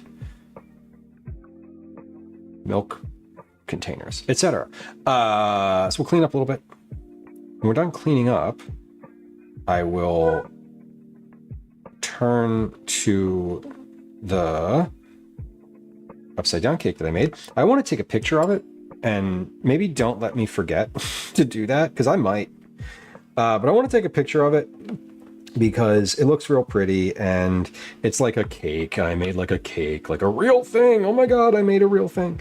So I want to be able to like take a picture and then edit it and then like post it on the internet in like 4 months from now when I finally get around to posting on Instagram again.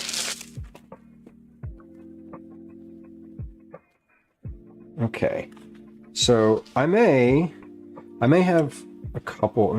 I definitely have 2 more of these in here. I might have 3, and if I have 3, we're gonna pop them all in the same tray because I'm otherwise not gonna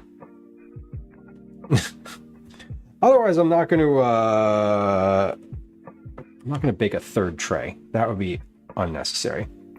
A little bit of ginger. That's the name of my biography, Uncommon says. That's cute. That's funny. Yeah, these have they have like a half a teaspoon of ginger in them.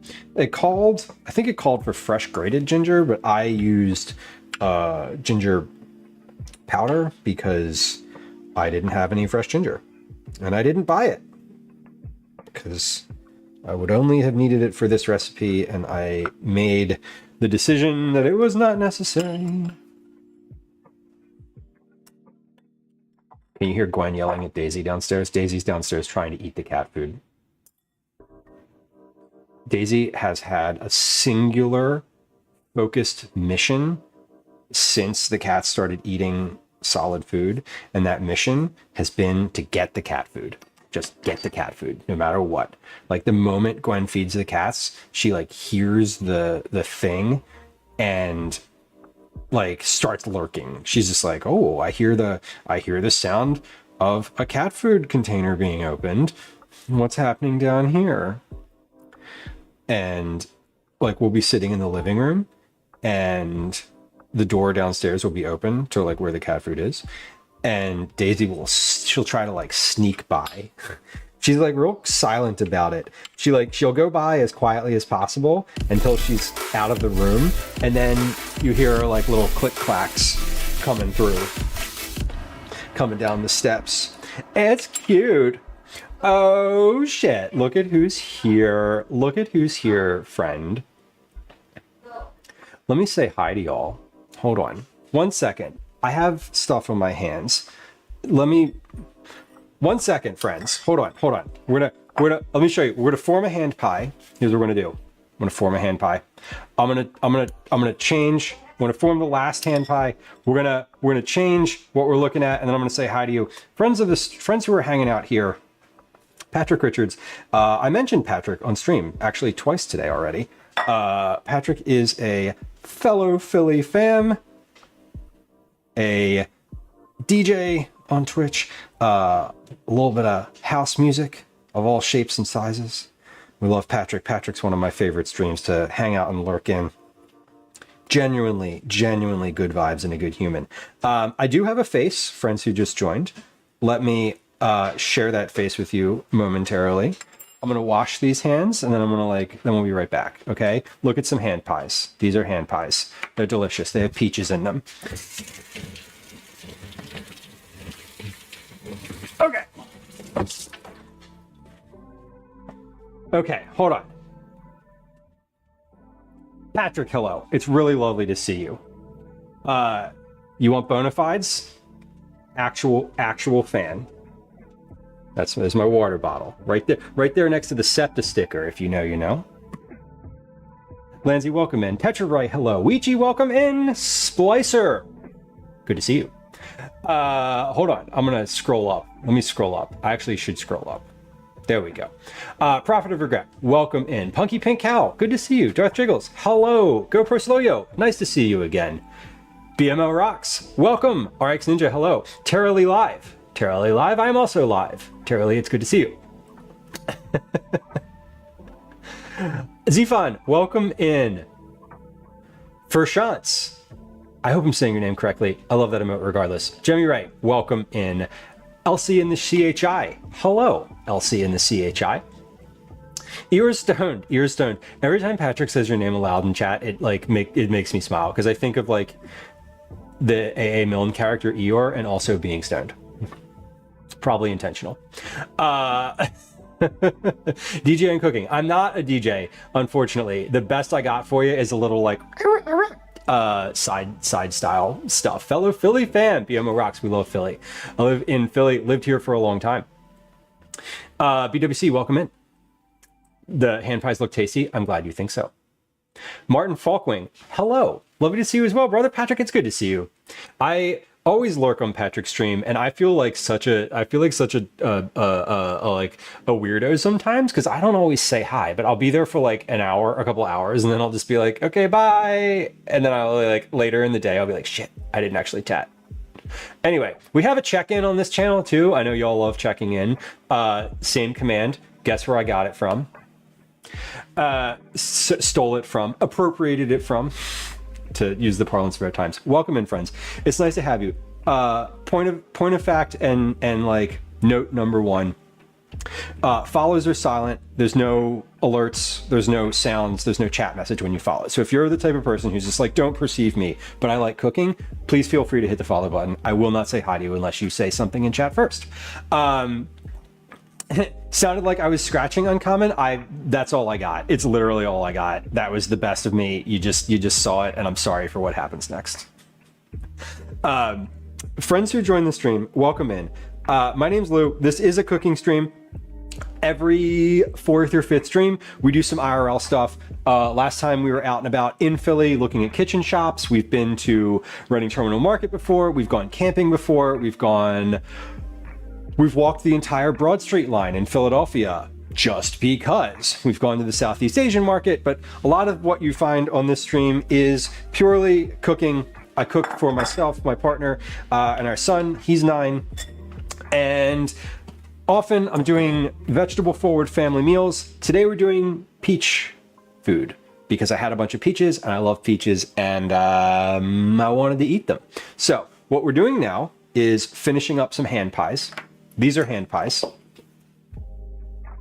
They're very small. The tray has milk on it. You'll forgive the appearance of the tray, please, or you won't, and you'll silently judge me on it, and that's okay. And if you judge me on it in the chat, I'm gonna like call you on your shit. So don't do that. Anyway, welcome. I hope you all had a good afternoon or morning or evening, whatever it is you're experiencing with Patrick. And I appreciate the company. Hey everyone. Jamie, welcome in. Mix, welcome in. Good to see you. Mix, we were figuring out earlier where the peach command came from, the peach sound command, and we looked back in the Discord channel, the channel where I post all the updates. The release notes channel, that's what it's called, release notes. And we determined that you were the one who did that. So welcome. The peach command still works. Just FYI. It might, I don't know. I think I don't know if it's timed out for the day, but if you'd like to give it a shot for posterity's sake, you all feel free. So we did other thing that we did today. So I have some hand pies already in the oven. They have about 12 minutes left. So if you are inclined, gonna eat a lot of peaches. Moving to the country, I'm gonna eat me a lot of peaches. We're also talking about how a fully baked adult of 40 years old. That is not peaches. Adorkable. Now, Adorkable, that was your sound command request. That I know. Might have been Twinderellas. But I'm pretty sure that one was yours. Okay. We're going to sprinkle sugar in these and we're going to remember to do it this time. Watch us go. Where's the sugar? There it is. Carly, welcome in. Pink Bro, welcome. Our boysenberry vine is bearing fruit. Hell yeah. Oh, what is a boysenberry? I'm trying to like bring what a boysenberry looks like to mind. All I'm thinking of are the tiny ones with the big seeds in it. I don't remember what they're called. Okay. Before we put these in the oven, we have sugar.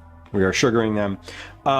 Presidents of the United States of America, Pink Pro. Yes, it was. And as I was saying, as a fully baked adult of 40 years old, I recall having the album that song Peaches came from on cassette tape.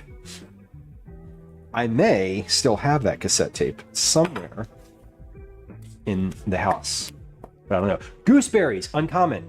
Like, Uncommon was just like, I know exactly what you're talking about. I'm a fully baked adult. Damn it, yes. And sometimes a fully borked adult. Okay, we have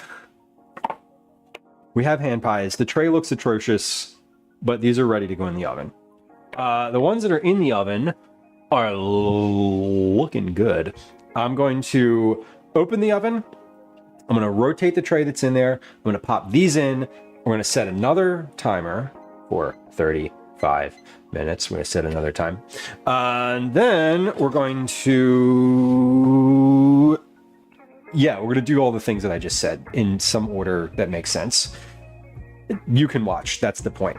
Kathy, welcome in. Knott's Berry Farm is a thing because of boysenberries. It's a crossbreed of raspberries, blackberries, and loganberries. Each berry has a shelf life of 2 days. Yeah. Raspberries are like... Raspberries have like an 8-second moment where they're like perfect. And then they're like, just kidding. We're fuzzy. Okay, into the oven these go. Other hand pies are in here. They're looking good. One of them exploded. Another one is in the process of having a slow motion explosion. So we're gonna allow, whoop, hold on. Nope, I'm gonna sit those just like that. Perfect. Everything's in the oven. Amazing. Hit start on the timer.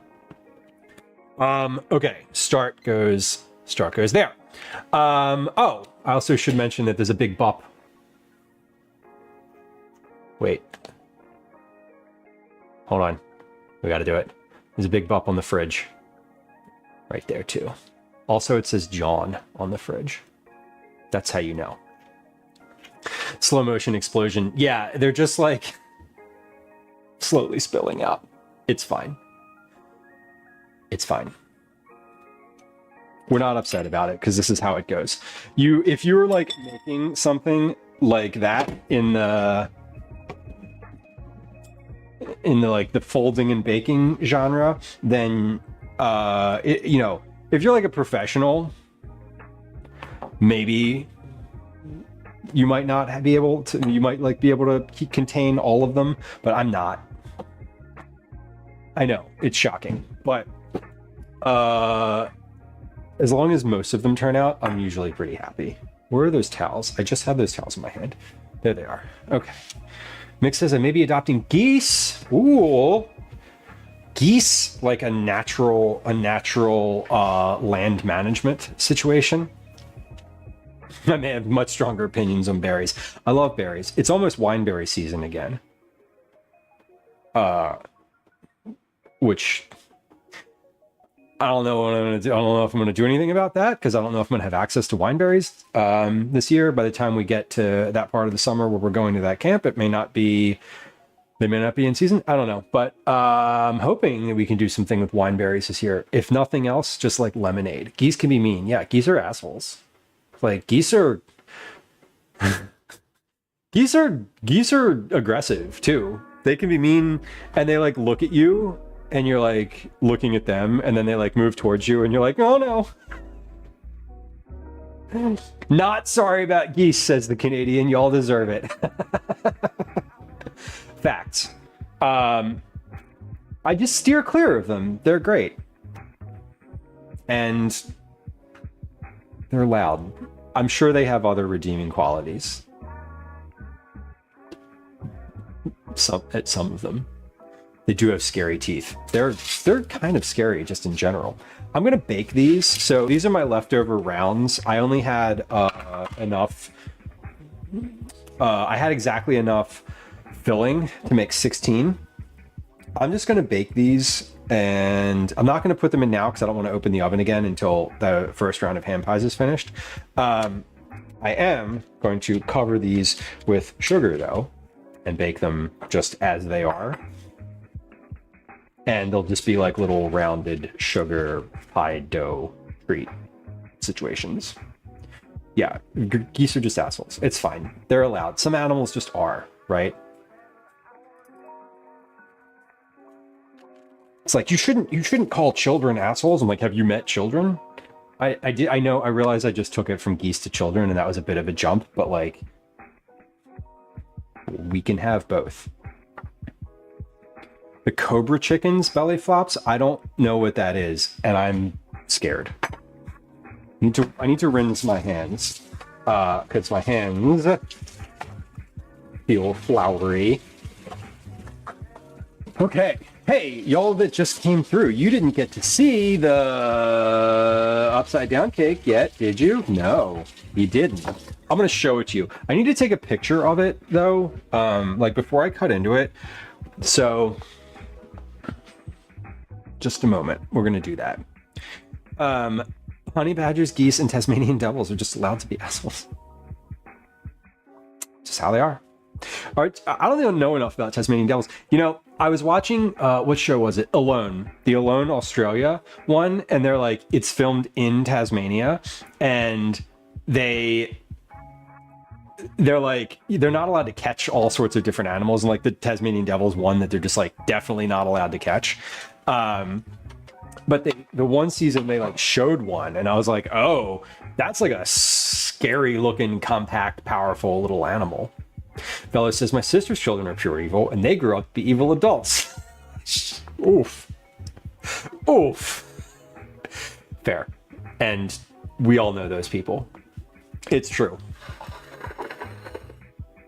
This is a peach upside down cake. How am I gonna style this? No, I'm just going to take a picture of it like this. Then I'm going to cut a slice out of it and take a picture of it like that. So we're going to, let me show you. Here's the cake. We made a cake earlier. It's cool and ready to eat. It's styled. Yeah, I know, but I just, the most styling I'm going to do is I'm going to put it on this cutting board, because every picture I've ever taken for that Instagram account in 8 years has been taken on the same cutting board. So if nothing else, we're going to be consistent. The only other styling I could think of would be like to take this peach and just like put it nearby, which is like pointless. Why are we doing that? Why are we doing that? Tradition, Zephon. Exactly. It is tradition. It's consistency. I started that account years before I started streaming, because here's a link to it in chat if you want to see. It's the one that says Insta. I started that years before streaming because I wanted to keep track of what I was feeding my kid and nothing else. Like, I was just like, I'm making things up, I'm cooking them, and then they're gone again. Like, I don't know how to get that information back unless I write it down, which I don't always do. So I started the account just to take pictures of food, and then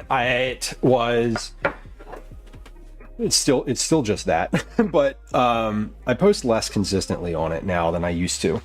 Hey, pro tip, wipe your camera lens. If you're taking a picture of something and you want it to like not look like you took it through a potato, then wipe your lens.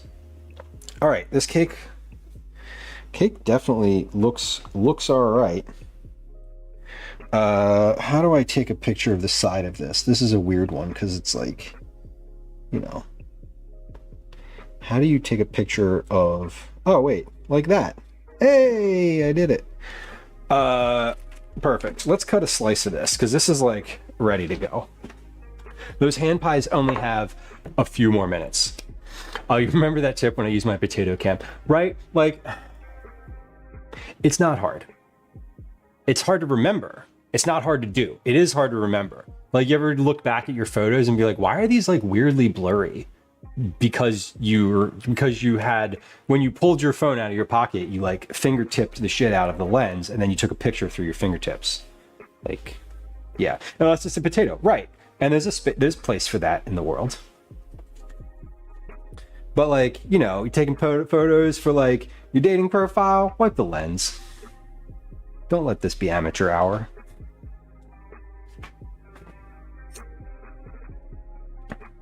Okay, here is a peach and blueberry upside down cake. Unless you're on Instagram and also have to use a Photoshop and Lightroom experience. Yeah, I mean, like, you know, you want your photos to look like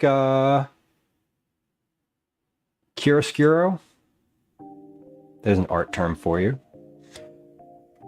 It means fuzzy around the edges. Lemon. Liz says if he doesn't love me looking like a potato, he doesn't deserve me. A fucking man. That's valid. And yeah, clean your mirror, Lemon says. Yes, definitely clean the mirror. Clean the mirror, clean your camera. Hook a hottie. Follow me for other Tinder tips. Oh, my timer's going off. Beautiful. Let's check those hand pies before we cut into this. Yes. They look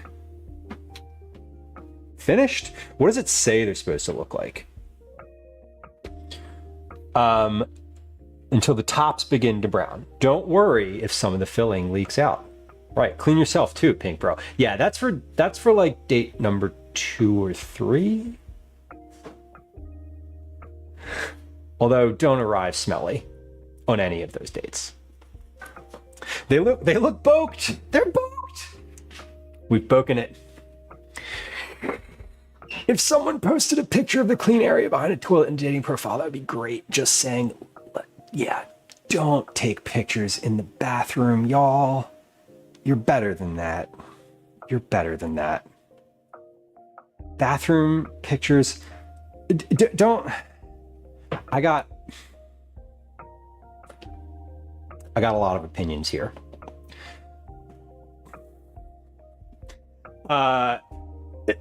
It's just, yeah, switch it up on the outfits. Like, you know, this, you gotta try. Okay, these, whoa, that pan is hot on the bottom where that towel was not touching. Shush. All right. You're supposed to clean behind the toilet, right? I mean, if you're a guy, well, am I supposed to clean the bathroom at all? Yes. Especially if you'd like anyone who might be looking at your picture to see your bathroom in real life. Like, if your bathroom is dirty on your picture, I'm not coming to your house. Fact. Shana says, I never went to Tinder, but now that I'm single, not sure what else there is. Depends on what you're looking for. Please also clean the mirror. Please also clean the mirror. Low effort equals... I don't want to say that because, like, the experience for, depending on how your gender presentation is, your experience on those apps is wildly different. So, like, some folks don't need to clean the mirror or have any information in their profile or verify their account or any of the things. Some folks will get matches no matter what. All I'm saying is, if you put in the effort, sometimes it's rewarded. Uncommon says, I should try to delete my photos of me in the bubble bath drinking champagne. No, you should not.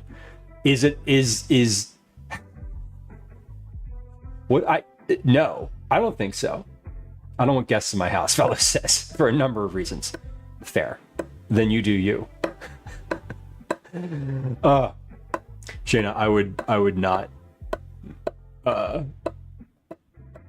encourage. Tinder's a nightmare. It's the biggest nightmare, though. It's the nightmare with the most people. So, you know, take your pick. Okay, hand pies are cooling on the tray.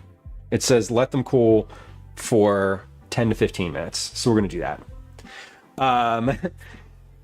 What are the other ones? What are some other apps that are out there? Field, if you're looking for something specific. Hinge apparently is a good one. Twinderella says, a friend of mine has a pics of himself in a bathtub of bacon. It's worked surprisingly well. I mean, yes. Like, yes. That invites questions, if nothing else. Mick says, I met my spouse on Tinder. Hell yeah. Good job. Amazing. John, meeting people? What's that? I don't know. Match.com. Yeah, I mean, I feel like stuff like OkCupid is like there's some of them that you can put so much information that it's overwhelming. Grindr, John? Yes. Also that. Mick says, I met my first husband on Plenty of Fish. There's lots of them out there. FetLife, fellows. Well, FetLife's not really a swiping situation. That's a little bit more of a social network, I guess. If we're purely talking about the swipe ecosystem, FetLife is not there. But if you're into any kind of niche specific physical interaction, then that's a good one. Plenty of Fish is never supposed to be a dating site, but that's how it goes. Yeah, I mean, if you can turn it into that, it will be. For more adventurous people, right. Kinky. Period. Field is similar, except there's less people. Pink Bear says, my friend met his wife on eHarmony. He's 28. Great. Yeah, and that's one, like, a lot of them you can fill out, like, all sorts of information on there. I find that to be overwhelming. Tornarella says, I met my husband's sister in Mormon AOL chat. She introed me to him and we married after 9 days together in person. Holy shit. That's a story. And I know this from just our conversations that y'all are still together, which is super cool. Talking about swiping and Grindr would not be the one either. No, that's fair. You're right. But I guess the use case is often more immediate. Survey says, met my lady on Match. Great. That's a good story. Match.com owns Tinder. I'm interested in how you would know how the website is laid out. Oh, research, science, uncommon. Because I've used it before. And because I've used it before.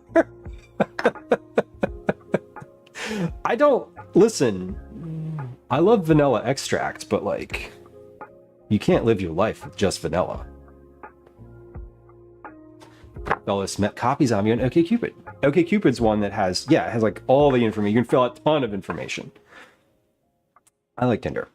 That's just like the biggest ocean. And if you know how to use it and you sort of, you know, one of these days you can ask me to share all of my list of hard no's. It's long. And if you have a like hard nose, it makes it easier to interpret. My ex was from Bumble. Assuming I don't mean to be crass there, but like if it was Bumble, then that was ultimately. Do you feel bad about having initiated that conversation? Alec Cat met your husband in eHarmony. 10 years this past Valentine's Day. Congratulations on just the 10 years. That's a big mark. That's cool. What a weird world. What a weird world, because none of those things existed when I was a kid. eHarmony, I think, was like the first one that came up. I don't know. Lindsay Riley says, my last partner I matched with on Tinder, they were on there as a joke, and we were together for 8 years, and we're still best friends. That's kind of amazing. Yeah, I mean, I've met people there for all sorts of reasons. And I do. I feel like it's sort of, you know, it's like the broadest net being cast. Like, there's plenty of sites where it's like, I'm interested in this specific thing, and there's like 5 other people who are also interested in that. But Tinder's more like, if you're just like fishing over a long period of time, is how I look at it. Like, the ocean is big. If you're not in a rush, be in the biggest ocean.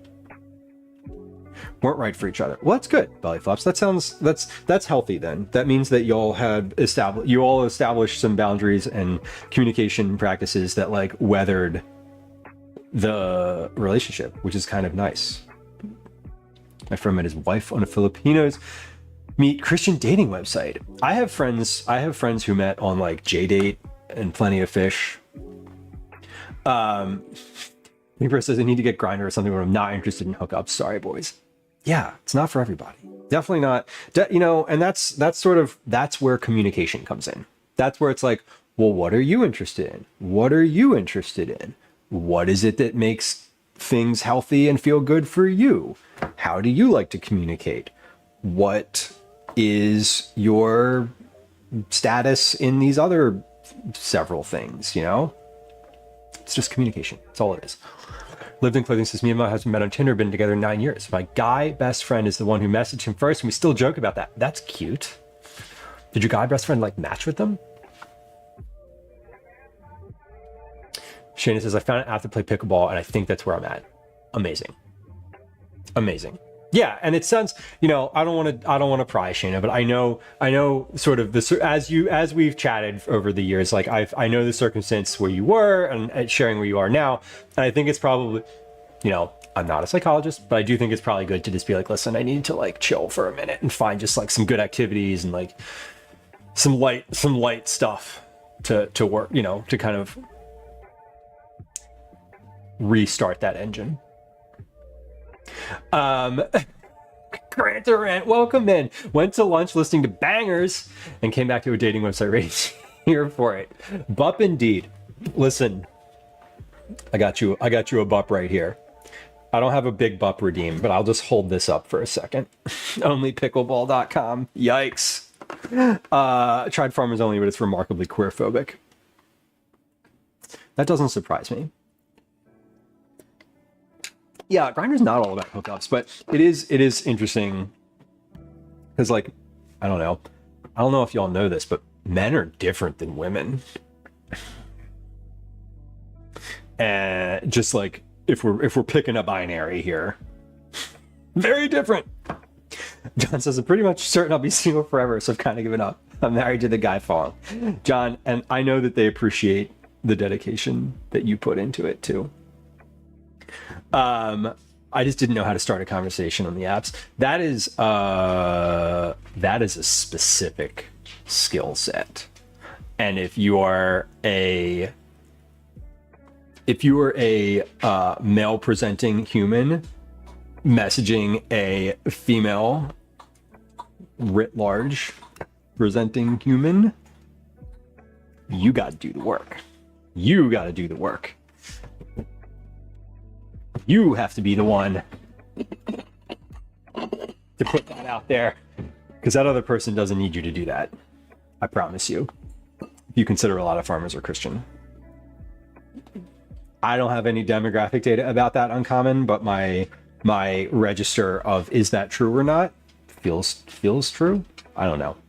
Mick says I have to keep training my algorithm because all my farming content keeps trying to get me into the theo-fascist corners. Corners we don't want to be in. Corners we don't want to be in. One time I was driving and this woman on the street corner asked if I wanted a date. I told her no, I don't pick up hitchhikers. Oof. And then you're like driving away and you're like, oh shit.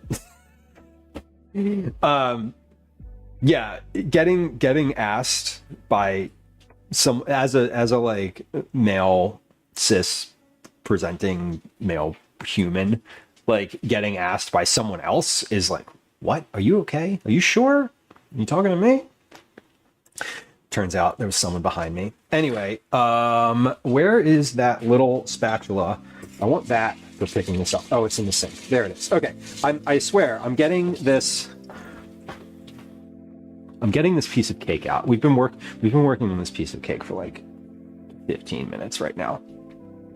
But y'all got me started talking about Tinder and dating, so we're, it is a wild world out there. That is extremely true. Look at that. That looks kind of nice. Can we zoom in any farther on that? Yeah. Look at the crumb.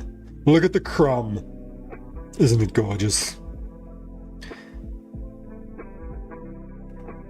Mix off the top rope with the classic opening line. Please tell me your cat's name is Dickface. Been married 7.5 years. Great. That is a good opening message, Mix. Uncommon says, as a hetero white cis male, I'd find it a godsend if she wants to ask me first. Yeah, you and the other folks in the same boat in any of those apps. You just gotta have a good cadence. You gotta try. You gotta try. Creme Delish, thank you for hanging out. I appreciate you. You gotta try. That's the thing. It's a lot of effort. You gotta put like, you know, a thoughtful message together that shows you read the profile, that you're, you know, brevity with precision. It's an art. Fellow says, I've been asked out legitimately by men and women. I was making a bad joke about women working in street corner. Fair. But people have asked me out. Well, I mean, that story to me, I was just like, I didn't assume that there was. I was like, oh, Velas got asked out. That's cute. I'm innocent, I promise you. Mixed. That message does warrant a response. Dan, thank you for the reminder. I was about to just eat this. Let me take a picture of this as well. I'm going to take this over to the windowsill here again, so I can take like a picture of a slice on top of the tray itself. Let's get that in there. There we go. Oh, I found the right angle for a good angle for that. Move that bag of sugar out of the way. There we go. That angle works really well. I think it does. At least in my lizard brain, it works really well. How much time on those hand pies? 9 minutes. Perfect. Okay. Velos, it is always easier when the other person asks you out. I almost always...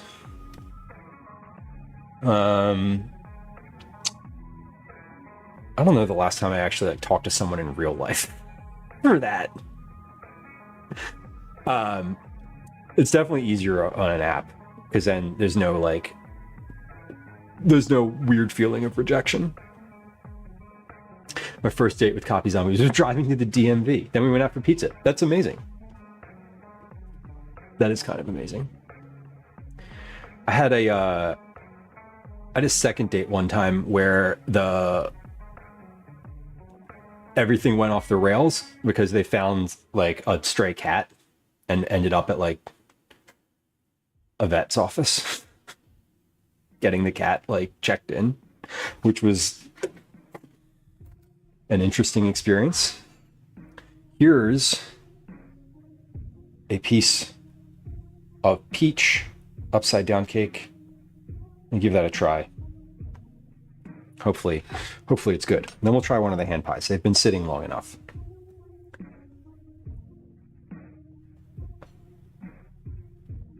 Yeah, real life stuff dates are the way to decide. That is true, Mix. I don't like bars. I don't drink, so that's not my preferred. My preferred is a walk. Go for a walk. Like, let's take an hour or two, walk from point A to point B, or from point A back around to point A in a circle. Either way, I don't really care.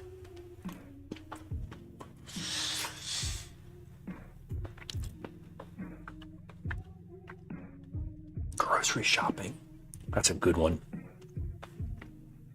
That is a good one. Speaking of good, this is excellent. It is indeed moist, as advertised. Yeah, very much in public, fellows. Exactly. Both for my benefit and theirs. You could talk. You also just get a sense, like, to me, like fitness isn't like important to me, but like I enjoy activities. I think the worst date is a movie. because I don't like movies.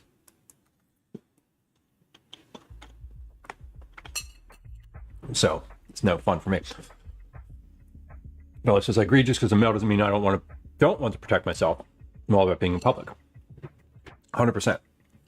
Yeah, public is good, and also you never know. People can be pretty awful. People can be pretty weird, and it's nice to just have like an out. Like, walk away. Okay. That was too much for me, and I'm done. That makes sense too. The thing with those, I know there's all sorts of like things that they tell people like, oh, you know, if you order this drink, it should tell the bartender that you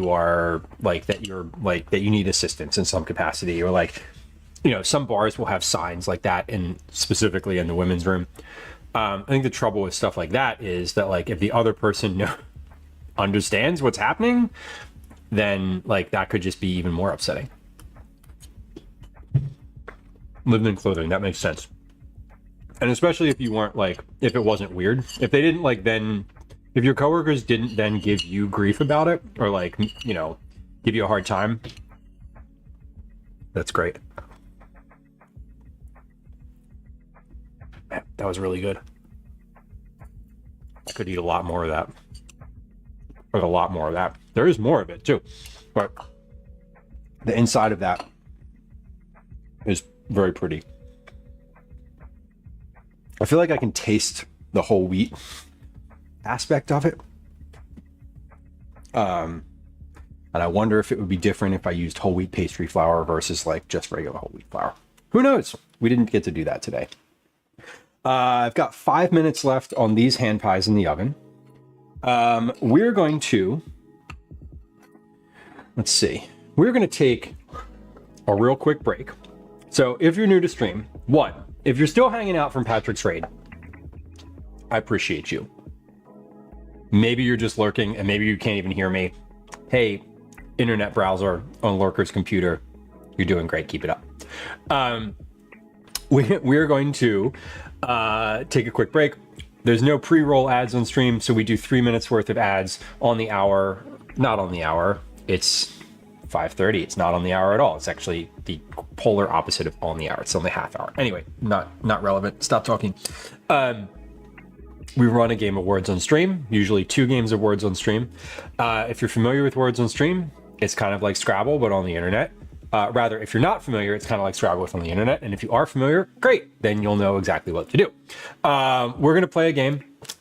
Let's turn that screen on. I'm going to run 3 minutes worth of ads on Twitch, and we will be back in just a moment here. I'm going to try these. I'm going to get these other hand pies out of the oven, and then we're going to try the ones that have been cooling here on the counter when we come back. Here comes a game of Words on Stream. For those of y'all who are like, hey, I'm checking out now because I don't like ads, blah, blah, blah. If you're lurking, hit the follow button before you leave. I appreciate you. Otherwise, we'll see you in a moment. BRB. Hi. Welcome to another edition of Commercials I Hate. I'm going to file the dishes from the dish rack, not dish pan. The dishes in this pan are dirty.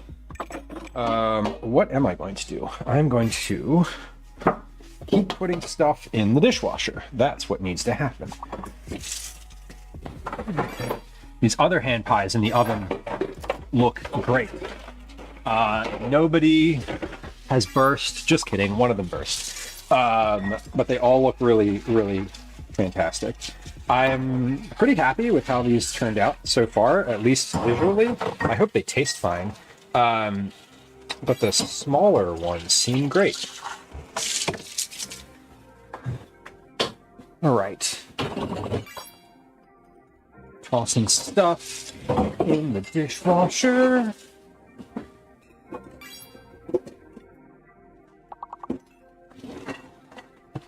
So my dishwasher is pretty much ready to run.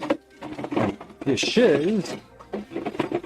pan is ready to go. Wait, I don't need the water on anymore. There we go. Okay.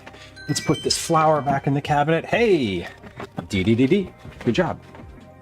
Was that a board? Did we get a board?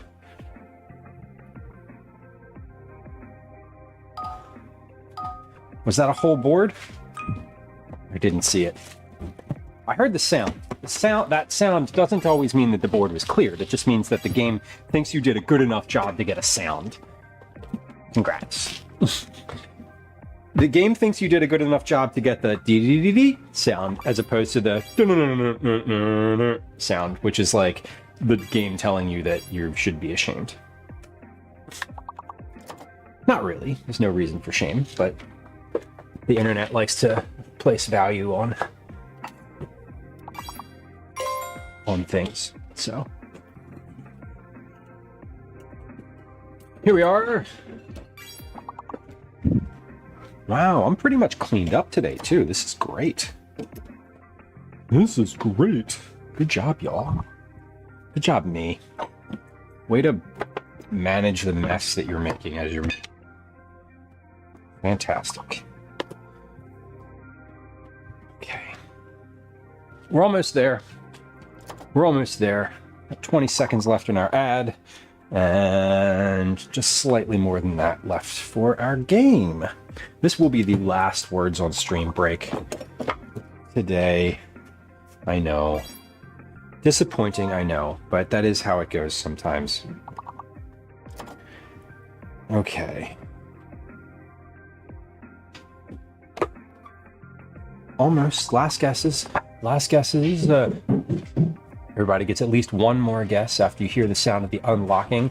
Hey, if you're on Twitch, welcome back. Thank you for your patience. I appreciate you. Nobody likes the ads. We run them anyway because I make money off of them, so we like them. And I gotta run them anyway. So, run them on a time that makes sense, as opposed to pre-rolls. Anyway, good job, y'all.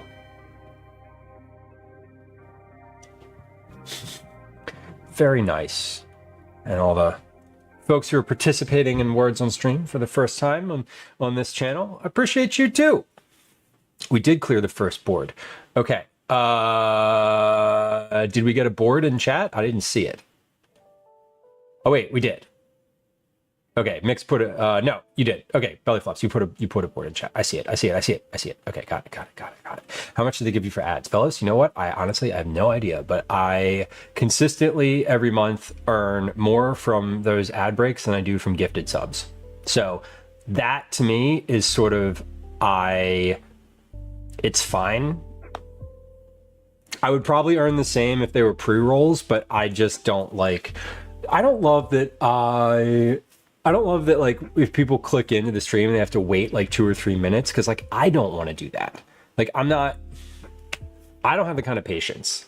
I'd rather like, for me as the person like in the position of doing the stream, I'd rather like do a couple dishes and just like play Words on Stream than sort of know that there are folks who are like clicking on the channel and then clicking away because they got an ad. I feel like folks will click away when they get an ad anyway.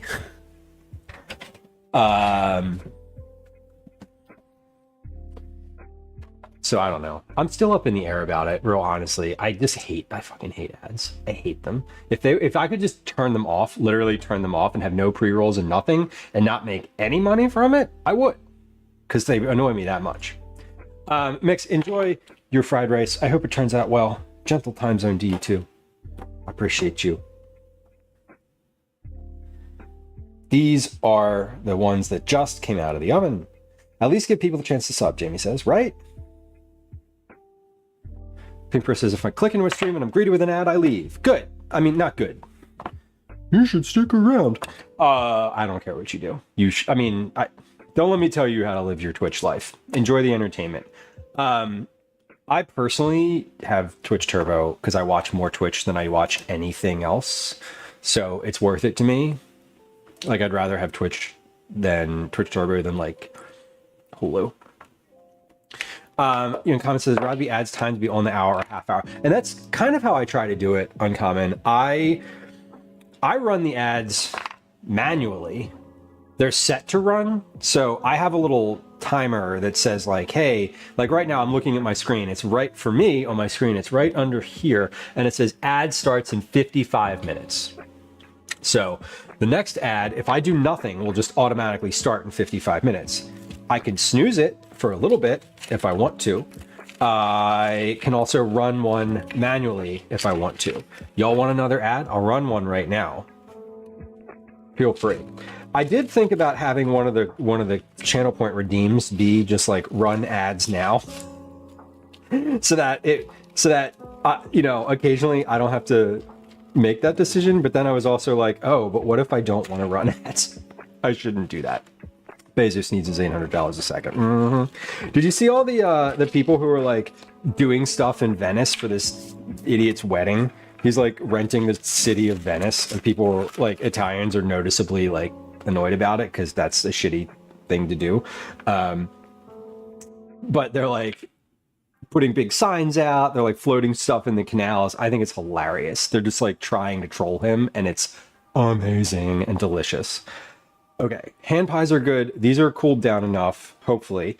Let's put these, I was gonna say let's put these in a different container, but like, I'm not gonna do that. I am going to take these and put them on a different tray. So we're gonna consolidate trays here so I can just get rid of this one. And then we're gonna play the fun game of which one of these are hot and which ones are not.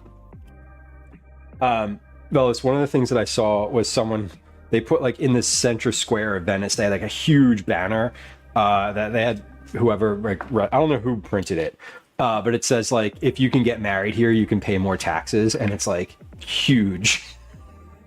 And I love it. And I'm all about it. Cause like, you know,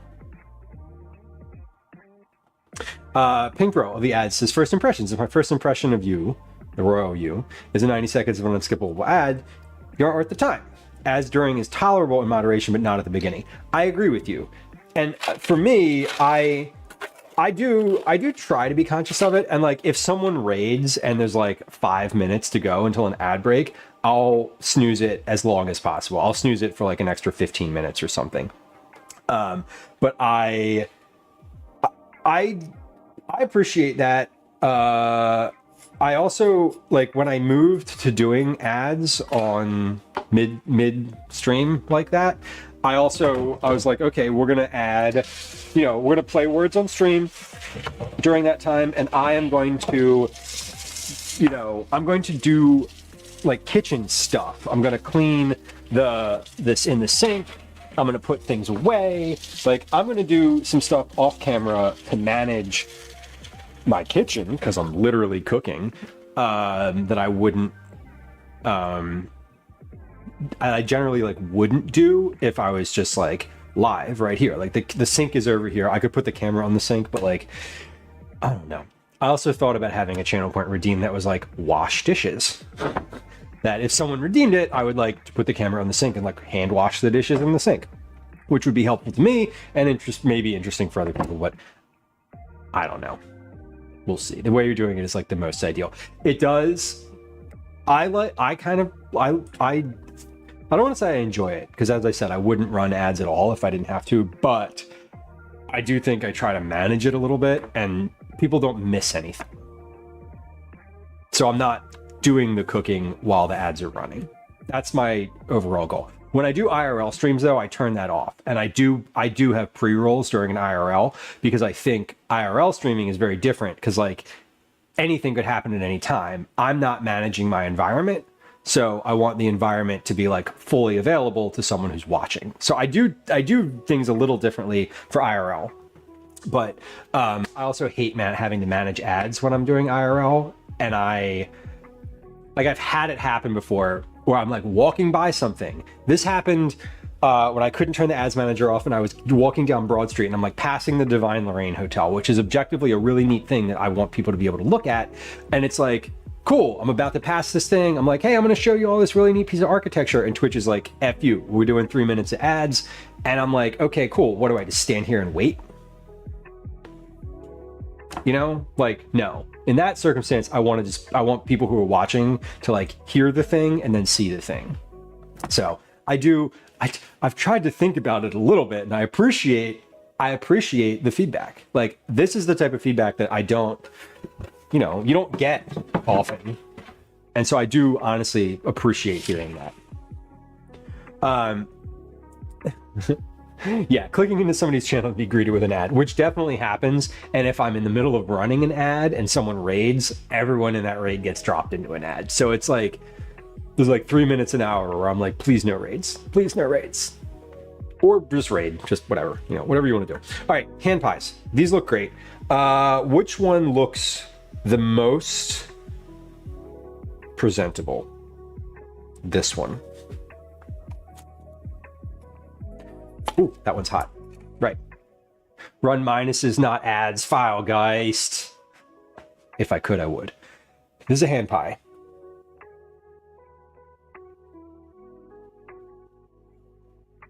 Looking good. Turned out well. One little hole on the top here, but that was too hot. We're not going to eat that one. That one was from the second run. We're going to eat one from the first round. This is also a hand pie. This one looks worse, but is probably the exact same taste. Let's try these.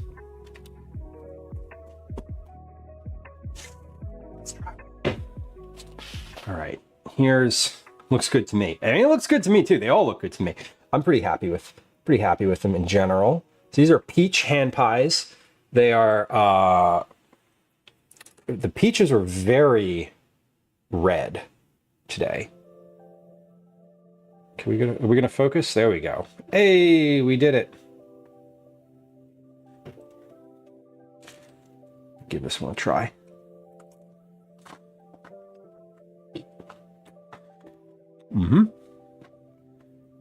Tart. They're tart. They taste like strawberry hand pies a little bit. Oh no, they don't. They taste like peach. There it is.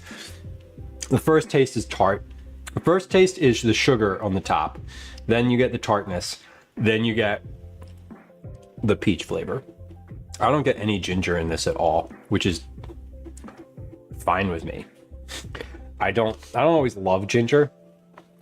This one called for freshly grated ginger, so I used ginger powder, so maybe that had a difference, but it's fine. Doesn't need ginger. Doesn't need it, don't want it.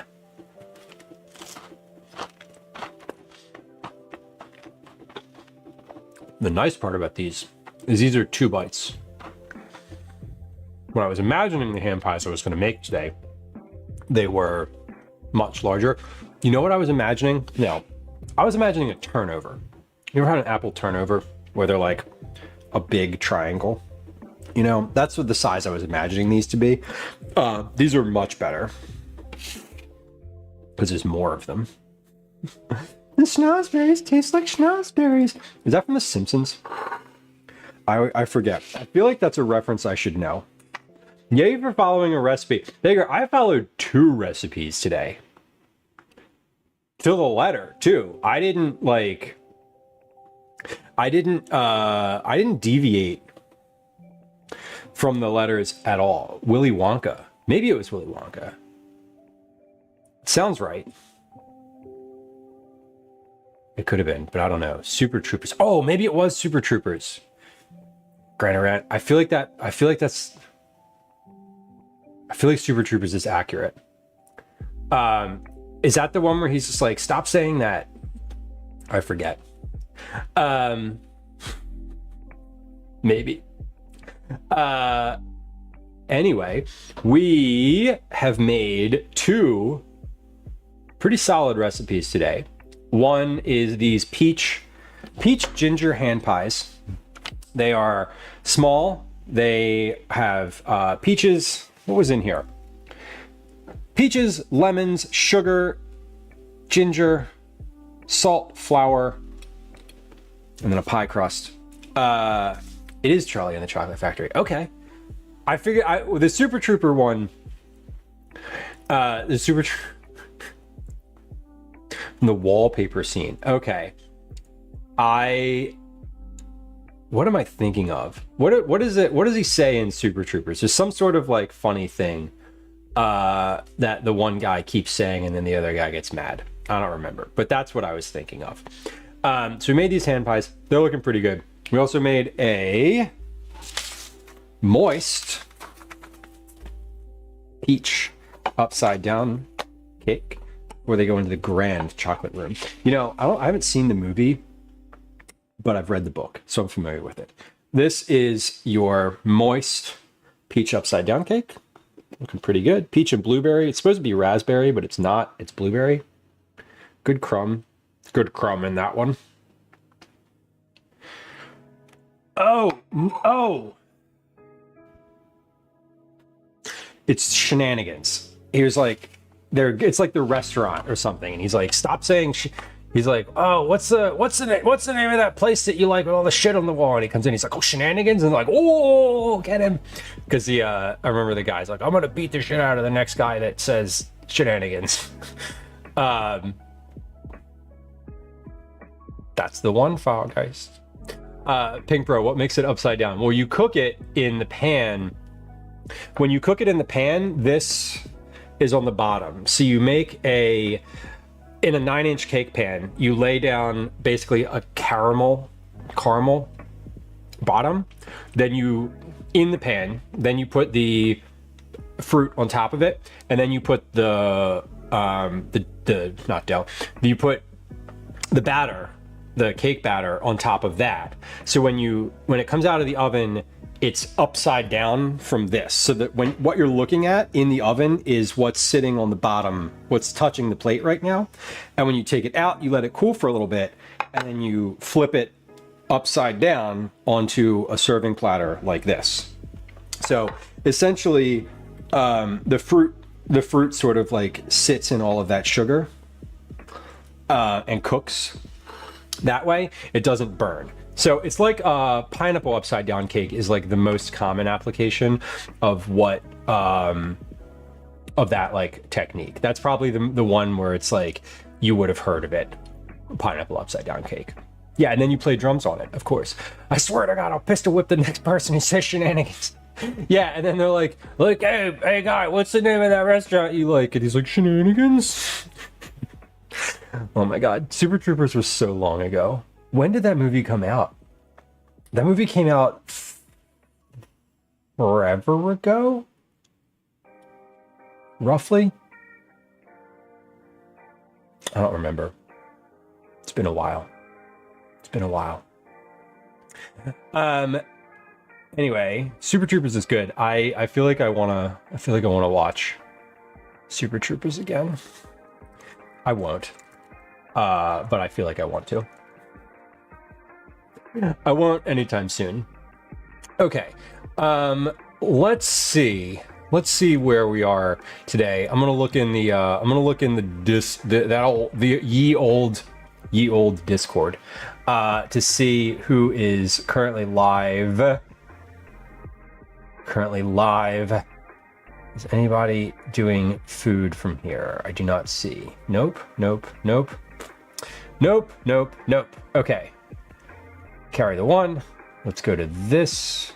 Who is live in our Discord community live channel? Is anyone still doing their thing on the internet? Oh. You know who's live, who I wanted to raid yesterday, but I didn't raid yesterday, but I want to raid today?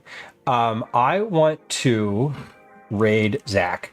The Zachary Mike is a friend of the stream. I love Zach's profile. Gay, and I have no idea what I'm doing here. Anyway, I'll give you a little shout out to Zach here. Wait, wrong one. There it is. Okay. The E in old was enunciated. Jordy, welcome in. Hello, Jordy. Jordy, we're going to where you are. We'll be there in a second. The E in old was enunciated, so it's ye oldie. 2002 for that movie. Oh my God, 2002 is when I graduated high school. That makes me feel slightly old. Not that old, if I'm being real honest.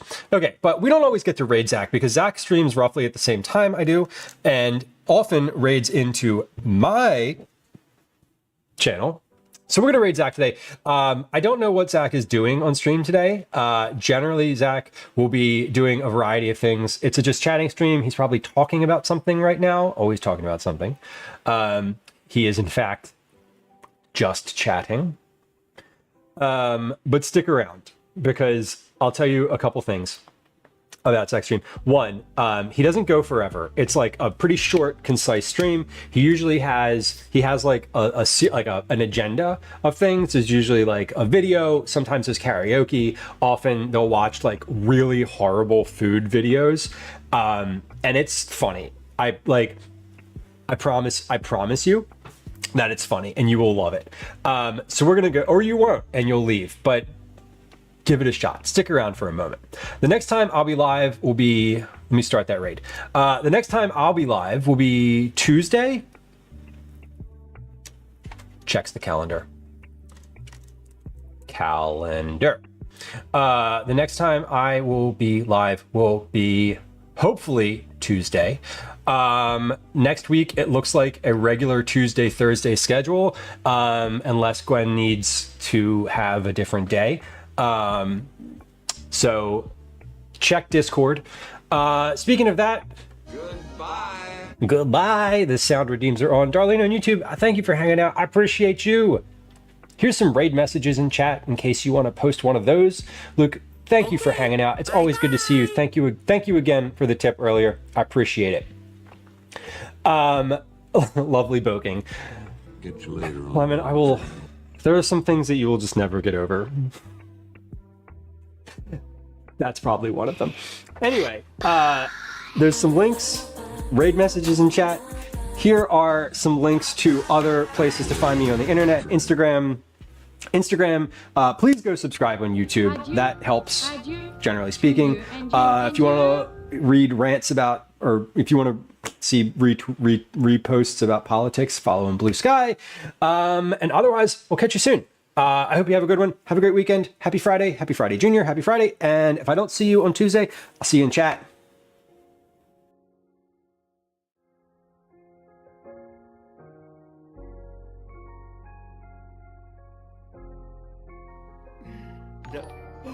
Oh, would you look at that?